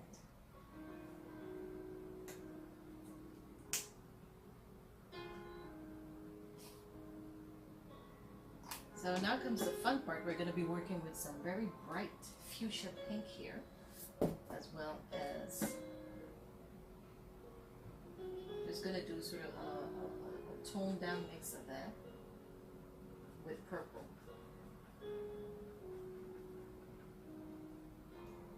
And we are going to start layering in our cherry blossoms.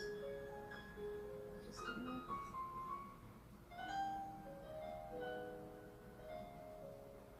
And I'm just going to try to think of the shape of this tree and what I've observed about cherry blossoms. Oops. Got a little extra. Okay. That's okay. We're going to cover that over.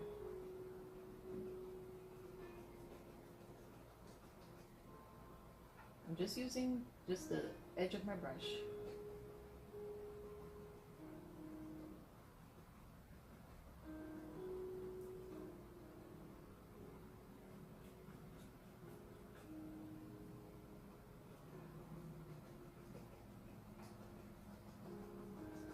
Cherry blossoms are a very popular thing I've noticed for people to paint. Everybody seems to love them. And they are certainly wonderful to look at in real life.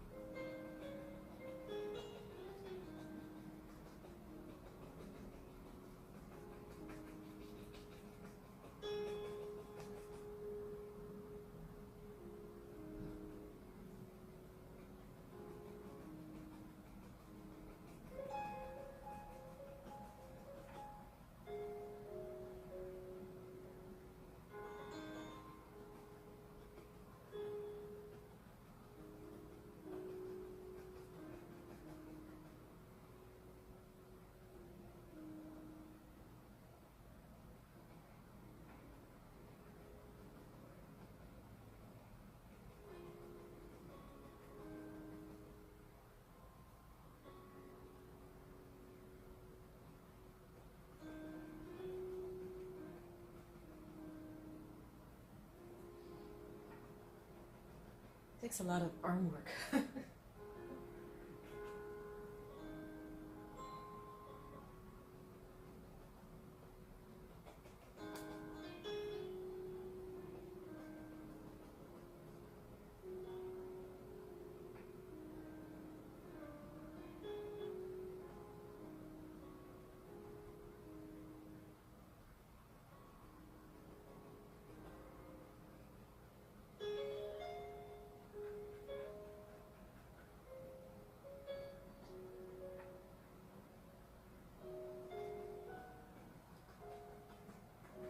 We're just filling in our tree, making it really glorious.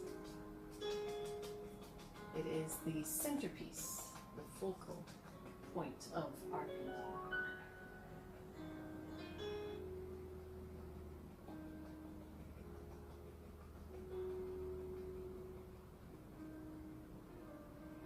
So we're going to let that dry a little bit, and then we're going to come back in, put in a few more of these pink sections, and then we're going to go with a lighter pink for highlights.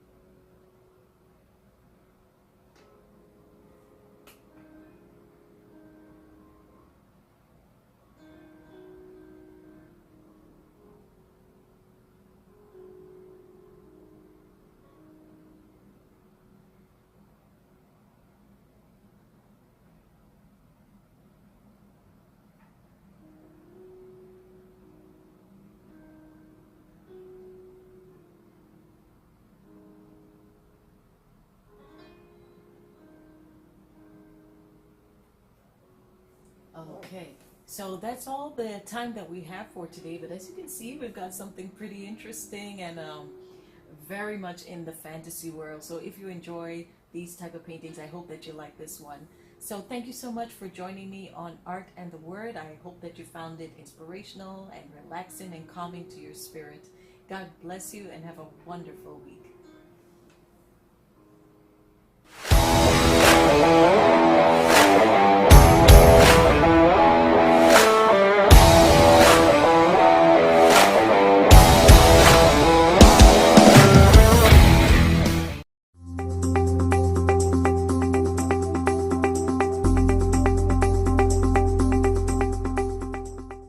Hi, and welcome to this episode of ECCB Connects, a production of the Eastern Caribbean Central Bank to share with you who we are, what we do, and how we serve you. Most schools across the region have reopened after an extended period of closure due to the COVID-19 pandemic. Governor of the ECCB, Timothy N.J. Antwine, has some encouragement for teachers as they head back to the classroom. Stay with us. We'll be right back after this message. The Eastern Caribbean Central Bank is proud to introduce Dcash, the official digital version of the EC dollar. Dcash is the safer, faster, cheaper way to send and receive payments within the Eastern Caribbean Currency Union, all using your smart device. For more information, visit the ECCB's website. Dcash, coming soon.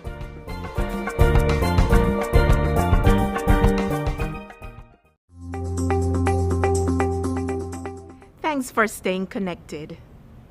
Extended school closure has been one of the many challenges of the COVID-19 pandemic.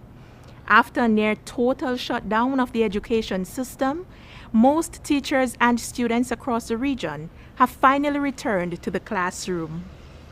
In delivering the featured address at the St. Kitts and Nevis Ministry of Education opening ceremony of the new school year, Governor of the ECCB, Timothy N.J. Antwine, offered teachers 3 key suggestions to make teaching and learning a success in these challenging times. Decide what story you want to tell, adopt a growth mindset, and let love be your highest goal. Years from now, you and I, all of us, will be judged not by the fact that there was a pandemic, that will be history, but how we responded to this pandemic. None of us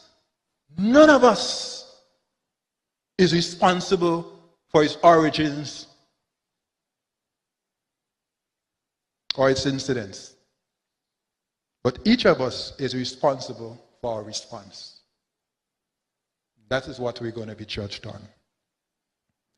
And so with your legacy in mind and on the line, I want to offer you 3 suggestions today.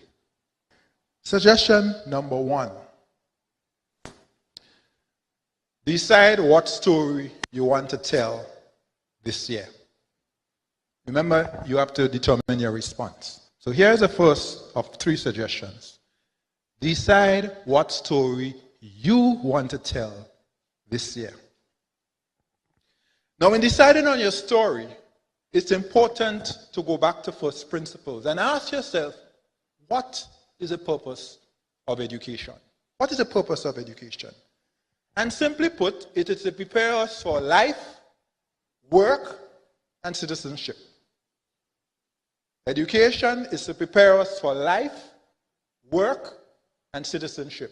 Those are very important. Eh? Some of us forget the work part and we forget the citizenship part. All 3.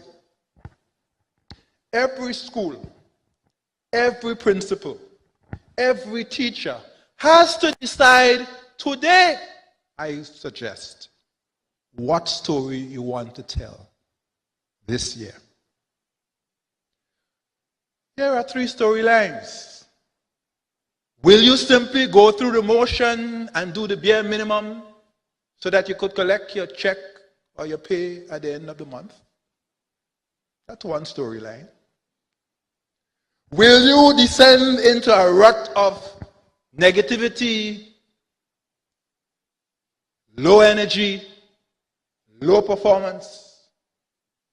Or will you rise, meet the moment, and deliver high quality education for the nation's children? What story do you want to tell this year?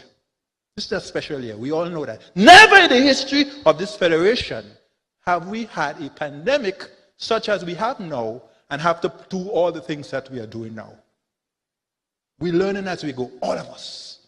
So the question is, what story do you want to tell? And you do not have the option, none of us, of going home, pulling a sheet over our head until the pandemic is past with a message on the phone that says, check me when you're ready for me. Check me when the pandemic is over. None of us has that luxury. Not one of us. How are we going to respond? Which will it be? Having decided what your response is, I ask you today to be intentional from day one. And day one is today. So right now, wherever you are, take a moment and write down what story you want to tell. You could put it in one word. You could put it in a sentence. What comes to you? If you don't have paper, put it on your phone. Everybody has a smartphone. This is personal, folks. At the end of the day, after the Ministry of Education has done all that it has done, after the principal, it always comes down to each of us and personal responsibility. In the same way, all of us have to deal with this pandemic and wear our masks and do our hand washing and watch our distance. The 3 W's, as the PS mentioned. So write down what story you want to tell this year. Because I submit to you, in this new normal, your response, not the adversity of the pandemic, but your response to the pandemic will determine what story you want to tell and define your legacy in education this year and beyond. So that's the first one. Here's the second. Adopt a growth mindset. Adopt a growth mindset. Like I said, the pandemic is not about choosing, but we have to respond. And a growth mindset, I believe, will serve you very well this year. From the outset of the pandemic, in my capacity as governor of the central bank, I've said it repeatedly on the outset and throughout, that while this pandemic presents all of us with unprecedented challenges, it also throws up unprecedented opportunities. And what a growth mindset does is that it reframes problems into opportunities. But you have to have the mindset to be able to do that. And instead of simply seeing a problem, begin to see an opportunity lying right before you. What a contrast is between the two mindsets, a fixed mindset and a growth mindset. And I put that up just to help illustrate the difference and to bring home the point why it is so imperative in this period to have a growth mindset. But here are two things that you see right at the top right of screen. Challenges and opportunities, and perseveres even with obstacles. And then I like the last one at the bottom. You contrast that with the fixed mindset, which is stagnant in a downward spiral of negativity, mediocrity, and even non-performance. That's where some people got stuck in March, between March and July. Some of us got stuck there. If you find yourself in that mindset, today is a new day and this is a new year. Come out of that mindset. Come out of that stagnant rut. Come out.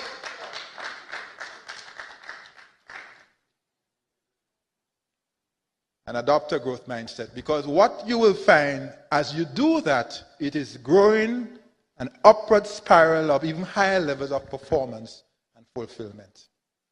That's a choice you have. That's a choice I have. And we got to decide how we're going to choose. Now here's a recent example. As a consequence of the pandemic and the resultant lockdown, many schools in this region and around the world were forced to go online. Yes? And you know what? Some schools, some countries did in 10 weeks what they had been threatening to do for the past 10 years. When it comes to online platforms and digital instruction and the infusion of these into the classroom. We were forced, and we responded. And as our sister said, teachers, you are resilient and you are creative. You are capable. That's what we know. The only question is our attitude. Because we know the resilience is there. We know that. The only question today is whether or not you want it and whether you're going to rise to the occasion and meet the moment. That's the question.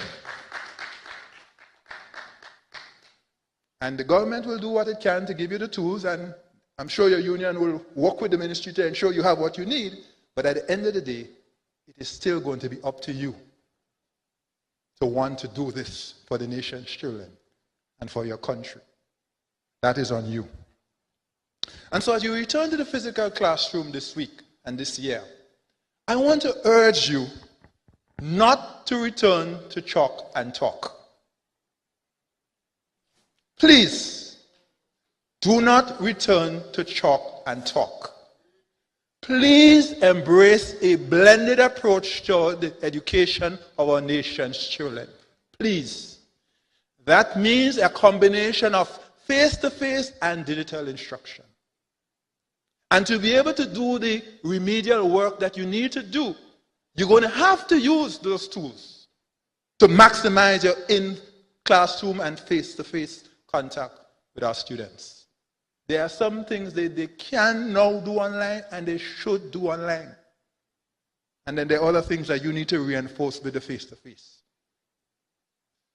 And by the way, those newly acquired skills that both you as teachers and the students gain over the last few months have now to be reinforced by the blended approach to their education.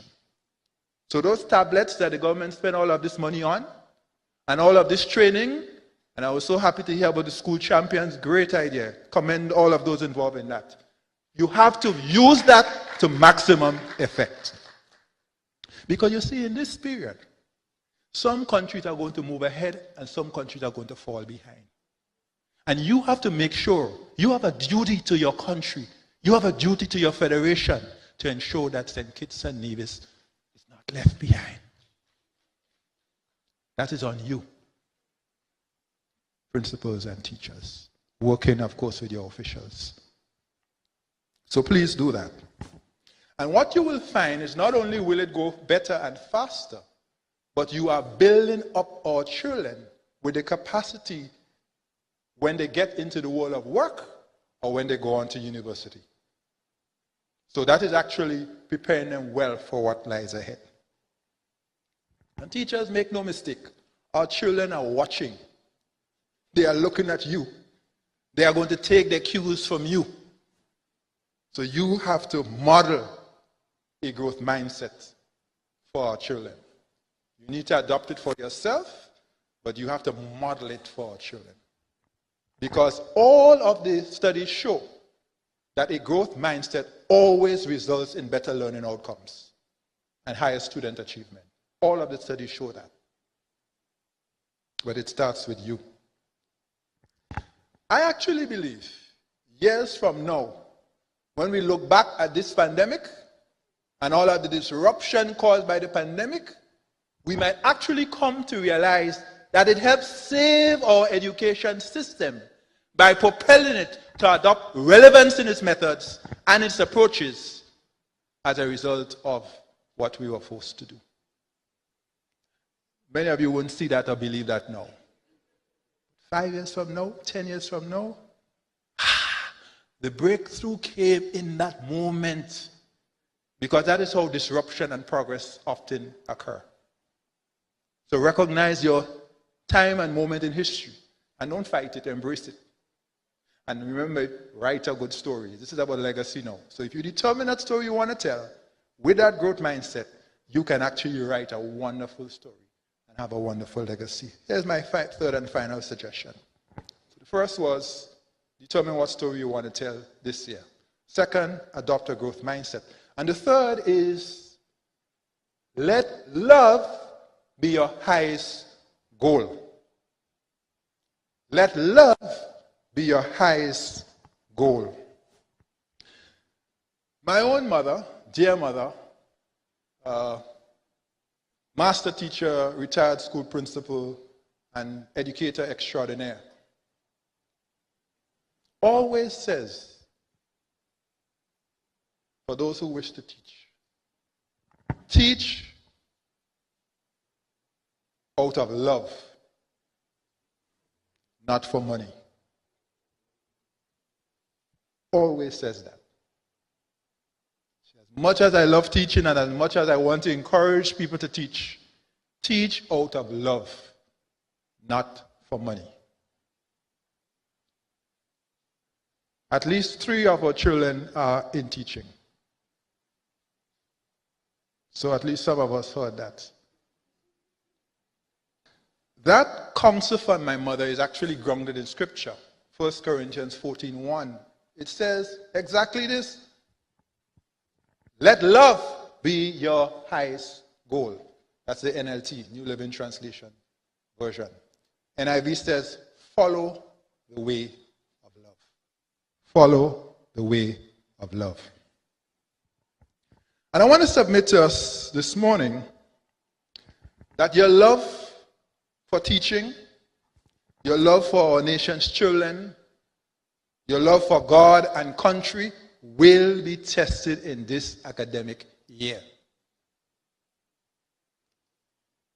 And I want to urge you to show up and show out in this moment.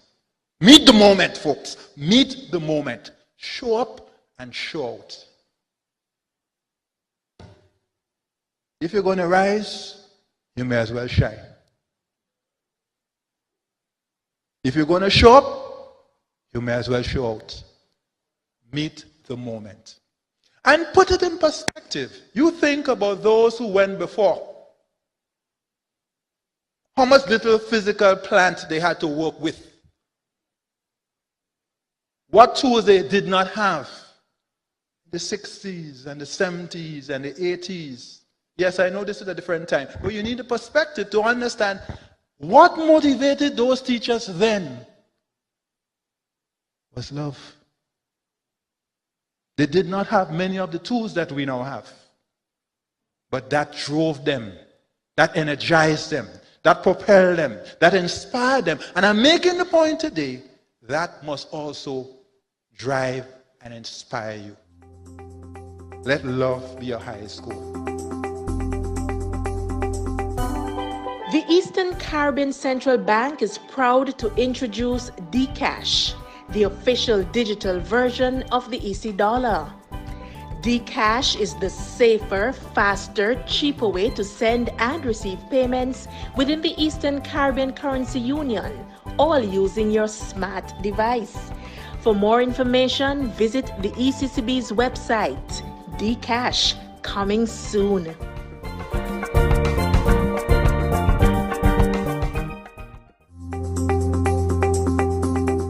To view any episode of ECCB Connects anytime, any place at your convenience, check us out on YouTube, Facebook, and LinkedIn at ECCB Connects. And now for this week's financial tip. I am Miss George and I teach at the Rosa Primary School in Dominica. Don't be ignorant about finances. Ask your banker questions and make him or her explain things that you don't understand. It is money. Make it work for you. That brings us to the end of this episode of ECCB Connects. Thank you for watching. We invite you to connect with us next week for another program.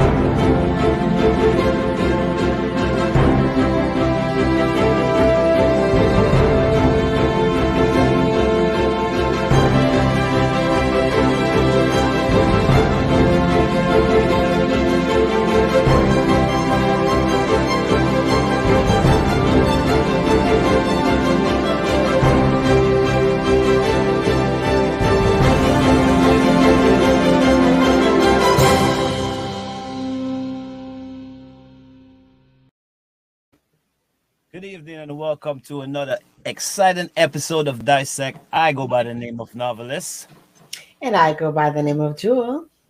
And of course, we have a band in the house. They say they're stress-free.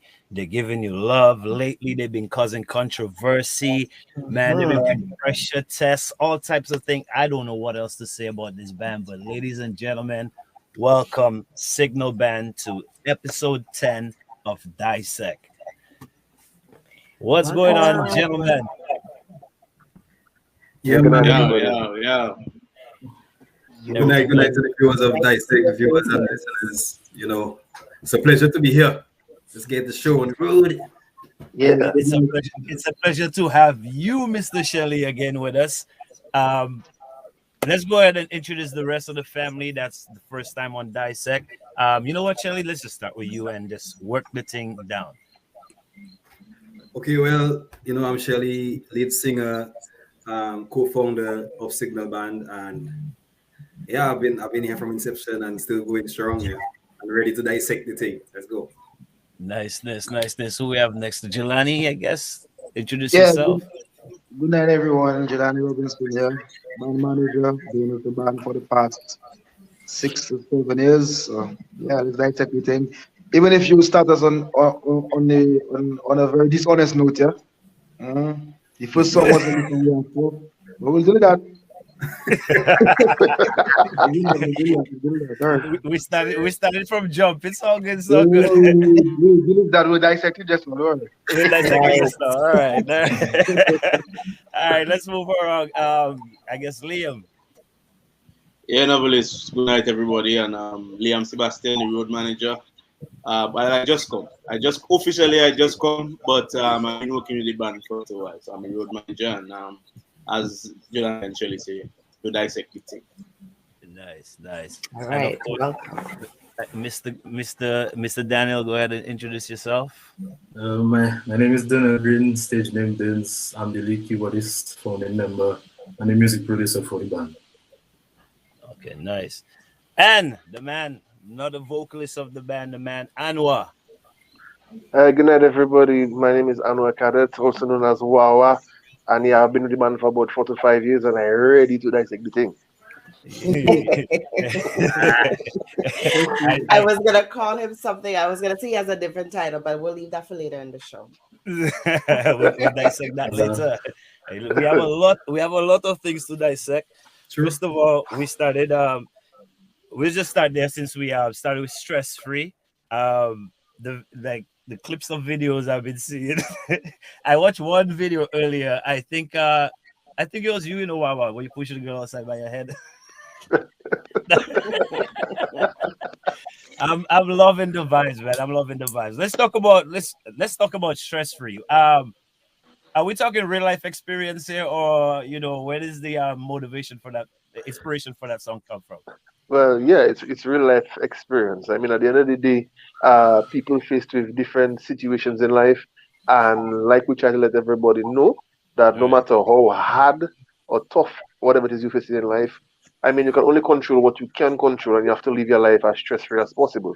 And it goes both male and female. Even for our band, I mean, even though people may say what they want, people may do what they want, but at the end of the day, I mean, we know we're stress-free. We know what we have to do. Right. I like that. I agree with that. So let's go back to the beginning of Signal. Where and how and what time did Signal Band start? Like, how did this whole Signal Band thing came along? Well, it was about 5:30 p.m. on August. To be honest, the band started off, I guess it's a miracle story that I'm going to try to dissect and concise at the same time. I'm not sure how I'm going to read well. But in 2010, when I was in third form, then was in second form, we were kind of babies, we were doing our thing on my grandmother's porch. And, we used to meet to play. But officially, there was a friend of ours that also went to SMA. I was going to SMA, Dins was going to grammar school. Din's brother, Darren, also going to grammar school at that time. And one colleague was older than us, more in Jelani generation, Mosiah. he told Duns that we should put a band together and whatnot, and he was willing to link up somebody for the band house. Duns immediately linked me because that we were honestly always on the porch, just banging on my grandmother's table. She used to sell the sweet tea. And so we started, and they started to pull resources of other singers. At that time, I was just playing the guitar. I was maybe the first guitarist in the world to control the drum machine, right, Dens? Yeah, man. And that's when I was controlling the drum machine. We couldn't figure out if Duns or his brother was the lead keyboardist or the backup. It was a mess. And at that point, we were practicing a lot of soca for the entire summer of 2010. Practice a lot of soca. We still were not Signal Band. We were just a band meeting to practice in Cross Street in Roseau. Right. Trying a thing. And when the summer was about to end on August 21st, and I remember we got a gig, but we didn't have a name. And a few of us went by Nai out of WCK fame. And we were telling him that we didn't have a name for the band. Right. And he was playing his Xbox or PlayStation or whatever console it was at the time. And some connection went bad, and then his TV show, no signal. And he was like, he stumbled. So he was like, blood, that is the name. Signal. And that was it. From that day, we have been Signal Band, and August 21st, 2010. Nice. Yeah, so that's where that little TV screen comes from. All right. Now I understand. Got it. So after so you guys, what was that first gig? You remember what that first gig was? Where Yeah, that was at Myers Bar in Buffalo State. Whose bar? Myers Bar, Buffalo State. Oh, okay. Oh, so just a little thing. Yeah, there's a little thing. The next day we had a big gig. Next we had a big gig. After that was Friday, and the Saturday had a big gig. Okay. What was that big gig? Cabana Beach, Margot. Cabana Beach, Margot. Yeah. I exaggerated. It wasn't that big, but it was a big gig. That's why I asked you the question like that. Okay. One we got going slippers and thing, short pants and that kind of thing. Yeah. That time we didn't have it together. I remember. Not at all. I wouldn't lie. I borrowed Darren my slippers that night to perform. We were performing in slippers and short pants normal. Your business out there, Darren. Oh my gosh. Darren, don't just sit there and take that. Right? We have your back. We'll just shut off his signal over there. We're good. All right, go ahead, Jules. Sorry. So Shelly, you being in the States, how has it been creating music with the band? Like, you're away from the rest of the band. How has it been creating the music? Do you have any projects working on right now?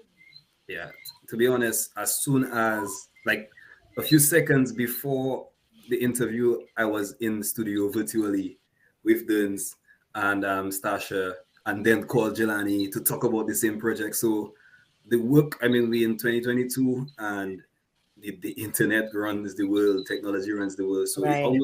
it seems very seamless, the collaboration between us, and I would call, and voice notes and everything makes the production possible. So producing with the band has never been more difficult or easier. Okay. So knowing that, you just said you were with the band recently. So is it something that you're working on for Carnival 2022 in Dominica to do a virtual event? Or is that a surprise? There is a surprise. I just think it's too early to hold that. We don't want to dissect that yet. Okay. You have enough times. All right. So since we don't want to dissect what's coming now, let's talk about controversy a little bit. Why the name Controversy in the first place? Anyone? Wait, I know, Ajelani. The controversial people can answer. How's that? The controversial people can answer. I plead the fifth. You plead the fifth. All right. So who came in the States? You can plead the fifth. All right. that sounds like guilty conscience. So, who came up with? Okay, management, you have his man in front of the camera. Yeah, you wanted to dissect certain things, panel idea, who came up with the name Controversy and why Controversy? Um, I can't remember who actually came up with the name. Sheldon. Sheldon, I understand you can't remember. But the name really is I think for us for the past 2 to 3 years we are on a different, I would say, mission in terms of what we want to achieve.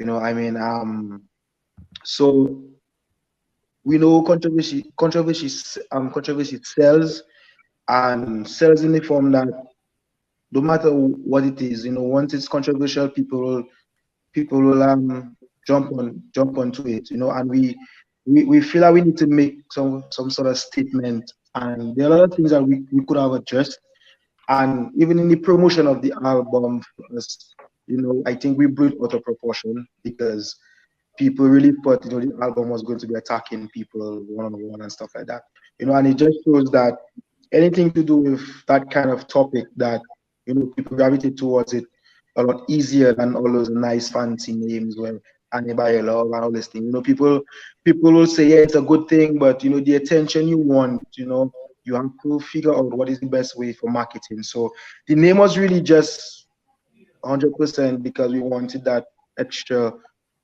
push in the marketing of it, to be honest. Right. And you did mention that well, the word controversial will just bring attention no matter what, and you did say that.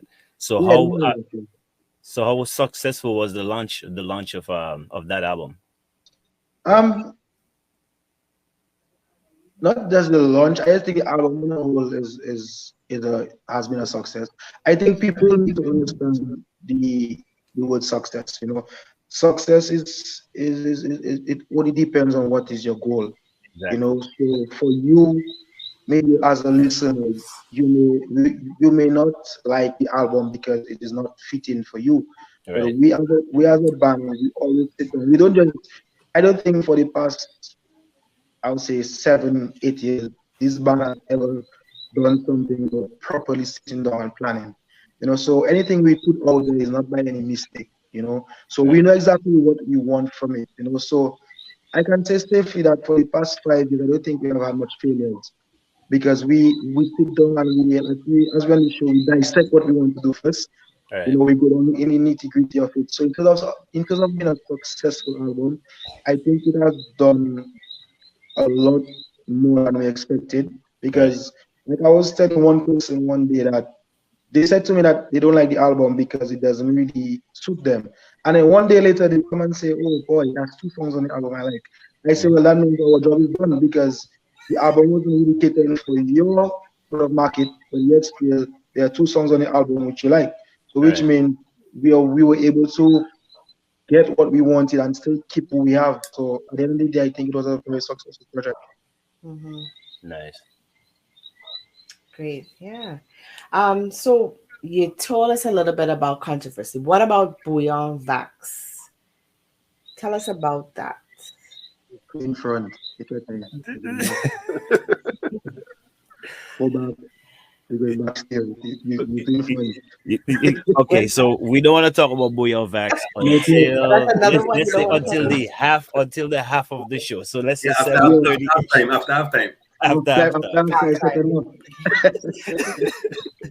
Okay. So since we're gonna be on controversy still, you mentioned something about how you guys you take your time to actually do your music, and I can tell, listening to a lot of different music myself, you could really tell when somebody take the time to create a craft, or when somebody just jump in the studio and just do something.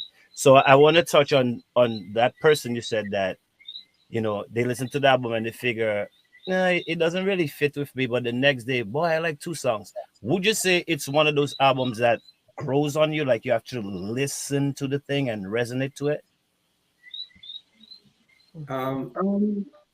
Shelly, go ahead now. Yeah, I was just going to say that You see, music is a relationship between a messenger, a message, and then a listener.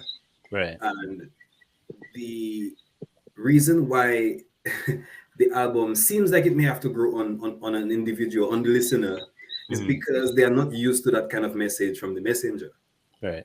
You know, but really and truly, some people might think that is by mistake. Maybe the messenger not sure what they're doing and with that message that they send in. Or it might not be the right listener, as Jelani said. That listener, it may not be for them. The message might not be for them. But I think ultimately, the slow progress of the album, for some people, is more associated with the fact that the message, they're not used to that message from that messenger. You know, they used to signal band being about love and positive vibes and right. Hugs and kisses. Yeah, you know, hugs and love. Yeah, you know. So, but we really had to show that we can do both. Right. Being a band in Dominica is not the easiest thing. You know, it's not the easiest thing. And even if you hold your corner, somebody will come and pull you and tell you, yo, you're not there to spectate you in the boxing ring. Let's box. You know, and we couldn't go and box with anybody love. You know, anybody love like a winter glove. You know, you put it for it to feel warm and nice. But we needed a boxing glove so we get controversy, you know. Yeah, straight up. So was it before you go on, so you realize music contribution fella, you know. Well, I plead the fifth, you know, but yeah, I know what you mean.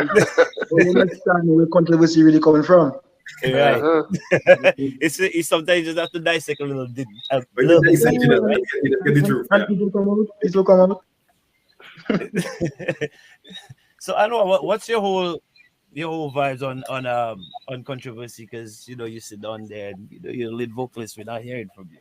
You know. Well, the thing for me for controversy was from time the discussion happened, I was excited to do the album. Because I've always wanted to do something controversial. Because as Shelly states, and Jelani states, we live in a country that once somebody hears the word controversy or anything to that direction, they automatically gravitate towards it. Right. And when we sat down to start to put together the concepts or the different type of songs that we were going to bring out on the market, I was actually smiling and sharing some great ideas. Okay, you know what? Let's try this. Let's go this direction, because I figure, okay, if we touch a little bit on the sexy ladies, because people know us for being about the nice band and and being loved. So I was like, you know what? And kisses and one. I didn't know what kisses. You know, yeah. So I was like, let's touch on the sexy ladies. Let us touch on on the other band and the other things going around. Let's get the controversy rolling. And from the get-go, from the mid-start, that was it. Everybody just jump on board. And as you know, Dominicans like excitement, they like vibes. So, yeah, it was a great success. I'm looking forward to the controversy part 2. I know that. So we know who playing devil's advocate now. Yeah? One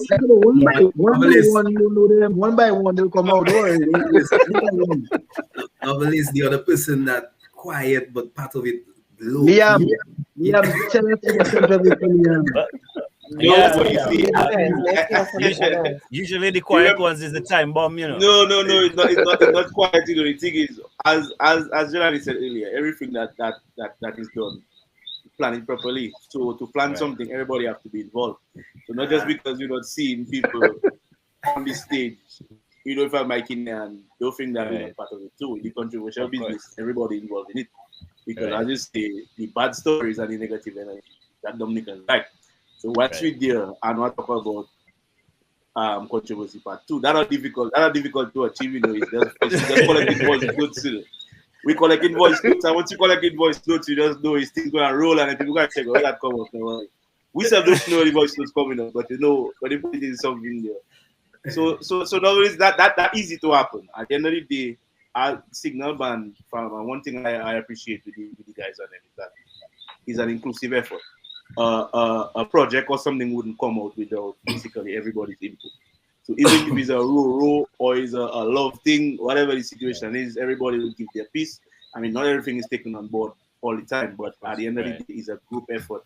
And that is one thing that I really appreciate with the group. So the controversial part, we talk about somebody being quiet, but you have a next one that quiet, they are not saying anything there. Don't watch him screen it too. I see you just sticking one position like that. Like, don't Yeah. let Mr. Like his screen is frozen. Internet problems, yeah, internet is a Wi-Fi. So what is the inspiration for this? Well, you see, you talked about the fact that people jump on controversy, but was there a discussion that was happening amongst you one day where you came up with this controversial title? What was the inspiration for it? People were discussing us. Yeah. Before Shirley go and give you a nice painted answer, I'll give you wrong. Diplomatic. Okay, the bottom line is in Dominica, for bands especially, I think we have a serious problem where people figure for you to be recognized as a big band, you have to be 35 and up, like in terms of age. You know, I don't think people pay enough respect to the younger generation in terms of what we bring forth. You know, and Sheldon and Daniel have had the big part play in the whole, I would say, modernization of booyah music, you know, all these tones and all these things. I mean, I can say it safely that, you know, between the two of them, there are about 4 albums, you know, they have created for Triple K Band, you know, and that has gone unnoticed and unrecognized, you know, and at the end of the day, we came forward with an event called Illumination. And the reason behind that was similar to what the reason is behind controversy. That for people to respect you in this place, you have to put your foot down. You know, and you're not going to get respect from people by saying anybody. You have to show people that you're a big man and you can do your own thing. And if you step on my toe, I'll answer you. You know, so that was the key behind it. And then if you also listen to the introduction of the album with all these voice notes, I mean, for the past 5 years, I want people to understand these voice notes will not last year voice notes. These voice notes have been there for 5, 6 years, you know. When we were singing Anybody Love and we were singing hugs and kisses, people attacking us for no reason, you know, people getting down, you know, on us. I know, and at some points, you know, we used to ask ourselves like, but for what? You know, we're not doing anything, we're not troubling anybody. You know, and as you get older, you realize that people fear you for your potential. Right. You know, and a lot of people here, and I would say safely, bands here, and I'll also say safely, the only musician here I could safely say I respect is Mr. Keith Gordon. He was the only guy to walk up to me and Sheldon and say, guys, I personally cried on you guys for such and such, but you guys proved me wrong. And I want to say, even if you may not know, but I'm sorry. Keith Goddard was the only person. Also, like today, you know, you have people they call it pioneers, and every time you hear him talk, you know, it's criticism here. You know, so I realized in this industry, people cried on a lot of things when they see you have the potential to do better than them. Right. Because there's a nice saying, I want you to do good, but not better than me. You know, so that is basically the inspiration behind controversy. We want people to understand that we are no longer the pushovers. We're no longer going to make redeems and give it to people, and then they're going to go on the road and say, yeah, Mr. Killer, you're number one. No, those days are over. Those things are done. You know, we're going to come, we're going to put our foot down, we're going to work hard and show people that Signal is 10 years old, but Signal music has had an powerful impact in Dominica even before the band was and is who it is now. You know, and I think it's about time that we need to start respecting people for what they do, and nothing wrong in telling people good job and giving people their own recognition. So the inspiration was wide. You know, it wasn't just a specific thing. You know, it's years of collecting. Like Shady, what we say, we're collecting data for years. You know, we're collecting for years. You know, it just came together finally that we decided, you know, it's enough. Uvex loss. That was basically the whole thing. Why? Go Well, diplomatic, tell you know. Go diplomatic. Mood. No, I cannot. Obviously, after that, I cannot go and paint over that. well, after that, the interview should just end right there. Like, Yeah, to the point. that explained. Yeah. That That explained was everything. actually a question that I had, you know, knowing that you came up with this album and you were fearless in when you did it. And I feel that you are forced to be reckoned with now, even more so now, because you didn't hold back on what you had to say. And I think you will be respected even more so because, you know, you spoke the truth and you brought the controversy out and you laid everything on the table and there's nothing to hide. So, you know, I think the respect will be there even more so. But I think from this group as well, I think what we have accepted and one thing we have Shirley has always said to me from early on when I came on, that Jay, they don't have to like us, but they will respect us. You know, and moving, you know, for the past couple of years, we have just had that mentality, that because there are no people we try to interact with, we ask questions, you know. I mean, I can safely say every time I call somebody to be on Illumination, their price goes up by 5. And that's okay, because at the end of the day, we know that you look at us on a different level, and that's fine. But this one thing I always say, and up to day before I told you, man, at the end of the day, we don't have to go out and kiss anybody behind. But once we do the business right, they will come back. And when they come back, we will remind them that 3 years ago, when it was that price, they didn't like it. So hard luck. And I think that works well for us. You know, at the end of the day, half of the people we interact with, especially in this industry, they may not personally or genuinely like us, but they will do the work. That's right. You set a precedence, and they have this. You set the bar high, and that's what it is. It is what it is. And that's just what it is. And I think every single one of us here on this live from this band could care less what they have to do. And that's the most important. Like that. Yeah, and Honest. I mean, also to add to that, when the album dropped, I mean, the fans, the Signal fans, you actually you got them. It's like we were able to give them a voice, you know, because like the fans were like, yes, finally my band coming out and, you know, do what they have to do. Because I mean, we have some supporters who are very loud, and then we still have some supporters who were just waiting for us to just, as we say, cross that line, so that they could even be even more vocal, you know, to let people know, you know what, that is my band and this is why I support my band. And we will continue to grow. I mean, the album itself, from my point of view, I saw it brought out the growth of the band members, because all of us realized, you know what, that if we don't take that step and we just stay timid and quiet, I mean, we wouldn't get anywhere. So, I mean, with the backing of Jelani, let me tell you, you can do anything. Just see, when Jelani behind you, you can fly. You can feel like you can fly. So, I mean, Back your manager.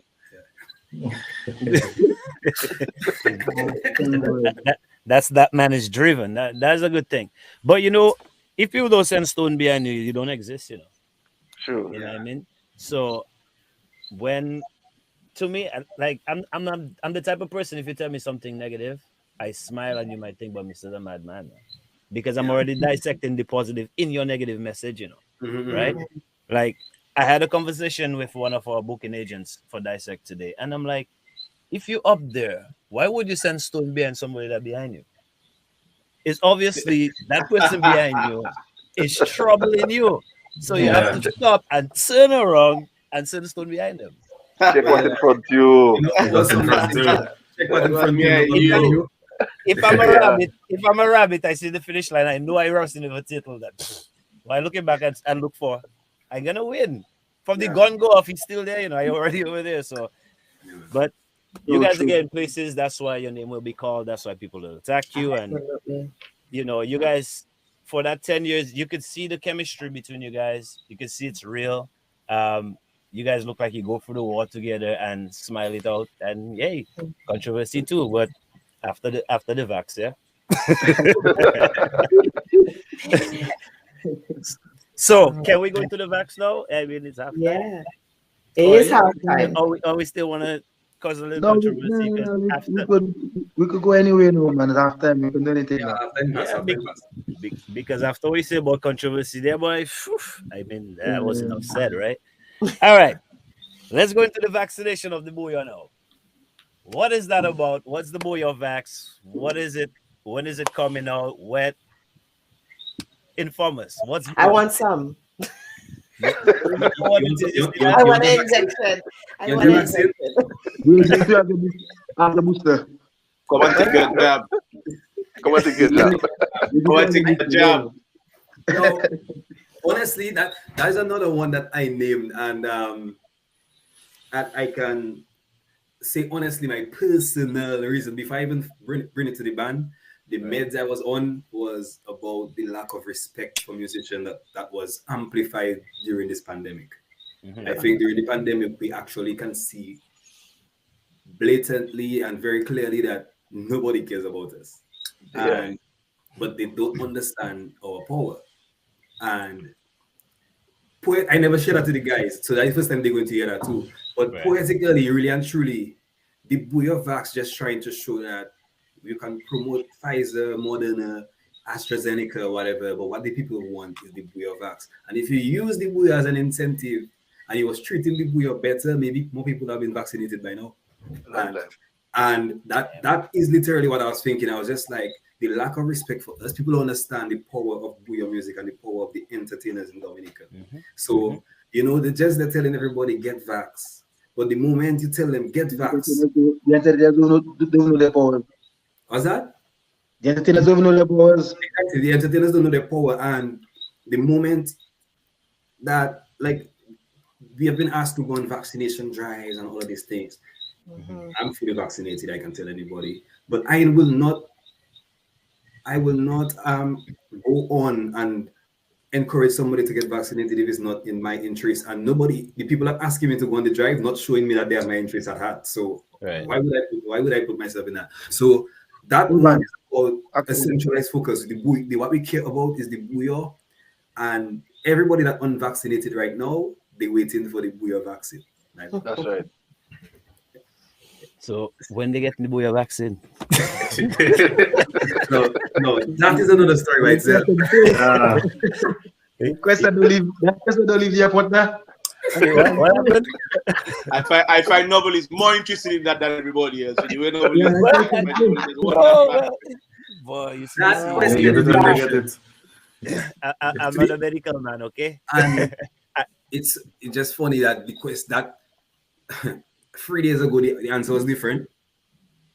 But I'm not sure if you've seen it, Novelist, but right now we basically controlling the attention of the people for the last 3 days through the sideman, the life of a sideman. Yes, and 17-second video. Just 17 seconds going out there viral, doing thing. And that was one of the ingredients of the booyah vax. That was one of the ingredients, yeah. And just because of how that ingredient go viral, you have to. What you change the food? You have to change the food. Well, let me tell you, in man's term, we can give you a nice little bowl for soup. No, we can give you a pay now. Random. Random. Good. But the energy difference, and we had to change our protocols basically. We had to change our protocols. And right now, booyah vax was one dose. Right now, two. Yeah, basically. That is why you just have a booster. I finally am like a lot of remix, booster. You want to have controversy too. That's what it is, nobody. Is the fluidness of the band operating. It's like we were just on Johnson and Johnson, and we decided one dose. And then after checking, like, that Johnson and Johnson can give blood, so we have to make sure everything is healthy. And we come in the second dose, and then, just so it going. And then imagine every day, everybody just checking when they're coming out, when they're coming out, and we don't even know coming out. No, no, I think that's the most funny part about it. We don't know any coming out. And I remember the day that I sent the name in the group, that was the argument, you know. Fellas had to ask, two doses, Liam was the one that say, Father, that is Johnson and Johnson, one dose. And then, but this week though, fellas change it up protocol change, you know, we'll be monitoring the new variants and things. So yeah. And that one they Omicron, that's pretty fast. Yeah. That's pretty fast. Yeah. The new variant is on my way, Omicron. On my way, Omicron. But you know, as we done that, Shelly, I think the way of vax will come out soon, but the first dose of the vaccine have to come out. I think Shelly wants to know something, you know. But yeah, so we have fans one day, and you know, and keep asking, not even asking at this point, fans telling us when to release. But they still have to, go ahead. Like right now, we lose the power of our own music. Fans, I waking up the messages now of fans saying, hurry up and release. It's not about, hey Shelly, when is that song going to be released? Right now it's hurry up. Right now, so we just want to announce that on Friday, the 28th of January, the first dose of the vax will be administered. So come and get your jab on Friday. Right. On YouTube. Roll up your sleeve. So is this the official word? But hold on, you also have to tell the people how long before they take a shot. How long did it? Oh no, yeah. There's a 2-week period. A 2-week period. There's a 2-week period before you can take your second dose. I hope you got the answer you wanted. The whole night you're looking for it. I hope you got the answer. I was inquiring for somebody else. I just to clarify. To be honest, the second dose might come with the booster, because if in a second come going and coming, you might just add the booster to the second. Yeah, super vax. One time. People are craving it. And a variant might just come in between there, and so let's do that one time. You see all that controversy started all that. Now people telling you when you have to release music because they listen to controversy so much, they already know the whole album and they're checking, all right, what's next? What's next? The controversial. Yeah, but you sitting down there checking, you're gonna get them free dose, and that is it. By summer, I think Signal will be working on the on controversy too, right, Liam? I see a problem. Man. You just be no meeting man now. I think you was in the meeting man. Yeah, I got you. Well, you see what has happened is the Signal, man, is the Signal. You check, it just it's strong. It's strong. Yeah. That signal not easy to dissect. That's strong. No, it's strong. It's not no kind of Xbox kind of thing, check. Yeah, it's a 767 signal. Yeah, and we don't need video and audio for that. Right. You have mentioned a song, Side Man. I wanted to touch on that earlier, actually. Boy, Side Man, Shelly. What? Me again, but I just sing it. I'm in the right place. Hold on. I'm in the right place. I'll go in front. I will come back to Shelly. Okay, go ahead. One thing I would say, and I will say it with all my heart. Since I have known Shelly for over 15 years, about 15 years, you know, my best, that's my boy. Yeah. And every single song he has put his love and heart into, and talking about himself is a hit. You know, and that Sideman thing, not no different. That is the kind of energy I get from him. I feel like he's singing about his true life stories. Yeah. You know, I feel let's dissect it right now. That's why he likes it, and you know, he's feeding it, and that's why I know he's afraid to talk about it. Yeah. But Shelly, the floor is yours. Tell us about it. Yeah, Shirley, because them songs they hit in home, and usually you're right, you know, Jelani, when songs hit home, it coming from a deep place. Yeah, Shirley. But I'm telling you. No, but the song doesn't necessarily have to come from my home to your home. I could be on the road sending it to your home. You know, So and where you I get it? feel So where you like get it? that one there coming from the road, not from my home. That from my house. But that one was a funny one because it's been a while that I go with my first instinct of the first thing I hear. And big up Liam because Liam is the one that fetched that idea. So maybe deep down he had that idea too. So we can go into that. That is where it starts. Yeah, so speak up, Okay, so Liam. that is, because the thing for Liam now, he just he sideman thing. I don't kind of thing. Okay, all right, good. I understand. So for example, Liam is the road manager in the band, but Liam is one that his brain always go in. So you know, he hears something or he think of something or he go through his personal situation, he will message Duns and say, boy, Yeah. So on my way come. What you say personal situation? Personal situation, yes. Okay, just making sure. He actually sent that one. He actually sent that one to me as an idea. Okay. And then so I told him to link with Maskman, make a thing, make something happen, and then that one came. That one was last minute, to be honest, and see how well it's doing now.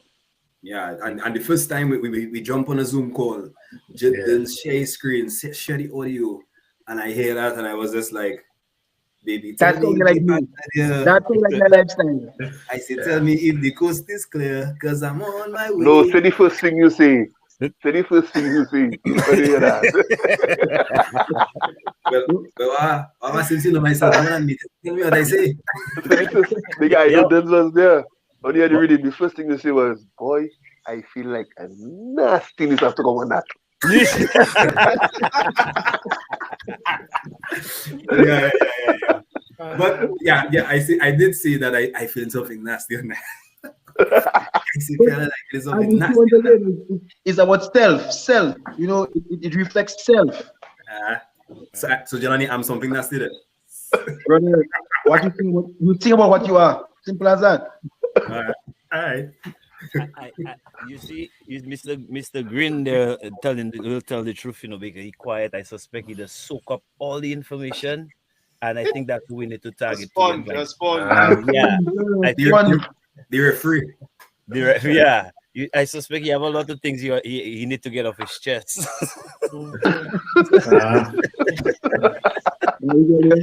But so yeah, Shelly, for real.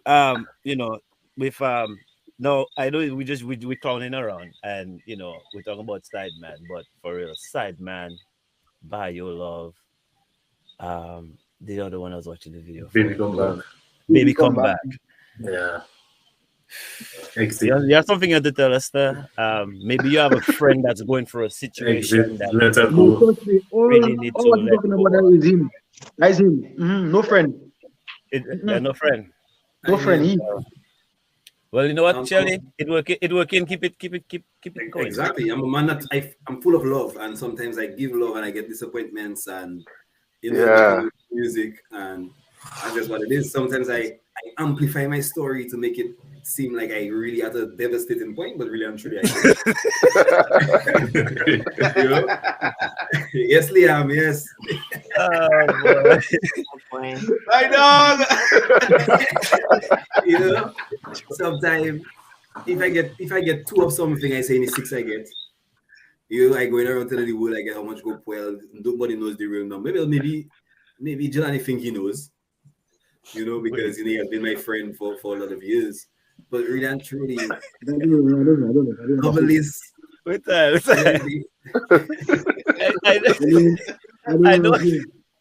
I know it's strained. A little bit, but what's that? All right, Joe.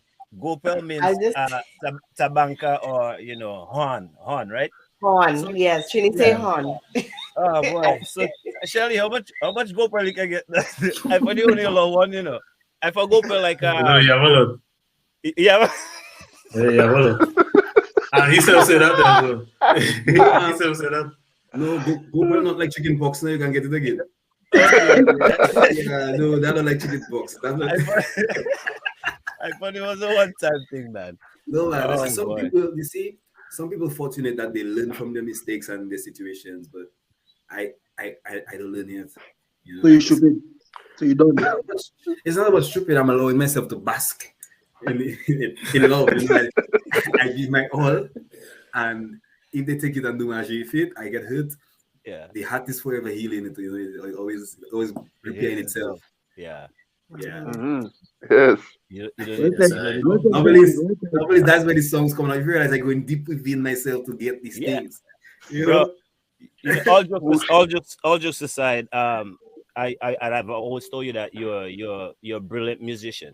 Not just a writer or a singer, you're a brilliant musician. So I respect you guys' work. I respect your work. I respect Signal work. And I mean, you guys are doing a wonderful job, and keep it up, man. Like, if it's coming from a good place, if it's coming from there or a partner or wherever it's coming from, just keep it coming. You know what I mean? So most definitely. Boy, I dropped some tears there tonight. So, we know this whole COVID thing has been a challenge for everyone. And like you said, it has shown a lot of weakness to a lot of musicians. Like, they just really don't know what to do with themselves. You guys have been dropping music, and you guys have done a few live where the band is in Dominica, but Shelly, you're out of the country, and it's like, how the hell does that work? Technology. Technology, like, how we doing it now? Like, but to be like music to be in sync with, like. All right. Let me tell you how it works. I think a lot of things that I think you and Liam on the same page, because sometimes Liam is even baffled as well, and he's part of the band. Yeah. I want to give credit to the guys in the band. You know what I mean? I think I think they deserve it, because the kind of heads, we have creativity and technology, it's second to none. A lot of people wouldn't know, but a lot of the things we do, we do it in-house. When I say in-house, I mean graphics. Right now we do the last live we did was recorded by us, editing and all these things. So I think it has a lot to do with guys being so inclined to technology. I can boast that everybody in the band has some level of degree when it comes to reading music as well. So that's how musically inclined the band is. So anything to do with music, I don't think it's beyond our reach. Right. Having Shelly perform when sometimes he's not there, it just comes down to bring. I mean, the tools are there. You just have to be able to use it, and I think that's one of the advantages we have being born in this generation, that we're always learning, we always see new things when it comes to technology. And guys in the band like Daniel and his brother Darren, they're always exploring, they're always exploring new things. Shelly by herself as well, always up to something when it comes to the internet and stuff like that. So I think that's a brilliant blend, because myself and Liam, we are more like on the ground. We're more of, I would say, like a better word, we are more of the hustlers, but when it comes to the whole creative aspect, I think this band honestly is a joy. It is a joy to be part of, especially when it comes down to this whole creativity. Sometimes I sit down and I tell the boy, that band talented, and it's because I just be hard on them. They don't get it a lot from me, because I always tell them that the first message I ever sent to this band when I came was, guys, at some point your talent has to pay you. This thing about you talented, I can't cut it. I mean, right now I'm not even Dominica, I'm Green, them trying to get back a winner team, because cricket is my thing. Right. Shelly and everybody else doing what they have to do right now. Guys in the band making money outside of the band because of their talent, So it's something I instilled in the band from day one. Guys, you're talented. It's not just about being talented. You have to make it pay you. At the end of the day, you want to be able to. You want to be another musician that the only time people hear about you is when they have Dominica Music Awards, and then you don't have a host. You don't have them things don't cut it. The reality is we look up to all sorts of musicians around the world, and all of them are well off. And I think it's high time that musicians here understand that this music thing is not about walking on the road and say, hey, what's up, Shelly? No. This is about Shelly cut past driving something, or Shelly could say, guys, meeting at my house tonight, drinks on me. This is what this is supposed to be about, And so for me, Shelly not being here and performing something to us is light work.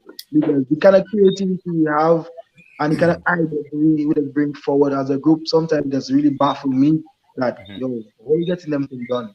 I remember once, just a fun thing that once we went live and whilst we live, Anna was singing, I seen Anna on Facebook, Anna is watching. I'm like, Anna, you forget you see me, you can't be on Facebook now. And it's because we get so comfortable being able to do productions and do these things and let's sit back and relax. And I think the most fun part about all of this is that 90% of them, I can safely say, will be pre-recorded. But because of how we promote it, because of how we deliver, people don't have a clue what's going on. So sometimes Shelly really was at the show, but just at the time you watch it, there. Right.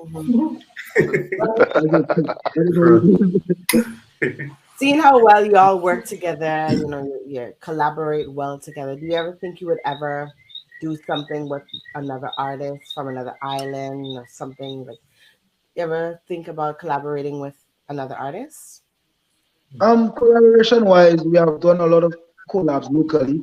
We have also done a collab with Marvin and Riddler. But one thing we do is we study music deep. We don't just say we're a band, and kudos to Shelly again. Shelly is a guy that studies his art form. And gone are the days where it was like, we just jump on a collab because it sounds good because we're working with somebody. The way the industry works now, I could safely say that if it was beneficial, we would maybe have a collab with every artist we had brought down for Illumination, like Farmer, Dash, Korean. But you have to collabs now are different. It's not just a matter of going and say I have a song with that person. The person you're doing the song with has to bring something to the table, and you have to bring something in return. And right now, it's not even about financial. What you bring financially now it's about market. It's about networking. So doing a collab now is like, if Shelly wants to do a collab, let's just say with Farmer. Farmer has to see a keen interest in getting a larger Dominican population to support him, whereas we get China to support us. Before, collabs used to be like a fame thing, so it was Farmer featuring each other from Dominican. But at the end of the day, no party got anything from that. So collabs now are a bit different in terms of what you look for. So I mean, the way we study the industry, I don't think of always enough, in terms of explaining why we do what we do and how we do it. I see a question from Nigel. Yes, I see it too. Would like to know more about Illumination. How do you guys make that grow? Okay, I can certainly say I will start by saying we got no help from government, no help from DDA on that project. So this was a project where we started, myself and Shelly, and it was simple. We sat down, we said, we need to find something that will allow us to be respected. And not one band, I can safely say, except Swinging Stars Lagos Street Jam, not one band or artist before had something we could say that's their own. And we watch Marshall Mundi, you watch Ket, and all these people have their own signature event. The event that when they finish that event, at the end of that event, if there's a pandemic for the rest of the year, they could survive. So that was our whole thing behind it. And obviously, being young, not having enough, I would say, material, we had to think outside the box. People question how we managed to bring Famanapi and all these people for Carnival. And I can simply say it's one thing. You just need to learn on the top. Facts. Learn, once you can negotiate with these people, then it's easy because Farmer would tell us straight. Farmer didn't want to go back. Famanapi was in Dominica, and Farmer was upset that he had to go at Carnival Tuesday. He wanted to stay for the entire Carnival. And then the Right. average person would say, how can we get a trainer in Dominica for Dominica Carnival? You know, so we made the event grow because we started to understand that Carnival is not our thing anymore. Carnival is a Caribbean thing. And Facts. people want to experience different cultures. No matter how you spin it, Carnival is a business. And once you can get the business right, people outside will come to your place. You know, so going for Destra, it was even easier because when we got to them, they went to Farmer. And Farmer was like, yeah, best thing to do. You know, and the only difficult thing about that is, and not even difficult, the saddest thing about that is that the people in authority don't support us.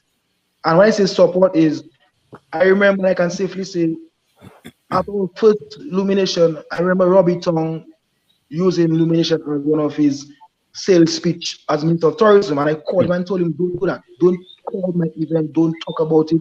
I don't want you to talk about my event.